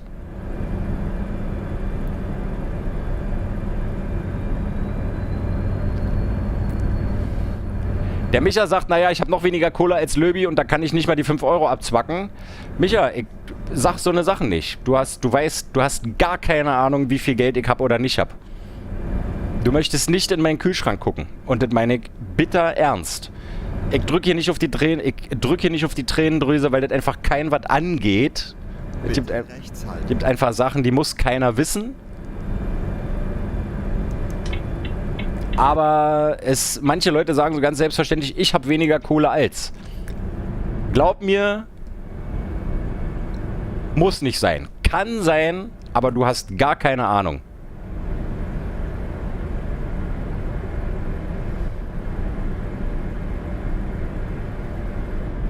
Der Kevin sagt, Herr Löblich, sende mir doch mal deine Handynummer. Sag mal bitte Herr Löblich, Kevin. Ich finde das immer so ein bisschen... Ich bin Herr Löblich. Hier bin ich Herr Löblich. Und nein, ich schicke dir nicht meine Handynummer. Meine Handynummer bekommt keiner. Meine Handynummer findet man raus, wenn man die unbedingt rausfinden will. Aber ich verschicke tatsächlich einfach nicht meine Handynummer, weil sich mal jemand mit mir auf einen Kaffee treffen will. Egal wie lange wir uns kennen, egal ob ihr hier... Also ich glaube, einer der ganz wenigen, mit denen ich mich tatsächlich mal in echt treffen würde, ist der Chrisse. Weil so ziemlich alles, was hier in diesem Zimmer ist, was teuer ist, hat Chrisse bezahlt. Und ich habe das Gefühl, da kann ich es mal über mich bringen, mich einmal mit dem zu treffen und mal einen Plausch zu halten. Aber ich bin nicht der Mensch, der sich gerne mit fremden Menschen unterhält. Das ist tatsächlich, das verstehen viele nicht, weil sie immer denken, hey Löwi, geil, du bist doch hier, bist doch ein lustiger Typ, lass mal treffen. Nee, wir kennen uns gar nicht. Ich tue mich schwer mit Fremden. Und ich weiß, Kevin, wir haben uns mal getroffen. Du hast mir auch mal die tollen... Du hast mir auch mal die tollen die tollen Tickets da geschickt. Ihr schenkt auf der Simracing Expo und wir können uns alle gerne mal irgendwie auf der Simracing Expo treffen. Oder irgendwie am Nürburgring, wenn da mal irgendeine Veranstaltung ist oder so. Aber ich fange jetzt nicht an, mich privat mit irgendwelchen Followern zu treffen, nur weil sie gerade mal in der Nähe sind. Das ist wirklich wichtig. Ja, und der nächste, mit dem ich mich treffen würde, ist Guido. Aber mit Guido würde ich mich auch nicht treffen, weil er irgendwie hier so ein toller Follower ist oder so ein toller Abonnent. Sondern ich glaube, der Guido, der hat einen richtigen Schaden. Und der braucht mal jemanden, der ihm mal so richtig ordentlich das Fressbrett poliert. Ah.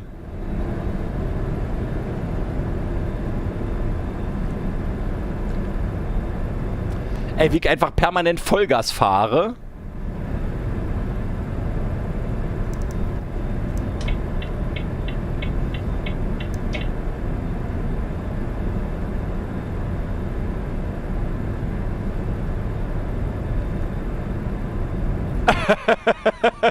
Der Frank schreibt, ich habe den leider nicht so richtig mitbekommen, was davor los war, aber der Frank schreibt, ich dachte nur 3:29 Uhr, Herr Löblich liefert Fracht ab, jetzt ist er in Euro Truck Simulator 2 angekommen.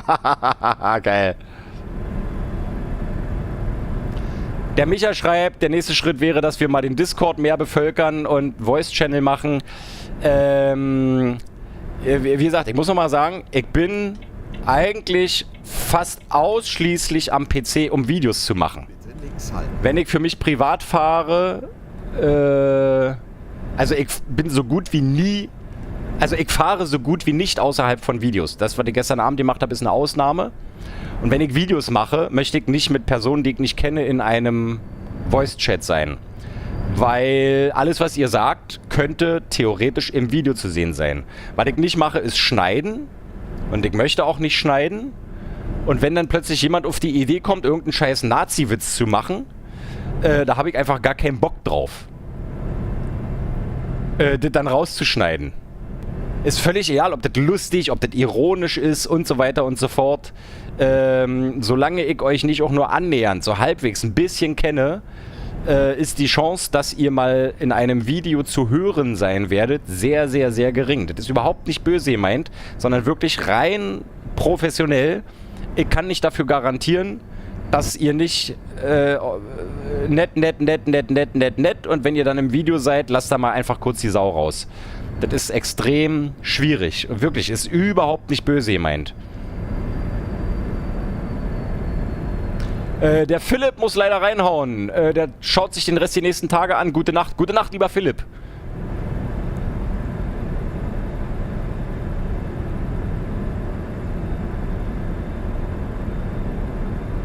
Und Guido, ich habe hier eine Verzögerung von ungefähr 30 Sekunden bis einer Minute. Wenn du schreibst, finde ich auch. Weiß ich nicht so richtig. Deswegen sage ich immer, wer was wieso schreibt und so, warum. Ja, es ist schwierig, weil natürlich würde ich wirklich viel lieber und gerne mit Leuten... Komm, Digga, fahr mal vorbei. Ja, jetzt fahr aber auch vorbei, du Otto. Andreas, schöne Grüße an der Stelle. Das ist schwierig, weil ich hätte schon gerne mehr Community-Kram, aber du musst einfach aufpassen. Zum Beispiel hat mich letztens auch jemand gefragt im Discord, ob er mein Logo haben kann, um es bei sich auf den Truck zu machen. Und echt, mir tut es in der Seele weh, weil ich finde das überhaupt nicht schlimm. Aber ich muss leider Nein sagen, weil unter den Tausenden, es sind ja nur mittlerweile schon 5600 Leute, da gibt es einen Vollidioten, einen. Der nimmt sich das Logo und packt es direkt auf seinen LKW neben eine Werbung von den Grünen oder der AfD oder der DVU oder den Linken oder irgendeinen politischen Scheiß. Und da habe ich keinen Bock drauf. Ich will mit sowas nicht in Verbindung gebracht werden. Ich möchte nicht, dass irgendjemand über irgendwie, keine Ahnung, über Homosexuelle herzieht und mein Logo daneben zu sehen ist. Ich möchte nicht, dass jemand über Frauen herzieht und mein Logo daneben zu sehen ist. Ich möchte nicht, dass irgendjemand über Ausländer, Andersfarbige herzieht und mein Logo daneben zu sehen ist. Ich möchte aber auch nicht, dass irgendjemand irgendwelche komischen, radikalen politischen Meinungen vertritt, die vielleicht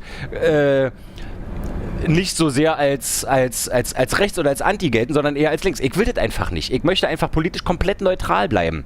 Es geht niemandem was an, was ich denke, was ich finde, und ich möchte auch nicht, dass mein Logo in irgendeiner Form da zu sehen ist oder dass mein Logo da oder mein Name oder mein Kanal oder irgendwas.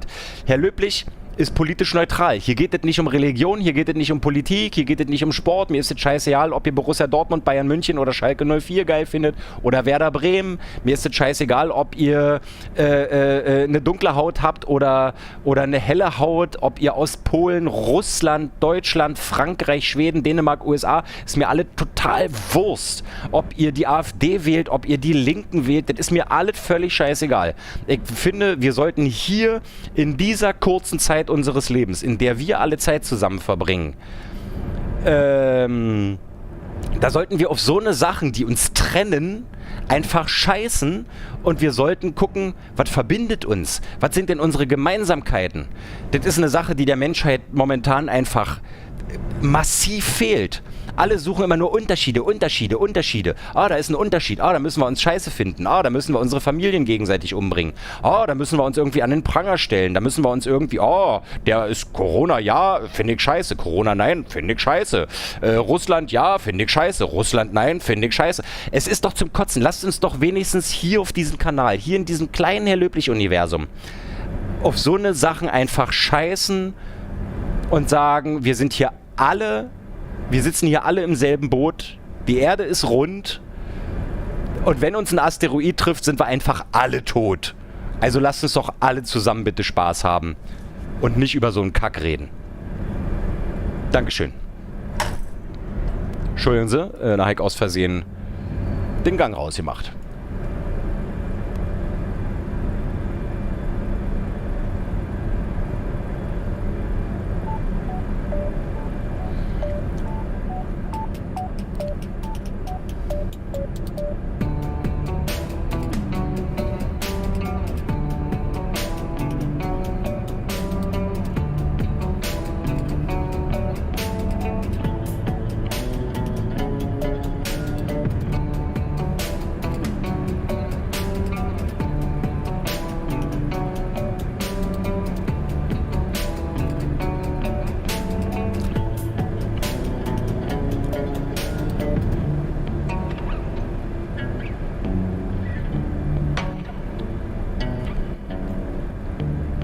Alter Leute, das ist 10 vor 12.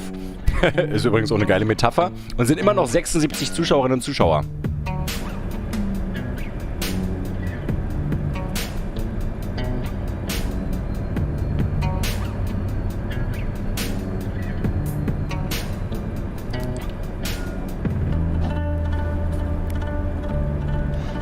Der Tobi sagt, nach der Tirade würde er jetzt gerne mit dem Porsche an mir vorbeibrennen. Ja.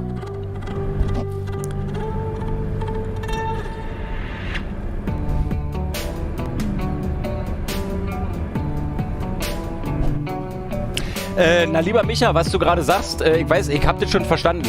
Es hat ja vorhin der Karum hat ja vorhin auch schon geschrieben, es wäre schon geil, wie so ein Truckerfunk zu haben, dass wenn wir sowieso am Rechner sitzen und sozusagen Euro Truck Simulator fahren, dass wir dann vielleicht einen eigenen Discord-Kanal haben, vielleicht mit Passwort oder keine Ahnung, was auch immer, so dass wir uns dann miteinander unterhalten können. Einfach als hätten wir einen CB-Funk, nur dass es eben Discord ist. Die Idee finde ich tatsächlich gar nicht so schlecht. Nur, ich kann da nicht teilnehmen, weil wenn ich die Möglichkeit hätte, da teilzunehmen, mache ich sowieso gerade ein Video.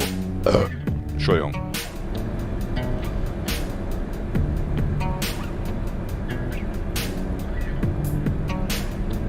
Und Jack Django verabschiedet sich. Er ist gleich an seinem Ziel angekommen. Ein wunderschönes Wochenende euch allen. Lieber Jack Django, Mann, ich wünsche dir einen großartigen Abend. Vielen, vielen, vielen, vielen Dank für deine Kohle. Und ja, ich kann immer wieder nur sagen, allzeit gute Fahrt, mein Lieber.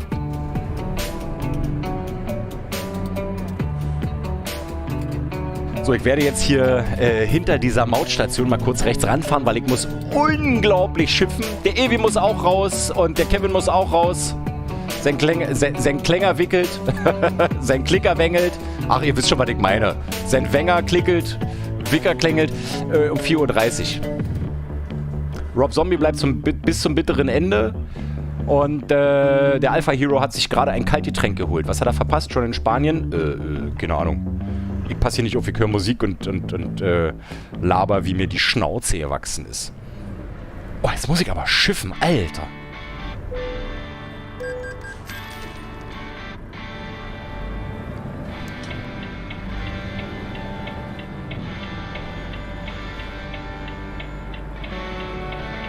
Wir machen das hier mal ordentlich.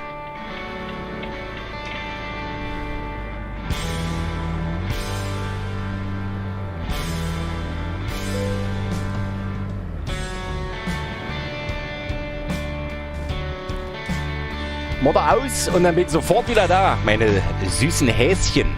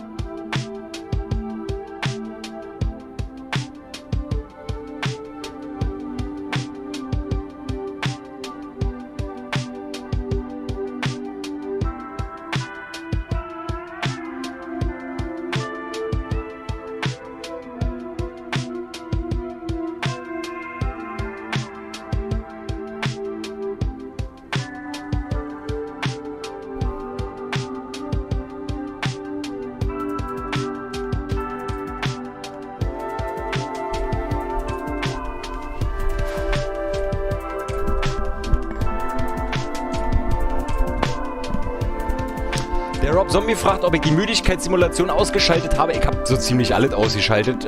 Druckluftsystem, Müdigkeit, Strafen, alles aus. Manfred Heinrich sagt beste Grüße.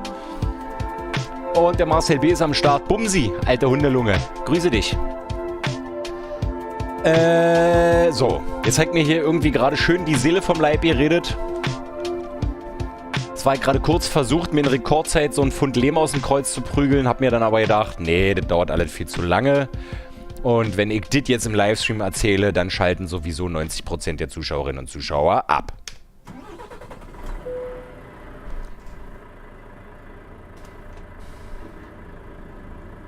Sag mal, lass mich doch mal kurz hier,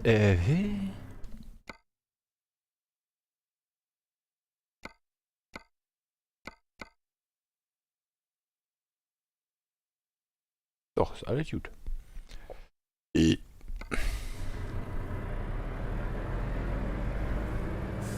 Ja, servus, Raffi! Service, Und der Tobi sagt, gerade gesehen, dass kurz vor 21 Uhr mein Chef angerufen hatte. Gut, dass ich das überhört habe.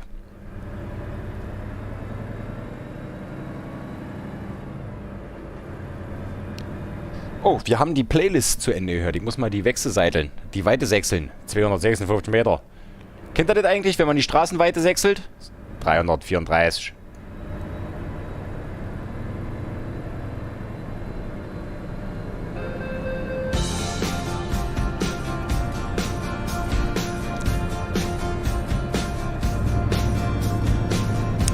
So, Freunde, noch 160 Kilometer und dann können wir einen neuen LKW kaufen, dann können wir einen neuen Mitarbeiter einstellen oder eine Mitarbeiterin. Ich weiß ja nicht, ob es überhaupt Frauen gibt, die hier mitfahren.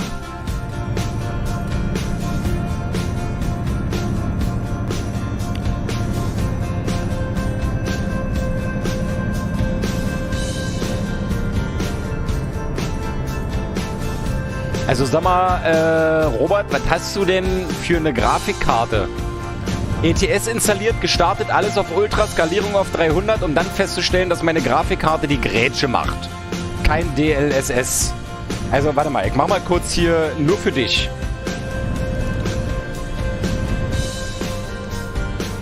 Ich mach mal hier einfach kurz.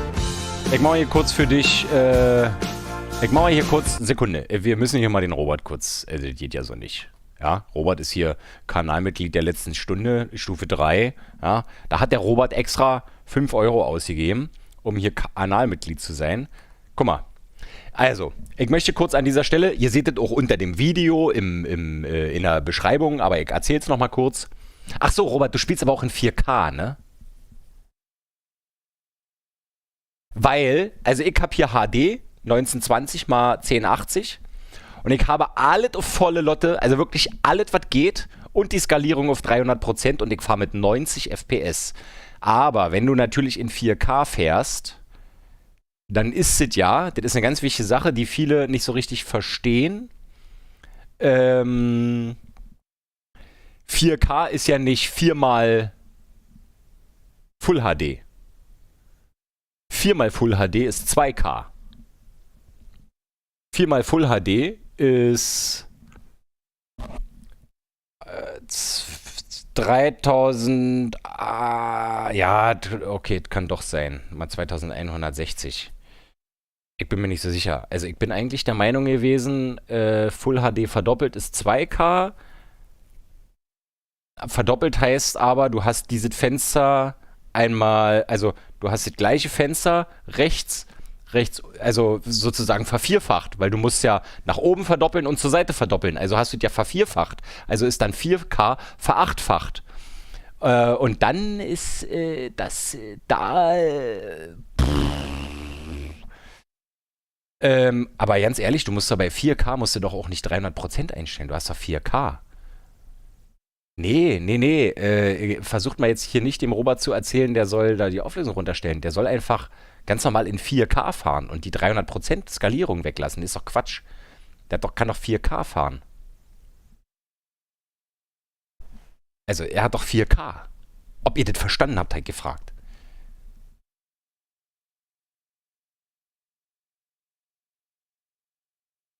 Sag mal, kann ich hier dieses Logo eigentlich durch mein Herr Löblich-Logo hier oben ersetzen? Ich frage für einen Freund.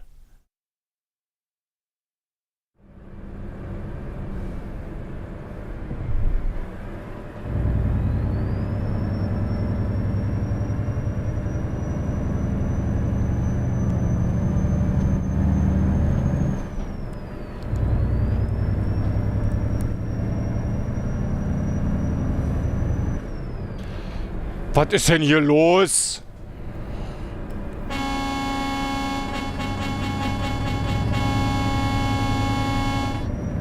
So fahre er. Mann, da.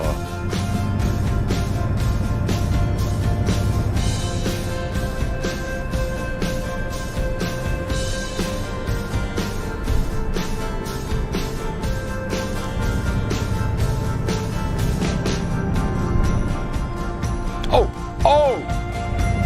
Ja, wenn man zu blöd zum Auto fahren, das waren bestimmt... Nee, scheiße. Den Gag kann man nicht mehr machen, ist 2022. Da werde ich gecancelt. Da kleben sich mir irgendwelche Leute an die Tür und dann kann ich leider nicht mehr bringen. Schade.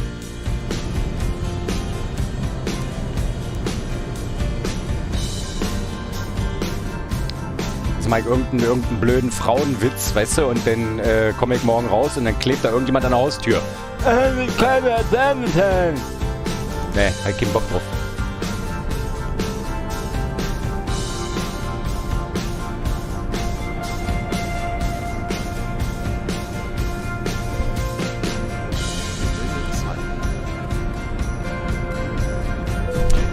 Ey, es ist doch nicht euer Ernst.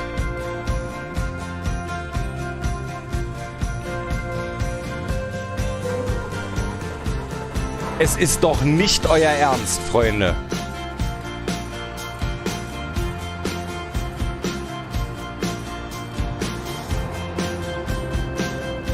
Ey, bin doch extra außenrum. Ey, jetzt mache ich die scheiß Mucke hier aus, Alter. Ich bin doch extra außenrum gefahren. Es kann doch nicht sein, bin ich jetzt wieder an der... Ich bin wieder an derselben Stelle. Ich hab doch gesagt, fahr außenrum. Du hässliche Kacksau. Es ist exakt die gleiche Stelle. Ich krieg eine Macke, Freunde.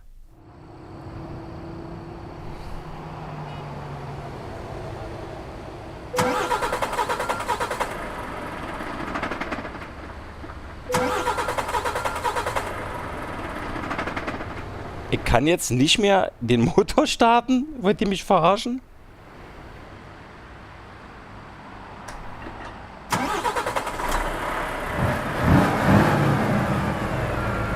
Komm, Digga, verpiss dich mal da hinter mir.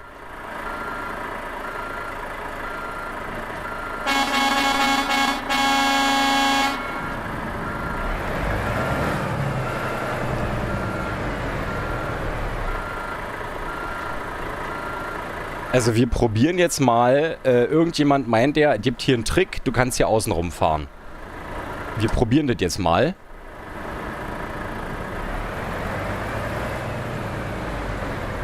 Der Guido schreibt, Streifständer soll gehen. Ich gehe mal davon aus, er meint Seitenstreifen. Wir probieren das jetzt mal ganz vorsichtig. Vorsichtiger, viel vorsichtiger. Also ich gehe davon aus, dass hier, wo diese weißen Linien sind... Das gibt's doch ja nicht.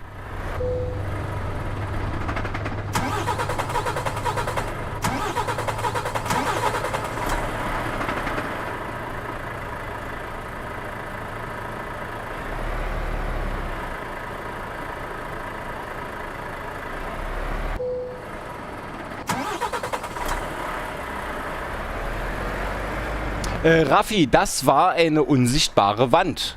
Das ist, glaube ich, ein Bug in Promods. Also ich möchte sagen, ich bin tatsächlich jetzt hier auf dem Seitenstreifen dran vorbeigefahren.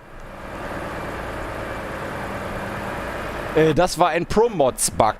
Bedeutet, da ist eine... Also Promods ist ja eine... Falls du das nicht kennst, Promods ist ja eine Map-Mod. Und offensichtlich hat hier irgend... Ja. Offensichtlich haben sie hier vergessen, eine unsichtbare Wand wegzumachen. Und der Frank sagt, das sieht aus wie eine unfertige Mautstelle. Ja, also irgendwie ist es hier echt so ein bisschen merkwürdig. Aber auf jeden Fall kann man tatsächlich auf dem Seitenstreifen vorbeifahren. Also wir schaffen die 98 Kilometer nach Barcelona, schaffen wir das jetzt noch. Aber das ist natürlich extrem ärgerlich, weil das wird einfach wieder richtig teuer, die Scheiße.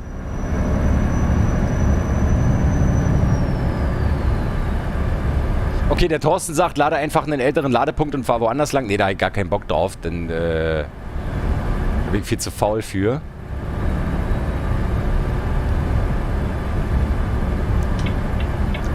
Mann, no. Oi! Ich brauche einen Weitwinkelspiegel. Ich möchte mit den da oben auch noch als Weitwinkel. Kann mal bitte irgendjemand mir eine Mod raussuchen, die da oben nicht nur den normalen Spiegel anzeigt, sondern bitte auch darunter den Weitwinkel?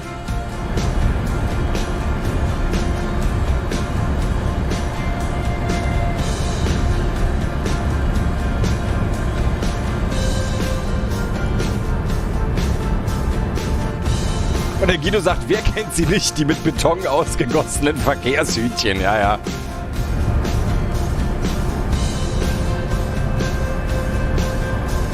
Du, Thorsten, ich glaube, ich bin nicht der Einzige, der dieses Problem hat. Und ich könnte mir durchaus vorstellen, dass das schon des Öfteren an Promods gemeldet wurde, dieses Problem. Guckt euch doch mal an, wie schön das hier ist.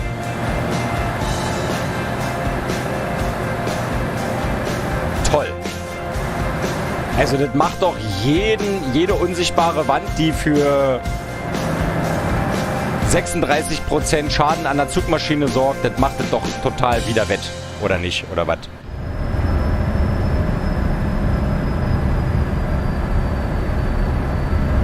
Der Guido sagt, er hat den Rechtsfahrenden gesehen im Spiegel. Ich muss nur gucken.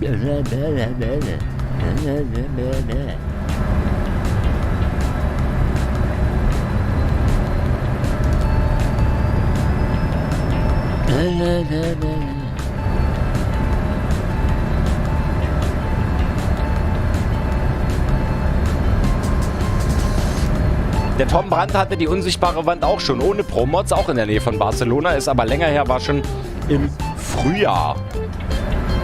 Frühjahr! Sagt man das nicht zu einem Pferd, damit es schneller läuft? Die Ausfahrt rechts. Bitte rechts halten. Mann, oh.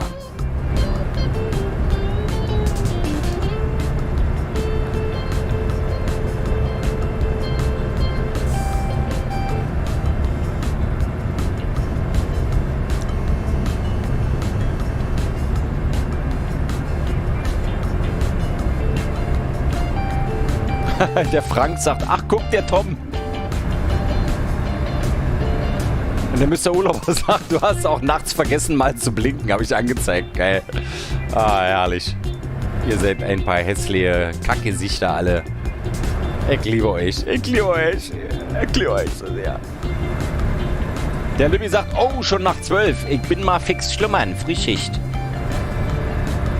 Und der Guido sagt, früher, ich könnte wieder was von Spatzen erzählen. Ja, bitte, aber was anderes. Keine zertrampelten Dächer und bitte auch keine weggefressenen Kühe. Erster Aufenthalt in Barcelona. Tengo la camisa negra. La policía local. Está loco.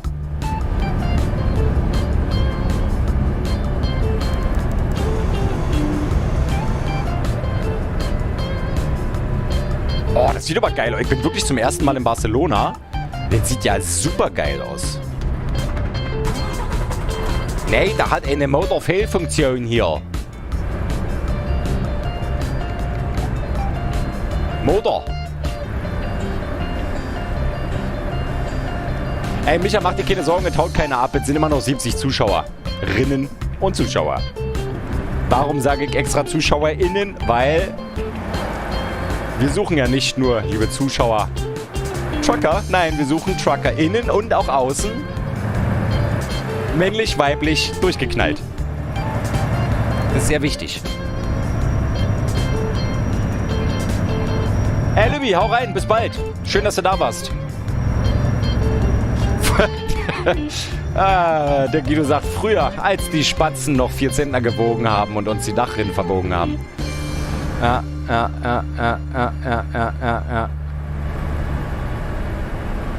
Robert, warum markierst du mich und schreibst mir, was du für einen PC hast?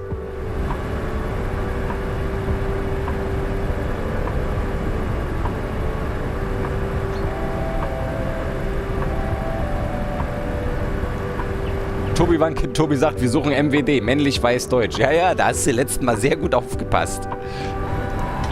Wir müssen natürlich dazu sagen, weil das ist ja hier öffentlich, dass es ein Spaß ist. Und Satire, Ironie, weil natürlich suchen wir nicht männlich, weiß, deutsch, sondern Massenvernichtungsdaffen.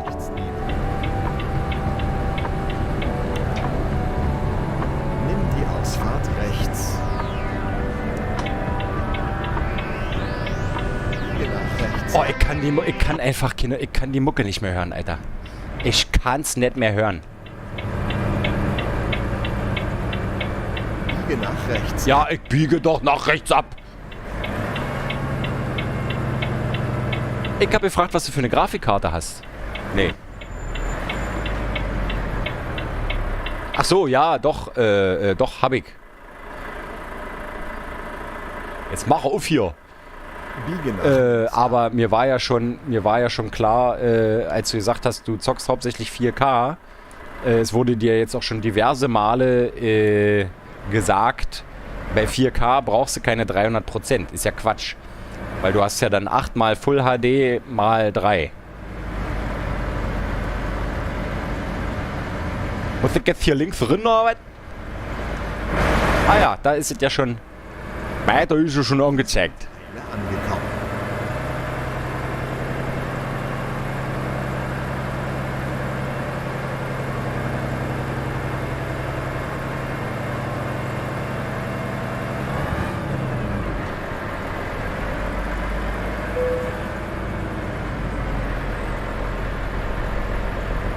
Sag mal jetzt eine Frage an alle richtig ernsthaft LKW-Fahrenden. Was ist denn hier jetzt der Trick, um den LKW, also da gibt es doch immer so irgendwelche Fisting-Rules, das ist Englisch für Faustregeln. Was gibt's denn da für eine Faustregel? Wie fahre ich denn so eine Parklücke am besten an, um die Kiste da reinzukriegen?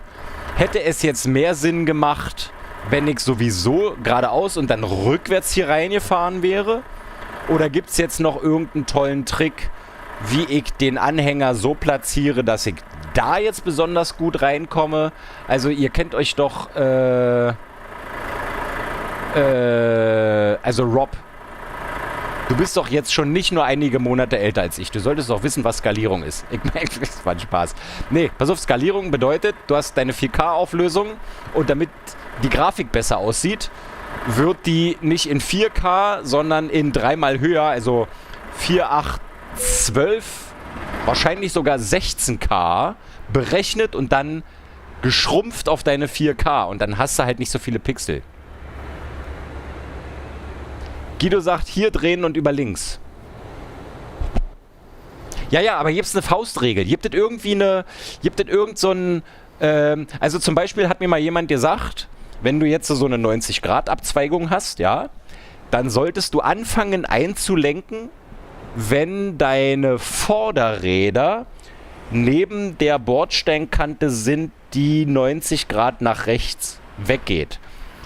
Dann kommt auch der Anhänger mit rum. Und zum Beispiel sagt der Frank Murphy auch, du stehst jetzt schon verkehrt herum, Löbi. Okay. Und der Guido sagt, wenn möglich immer über links, wahrscheinlich weil man links aus dem Fenster rausgucken kann. Na gut.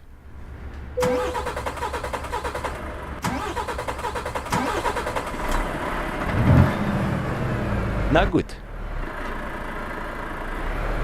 Es ist doch kein Problem, Freunde. Da müsst ihr mich ja nicht gleich anschreien.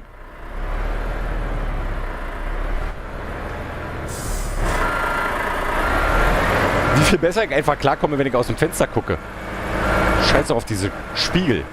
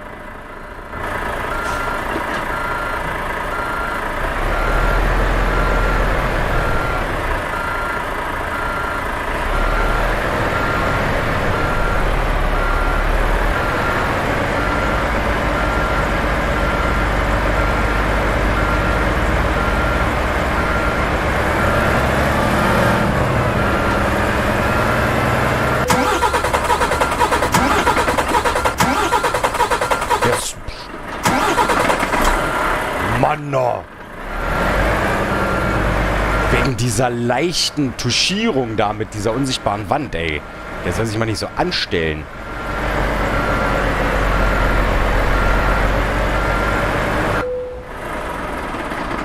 Großos. Robert, genau, du hast absolut recht. Genau, bei einem Skalierungswert unter 100 wird dir das Ganze bei 1080 berechnet und dann hochskaliert auf 4K. Genauso ist es. Beziehungsweise es wird dir unter 100, also 100% ist 4K. Warte mal, entschuldige bitte, ich muss erstmal einparken hier.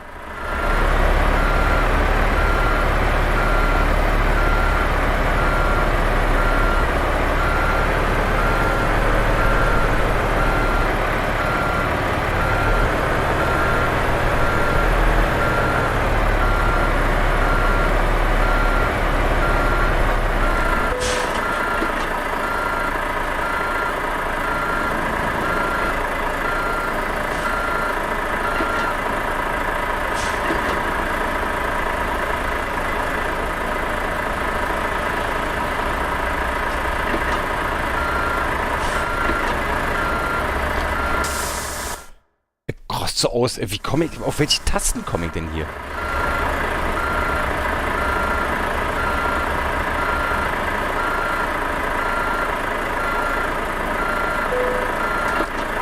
Mann! Oh. Lass uns loslegen.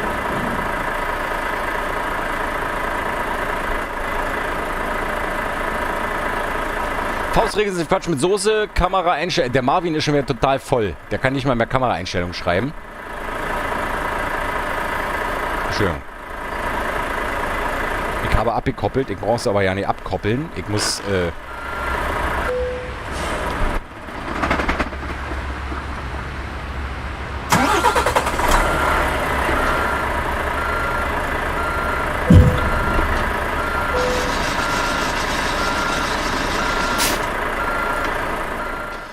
Was ist denn hier? Warum drücke ich denn die falschen Tasten? Ich will doch einfach nur den Motor ausschalten und ich will doch einfach nur hier ausladen. Und wieder ankuppeln. Und wieder ab. Nicht Absand. Auflieger. Auflieger. Auflieger. Mann, ey. Oh, dafür sind wir 24. So, Abzug für Schäden. Ach du Scheiße. Ey, wisst ihr was?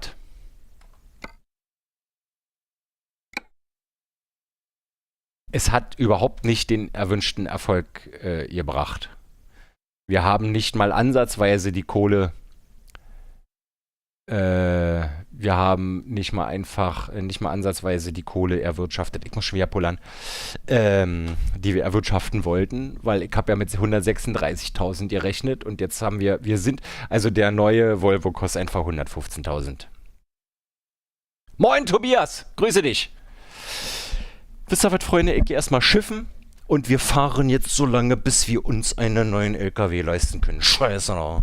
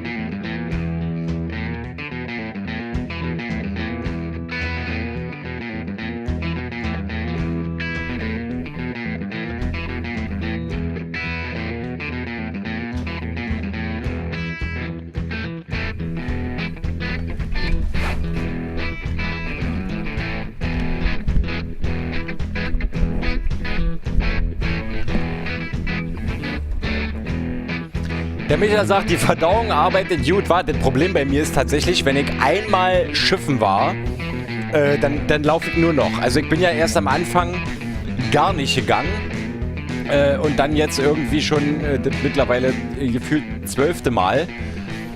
Also von daher,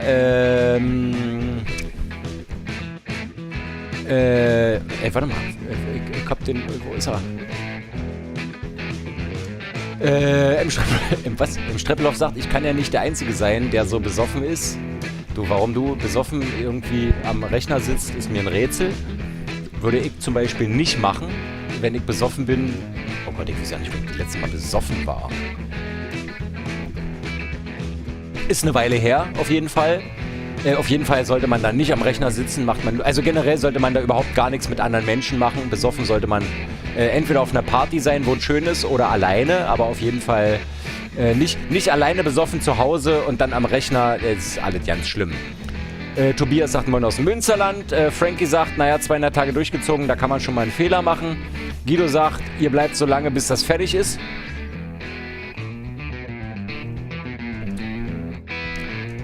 Wenn Sie bitte auf diesen Guido hören würden. Alpha Hero sagt, uff, also bis morgen um 3:30. Genau. Nee, heute 3:30. Heute 3:30 reicht. Der Micha sagt, Verdauung arbeitet gut, schon 3-mal schiffen. Eher erst. Der Rex haut rein. Gute Nacht, lieber Kevin. Ich wünsche dir einen schönen Abend. Vielen Dank, dass du dabei warst. Und wir sehen uns sowieso bald wieder. Und der Rob singt lustige Lieder. Und der Guido sagt, das heißt hier ja heißt leck mich am... Was heißt hier ja heißt leck mich am Arsch. Der Tobias fährt im ETS eine MAN-Schwerlastmaschine und wartet auf die neue Variante 2020. Der Mr. Urlauber, was wollte Löbi jetzt kaufen von der nicht verdienten Kohle? Eigentlich wollte ich einen neuen kleinen Volvo kaufen und dann dem einen Mitarbeiter aufdrücken. Aber naja. Der Thorsten. Der Daniels Fußballtalk ist Abonnent geworden. Lieber Daniel, das ist ja sehr nett. Vielen lieben Dank, mein Lieber. Das ist schön, dass dieser V8-Sound nicht so extrem brutal ist, wie zum Beispiel die Kanalmitgliedschaften. Ich wollte es einfach nur nochmal an dieser Stelle sagen. Und Max Supermax hat abonniert. Habe ich gar nicht mitgekriegt. Also vielen lieben Dank, ihr Lieben. Ich bin also Leute, wir haben 0:24 Uhr und sind so 76 Zuschauerinnen und Zuschauer am Start. Was ist denn hier los? Der Hacksack fragt, wo hast du den Volvo runtergeladen? Das ist der Original Volvo FH16 2012, den es gibt.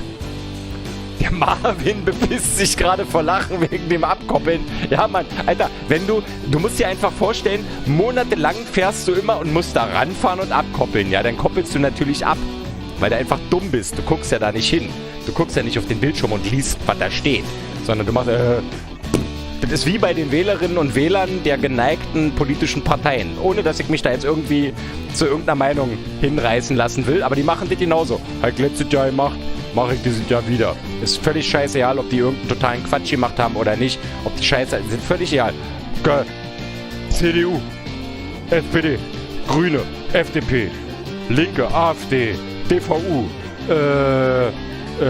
die Grauen Panther. Mehr Parteien kenne ich nicht.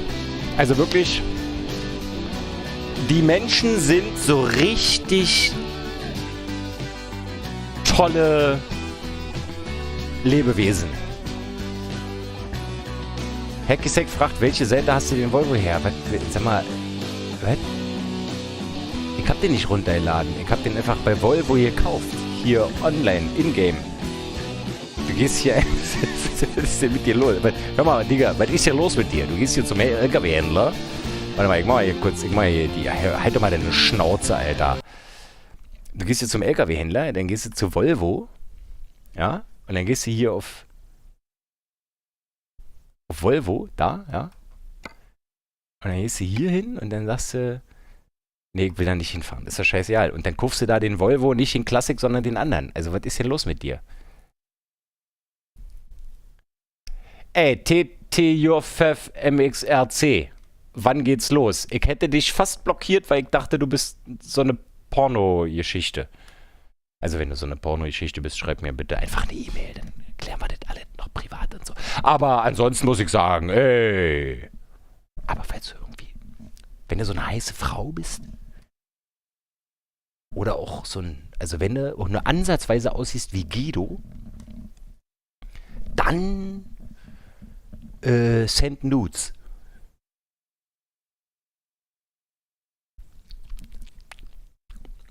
So, Volvo, Löbi, ich bepiss mich gerade vor Lachen. Prinzipiell ja, schmaler Taler, Download, guten Morgen. Oak Cherry ist am Start. Alter, um 0:25 Uhr, Digga. Ne, bei mir ist Zähne. Ist ja auch egal. Streploff sagt die Partei. Schmeiß mal eben den ETS 2 an, sagt der Hackysec. Guido sagt Hackysec, alles gut, wir sind hier alle etwas verwirrt und bekloppt, du bist nicht allein. Guido, ich bin hier der einzige Normale. Das kannst du vielleicht auch an dieser Stelle nochmal dazu sagen. Dass der Herr Löblich hier der einzige... Kann ich jetzt auch M drücken? Nee. Kann ich jetzt M drücken? Ah, das geht. Guido, du kannst vielleicht an dieser Stelle nochmal dazu sagen, dass ich hier der einzige normale Typ bin. Wie kann ich denn jetzt hier möglichst... Ach, warte mal, lass uns doch mal kurz in den Fahrermanager reingucken. Guck mal, der Philipp macht mittlerweile... Das ist wirklich krass. Es ist genauso, wie es der Tim von Inside RRTV gesagt hat. Gib den Leuten Zeit und dann machen die Geld. Am ersten Tag... falsch. Am ersten Tag hat der Philipp irgendwie 200 Euro am Tag gemacht. Und der hat auch tatsächlich, warte mal, wir können hier mal ins Fahrtenbuch reingucken. Der hat irgendwie am Anfang 123, dann hat er mal 2000, dann hat er mal 290. Und dann gab es auf einmal so einen Einbruch von minus 1000. Und da hatte damals der Philipp, glaube ich, schon im Livestream gesagt, damals, letzten Mittwoch, oh, der macht miese. Aber das Krasse ist, guck mal, das wird immer mehr. Und genauso wird es auch beim lieben Lukas. Der Lukas macht jetzt nur 403 am Tag. Aber es wird immer mehr. Der hat jetzt zum Beispiel schon Fernfahrten, der war, als ich ihn eingestellt habe, Fernfahrten 1, jetzt ist er Fernfahrten 2. Es macht total Sinn, die erste Kohle, du holst dir erstmal einen eigenen Truck und einen eigenen Auflieger. Theoretisch musst du das aber gar nicht. Es macht erstmal viel mehr Sinn, Garage ausbauen, Mitarbeiterinnen und Mitarbeiter einstellen, Trucks kaufen, weil die machen die Kohle. Guck mal, der Philipp macht einfach, obwohl der war am Anfang, war der eine 1,7, jetzt ist er eine 3,3. Gleich auf mit dem Lukas. Und der macht mittlerweile am Tag 3.400 Euro. Das ist noch nicht so toll, wie ich bin, weil ich mache 38.000 Euro am Tag, ja, weil ich bin einfach auch Herr Löblich und ich bin ja auch der Chef. Aber wenn ihr euch überlegt, dass ihr dann irgendwann die Garage mal voll habt, dann machen die einfach richtig Schotter. Und der Alpha Hero sagt, wir schauen ETS, hier ist keiner normal. Da hast du eigentlich absolut recht, oder? Ihr guckt am Computer jemanden dazu, wie er ein Computerspiel spielt. Und findet es geil. Also, wie bescheuert ihr eigentlich seid. Und ihr gebt, wie wir da sehen, ihr gebt 100 Euro dafür aus. Also vielleicht nicht du, oder du, oder du, oder du. Aber du, 100 Euro. Oder wie zum Beispiel der Jack Django, 25 Euro. Oder wie zum Beispiel hier unten der Ciao, der einfach über den Superchat 24 Euro raushaut. Also, da verschieben sich so ein bisschen die Dinge. So, Hackyshack, alles gut, wir sind hier alle bekloppt. Volvo Tuning DLC, ich bin ein Junge, Digga. Das ist mir doch egal. Du hast ja auch Öffnung. Ist ja auch ein Geiferner Löbi, beängstigend. Wenn deine Freundin das jetzt schaut, bist du Single. Das kann er sich denken. Er hat einen Spaß gemacht. Guido, ich mach keinen Spaß. Ich bin einfach richtig... Und meine Freundin weiß das auch. Die lädt ja deswegen auch laufend irgendwelche anderen Leute ein, die dann Sex mit ihr haben. Moment.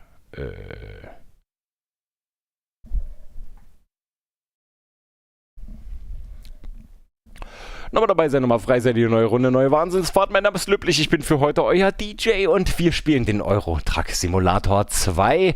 Und der Frank sagt, die Mitarbeiter machen immer Kohle. Seine 214 machen mittlerweile 6 bis 8 Millionen am Tag. Der René schreibt, moin, René hier. Toll. Danke, René. Tobias schreibt, achte mal auf die E-Mails. Micha sagt, Alter was, ich kann nicht mehr. Ich weiß gar nicht mehr, worum es geht. Luca sagt, Frank, uff. Naja, ist auch real. Interessiert mich auch alles ja nicht, was ihr da schreibt. Ganz ehrlich, es interessiert mich doch überhaupt nicht. Wir gehen jetzt hier mal ins Auftrag. Nee, warte mal. Wir gehen erstmal auf die M. Und dann gucken wir mal, wo die nächste Werkstatt ist. Sag mal, warum kann ich denn hier nicht... Wo kann ich denn hier in die nächste Werkstatt gehen? LKW... Ach hier, Zustand. Mhm.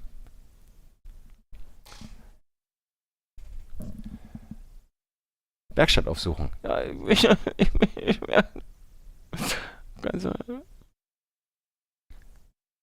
der LKW-Zustand ist bei Gesamtpreis 51.130. Wollt ihr mich eigentlich verarschen, Alter?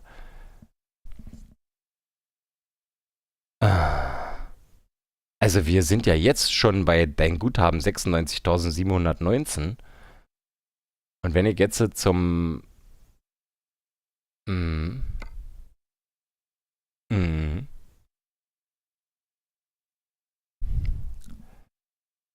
Wir machen mal hier Navi-Ziel nächste Werkstatt. 5 Kilometer. Da fahren wir jetzt mal hin. Und wenn das jetzt 50.000 kostet... Fahrt vorsichtig. Dann machen wir Schluss für heute.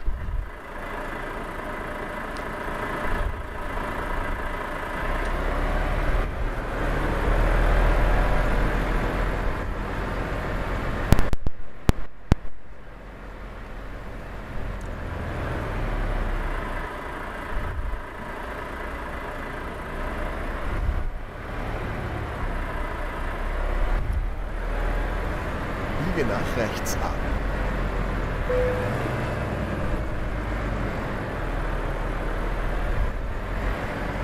Biege nach rechts ab.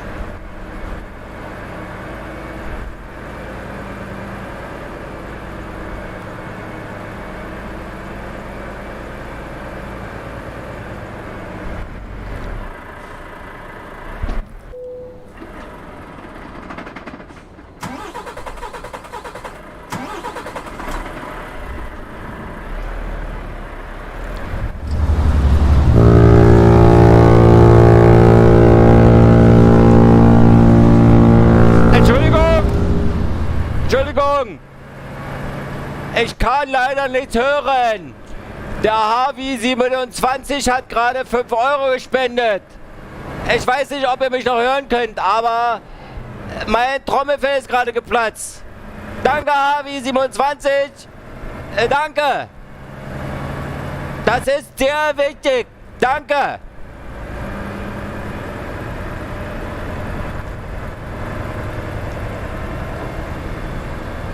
Ich mache auch mein Fenster zu, dass wir hier mal wieder was hören, ja. Ach so.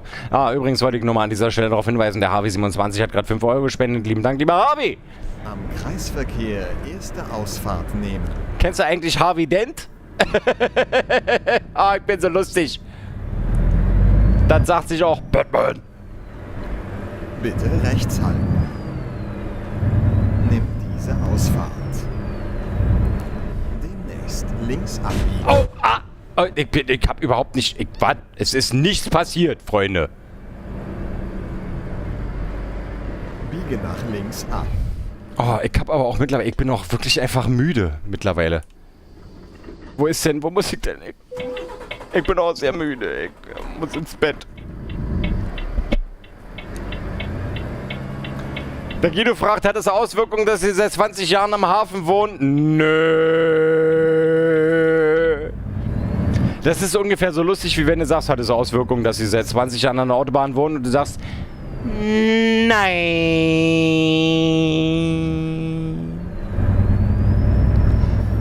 Ey, Freunde, ich fahre jetzt hier einfach mal mit Schmackes hin und dann, wirklich, es ist 0:36 Uhr. Meine Mutter, die ist fleißig, das weiß ich.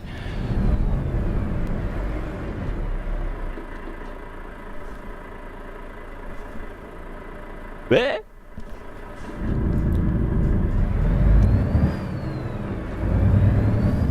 Halt, halt, halt, halt, halt! Ist verkehrt. Es wird nichts verändert. Alles bleibt so, wie es ist. Alles bleibt so, wie es ist. Rechts halten.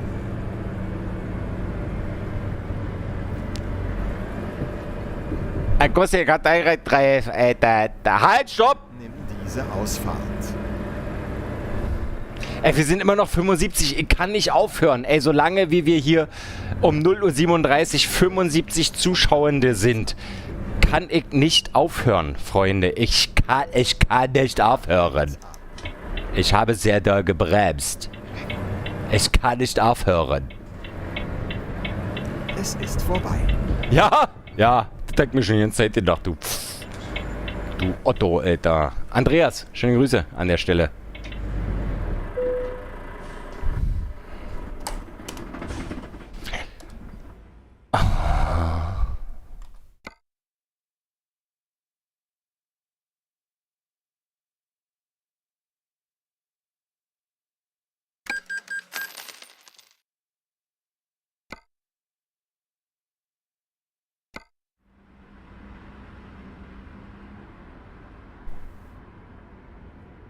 Ey, Freunde, ich hab jetzt einfach nur noch 44.812. Einfach, weil ich mit 80 in so eine unsichtbare Wand reingebrettert bin. Also wenn jetzt, wir gucken mal ins Auftragsangebot. Wir brauchen 115. Also, wir brauchen 144, minus 10, 134, minus 5. Also wir brauchen mindestens 25. Also wir brauchen einen Auftrag von mindestens... Nee. Nee. Ich mache jetzt Schluss. Freunde, ich mach Schluss. Ich hab keine Lust mehr. Das ist doch scheiße. Wir haben noch 70 Zuschauer. Warte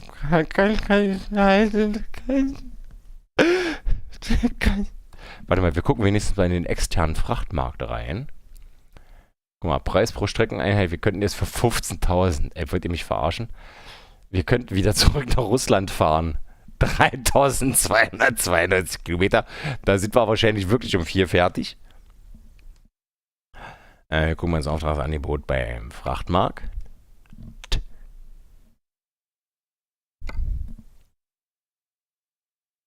Wir könnten wieder zurück nach Polen fahren. 2.259 Kilometer für 109.000. Das ist doch scheiße, Alter. Wir haben gesagt, lade ein Autosave. Aber Guido, das ist doch alles Beschiss. Das ist doch alles nicht echt, ey. Wenn du in Wirklichkeit mit einem LKW einen Unfall hast, dann sagst du doch nicht, ja, da lade ich mal schnell ein Autosave. Dann ist alles wieder toll. Es ist halt einfach scheiße. Das, was ich hier widerspiegel, ist die Realität. Und die Realität ist scheiße. Unterwegs Unfall gebaut. Dummerweise mal nicht aufgepasst. An der Werkstatt vorbeigefahren. Nochmal Kilometer. Nicht das Problem, was jetzt gerade passiert ist, ist ja nicht, dass an dieser Stelle die Mauer war. Die Mauer kannte ich ja. Sondern das Problem ist, dass ich nicht daran gedacht habe, nach dem Tanken, als ich die Route zurückgesetzt habe, nochmal daran zu denken, die Route umzuleiten, weil ich ja weiß, dass da eine unsichtbare Wand ist. Also das ist mein Fehler. Das ist mein Fehler. Freunde, wir machen jetzt Feierabend. Mein Guthaben 44.812 Euro. Wir bleiben hier stehen. Wir fahren wahrscheinlich morgen Abend, würde ich schon sagen. Oder habt ihr Bock, morgen Abend mit mir noch eine Runde Euro Truck Simulator zu fahren? Hm? Ihr süßen Mäuschen? Guck mal, ich habe extra meinen Penis um meinen Bauch gewickelt, damit ich mir den nicht immer abklemme, wenn ich hier in diesem Stuhl sitze.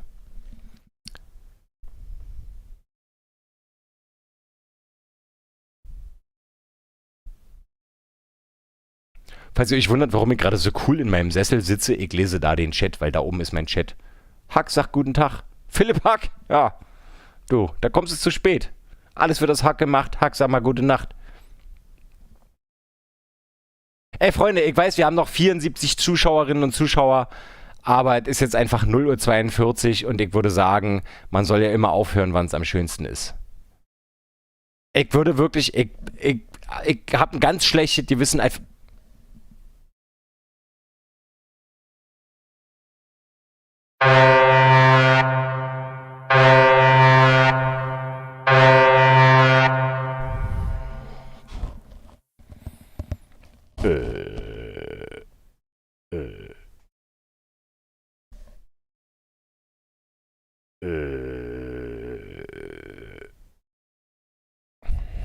Ja, dann würde ich sagen, komm, dann fahren wir jetzt einfach noch eine Runde von ungefähr 8000 Kilometern. Nee, war ein Spaß. Ich habe wirklich, es reicht für heute. Ich bin jetzt hier schon wieder 4,5 Stunden am Stream. Ich habe heute schon 2,5 Stunden oder 1,5 Stunden gestreamt. Es reicht wirklich. Alter, Guido, Digga, ey, 25 € für die Mitgliedschaften, also für alle, die vorhin nicht dabei waren. Der Guido hat vorhin 25 € rausgehauen und hat fünfmal 5 Kanalmitgliedschaften gesponsert. Das waren 25 € und jetzt hat er sich hier nochmal für 50 €. Danke, Mann. Danke, lieber Guido. Alter, du bist schon Moderator. Ich muss dir Geld geben, nicht umgekehrt. Wirklich. Danke. Danke, dass du das für mich. Also du musst wirklich gar nicht machen. Ich habe dich nicht als Moderator bei Discord und hier eingestellt, damit du mir Geld gibst. Wirklich nicht. Vielen lieben Dank.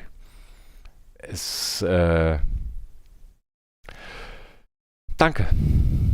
Ey, Tobi Wann, schönen Abend. Rob Zombie, schönen Abend. Kräuter OKD, schönen Abend. Frank Murphy, schönen Abend.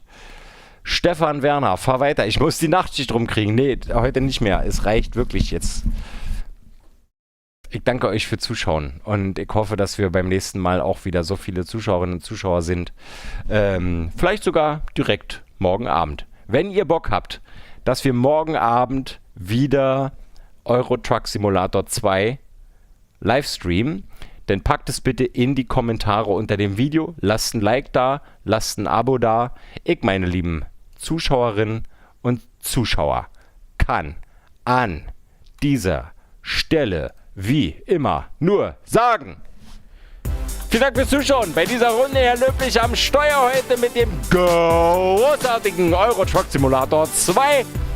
Und wir sind ganz viele Kilometer gefahren für ganz wenig Geld, weil ich ganz dumm bin oder ganz blöde Fehler mache.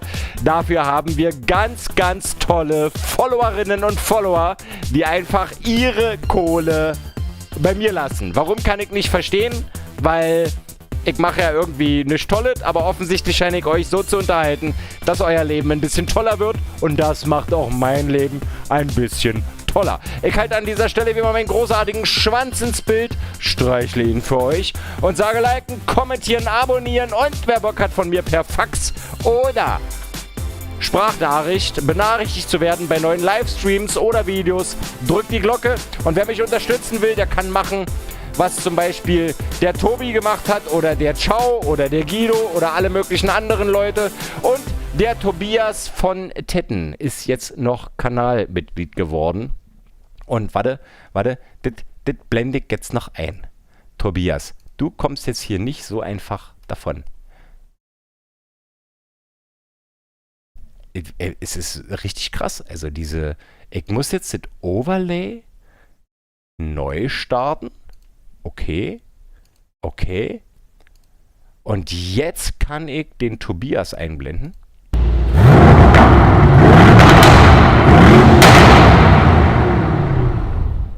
Ich sage danke für danke für euer künstliche Trommelfell. Bis zum nächsten Mal, euer Lieblingssimulant. Tschüss mit Is, ciao mit Out, tschüss mit Io. Herr Löblich, Dinge und so weiter. Schiss. Hier muss ich drücken. Da.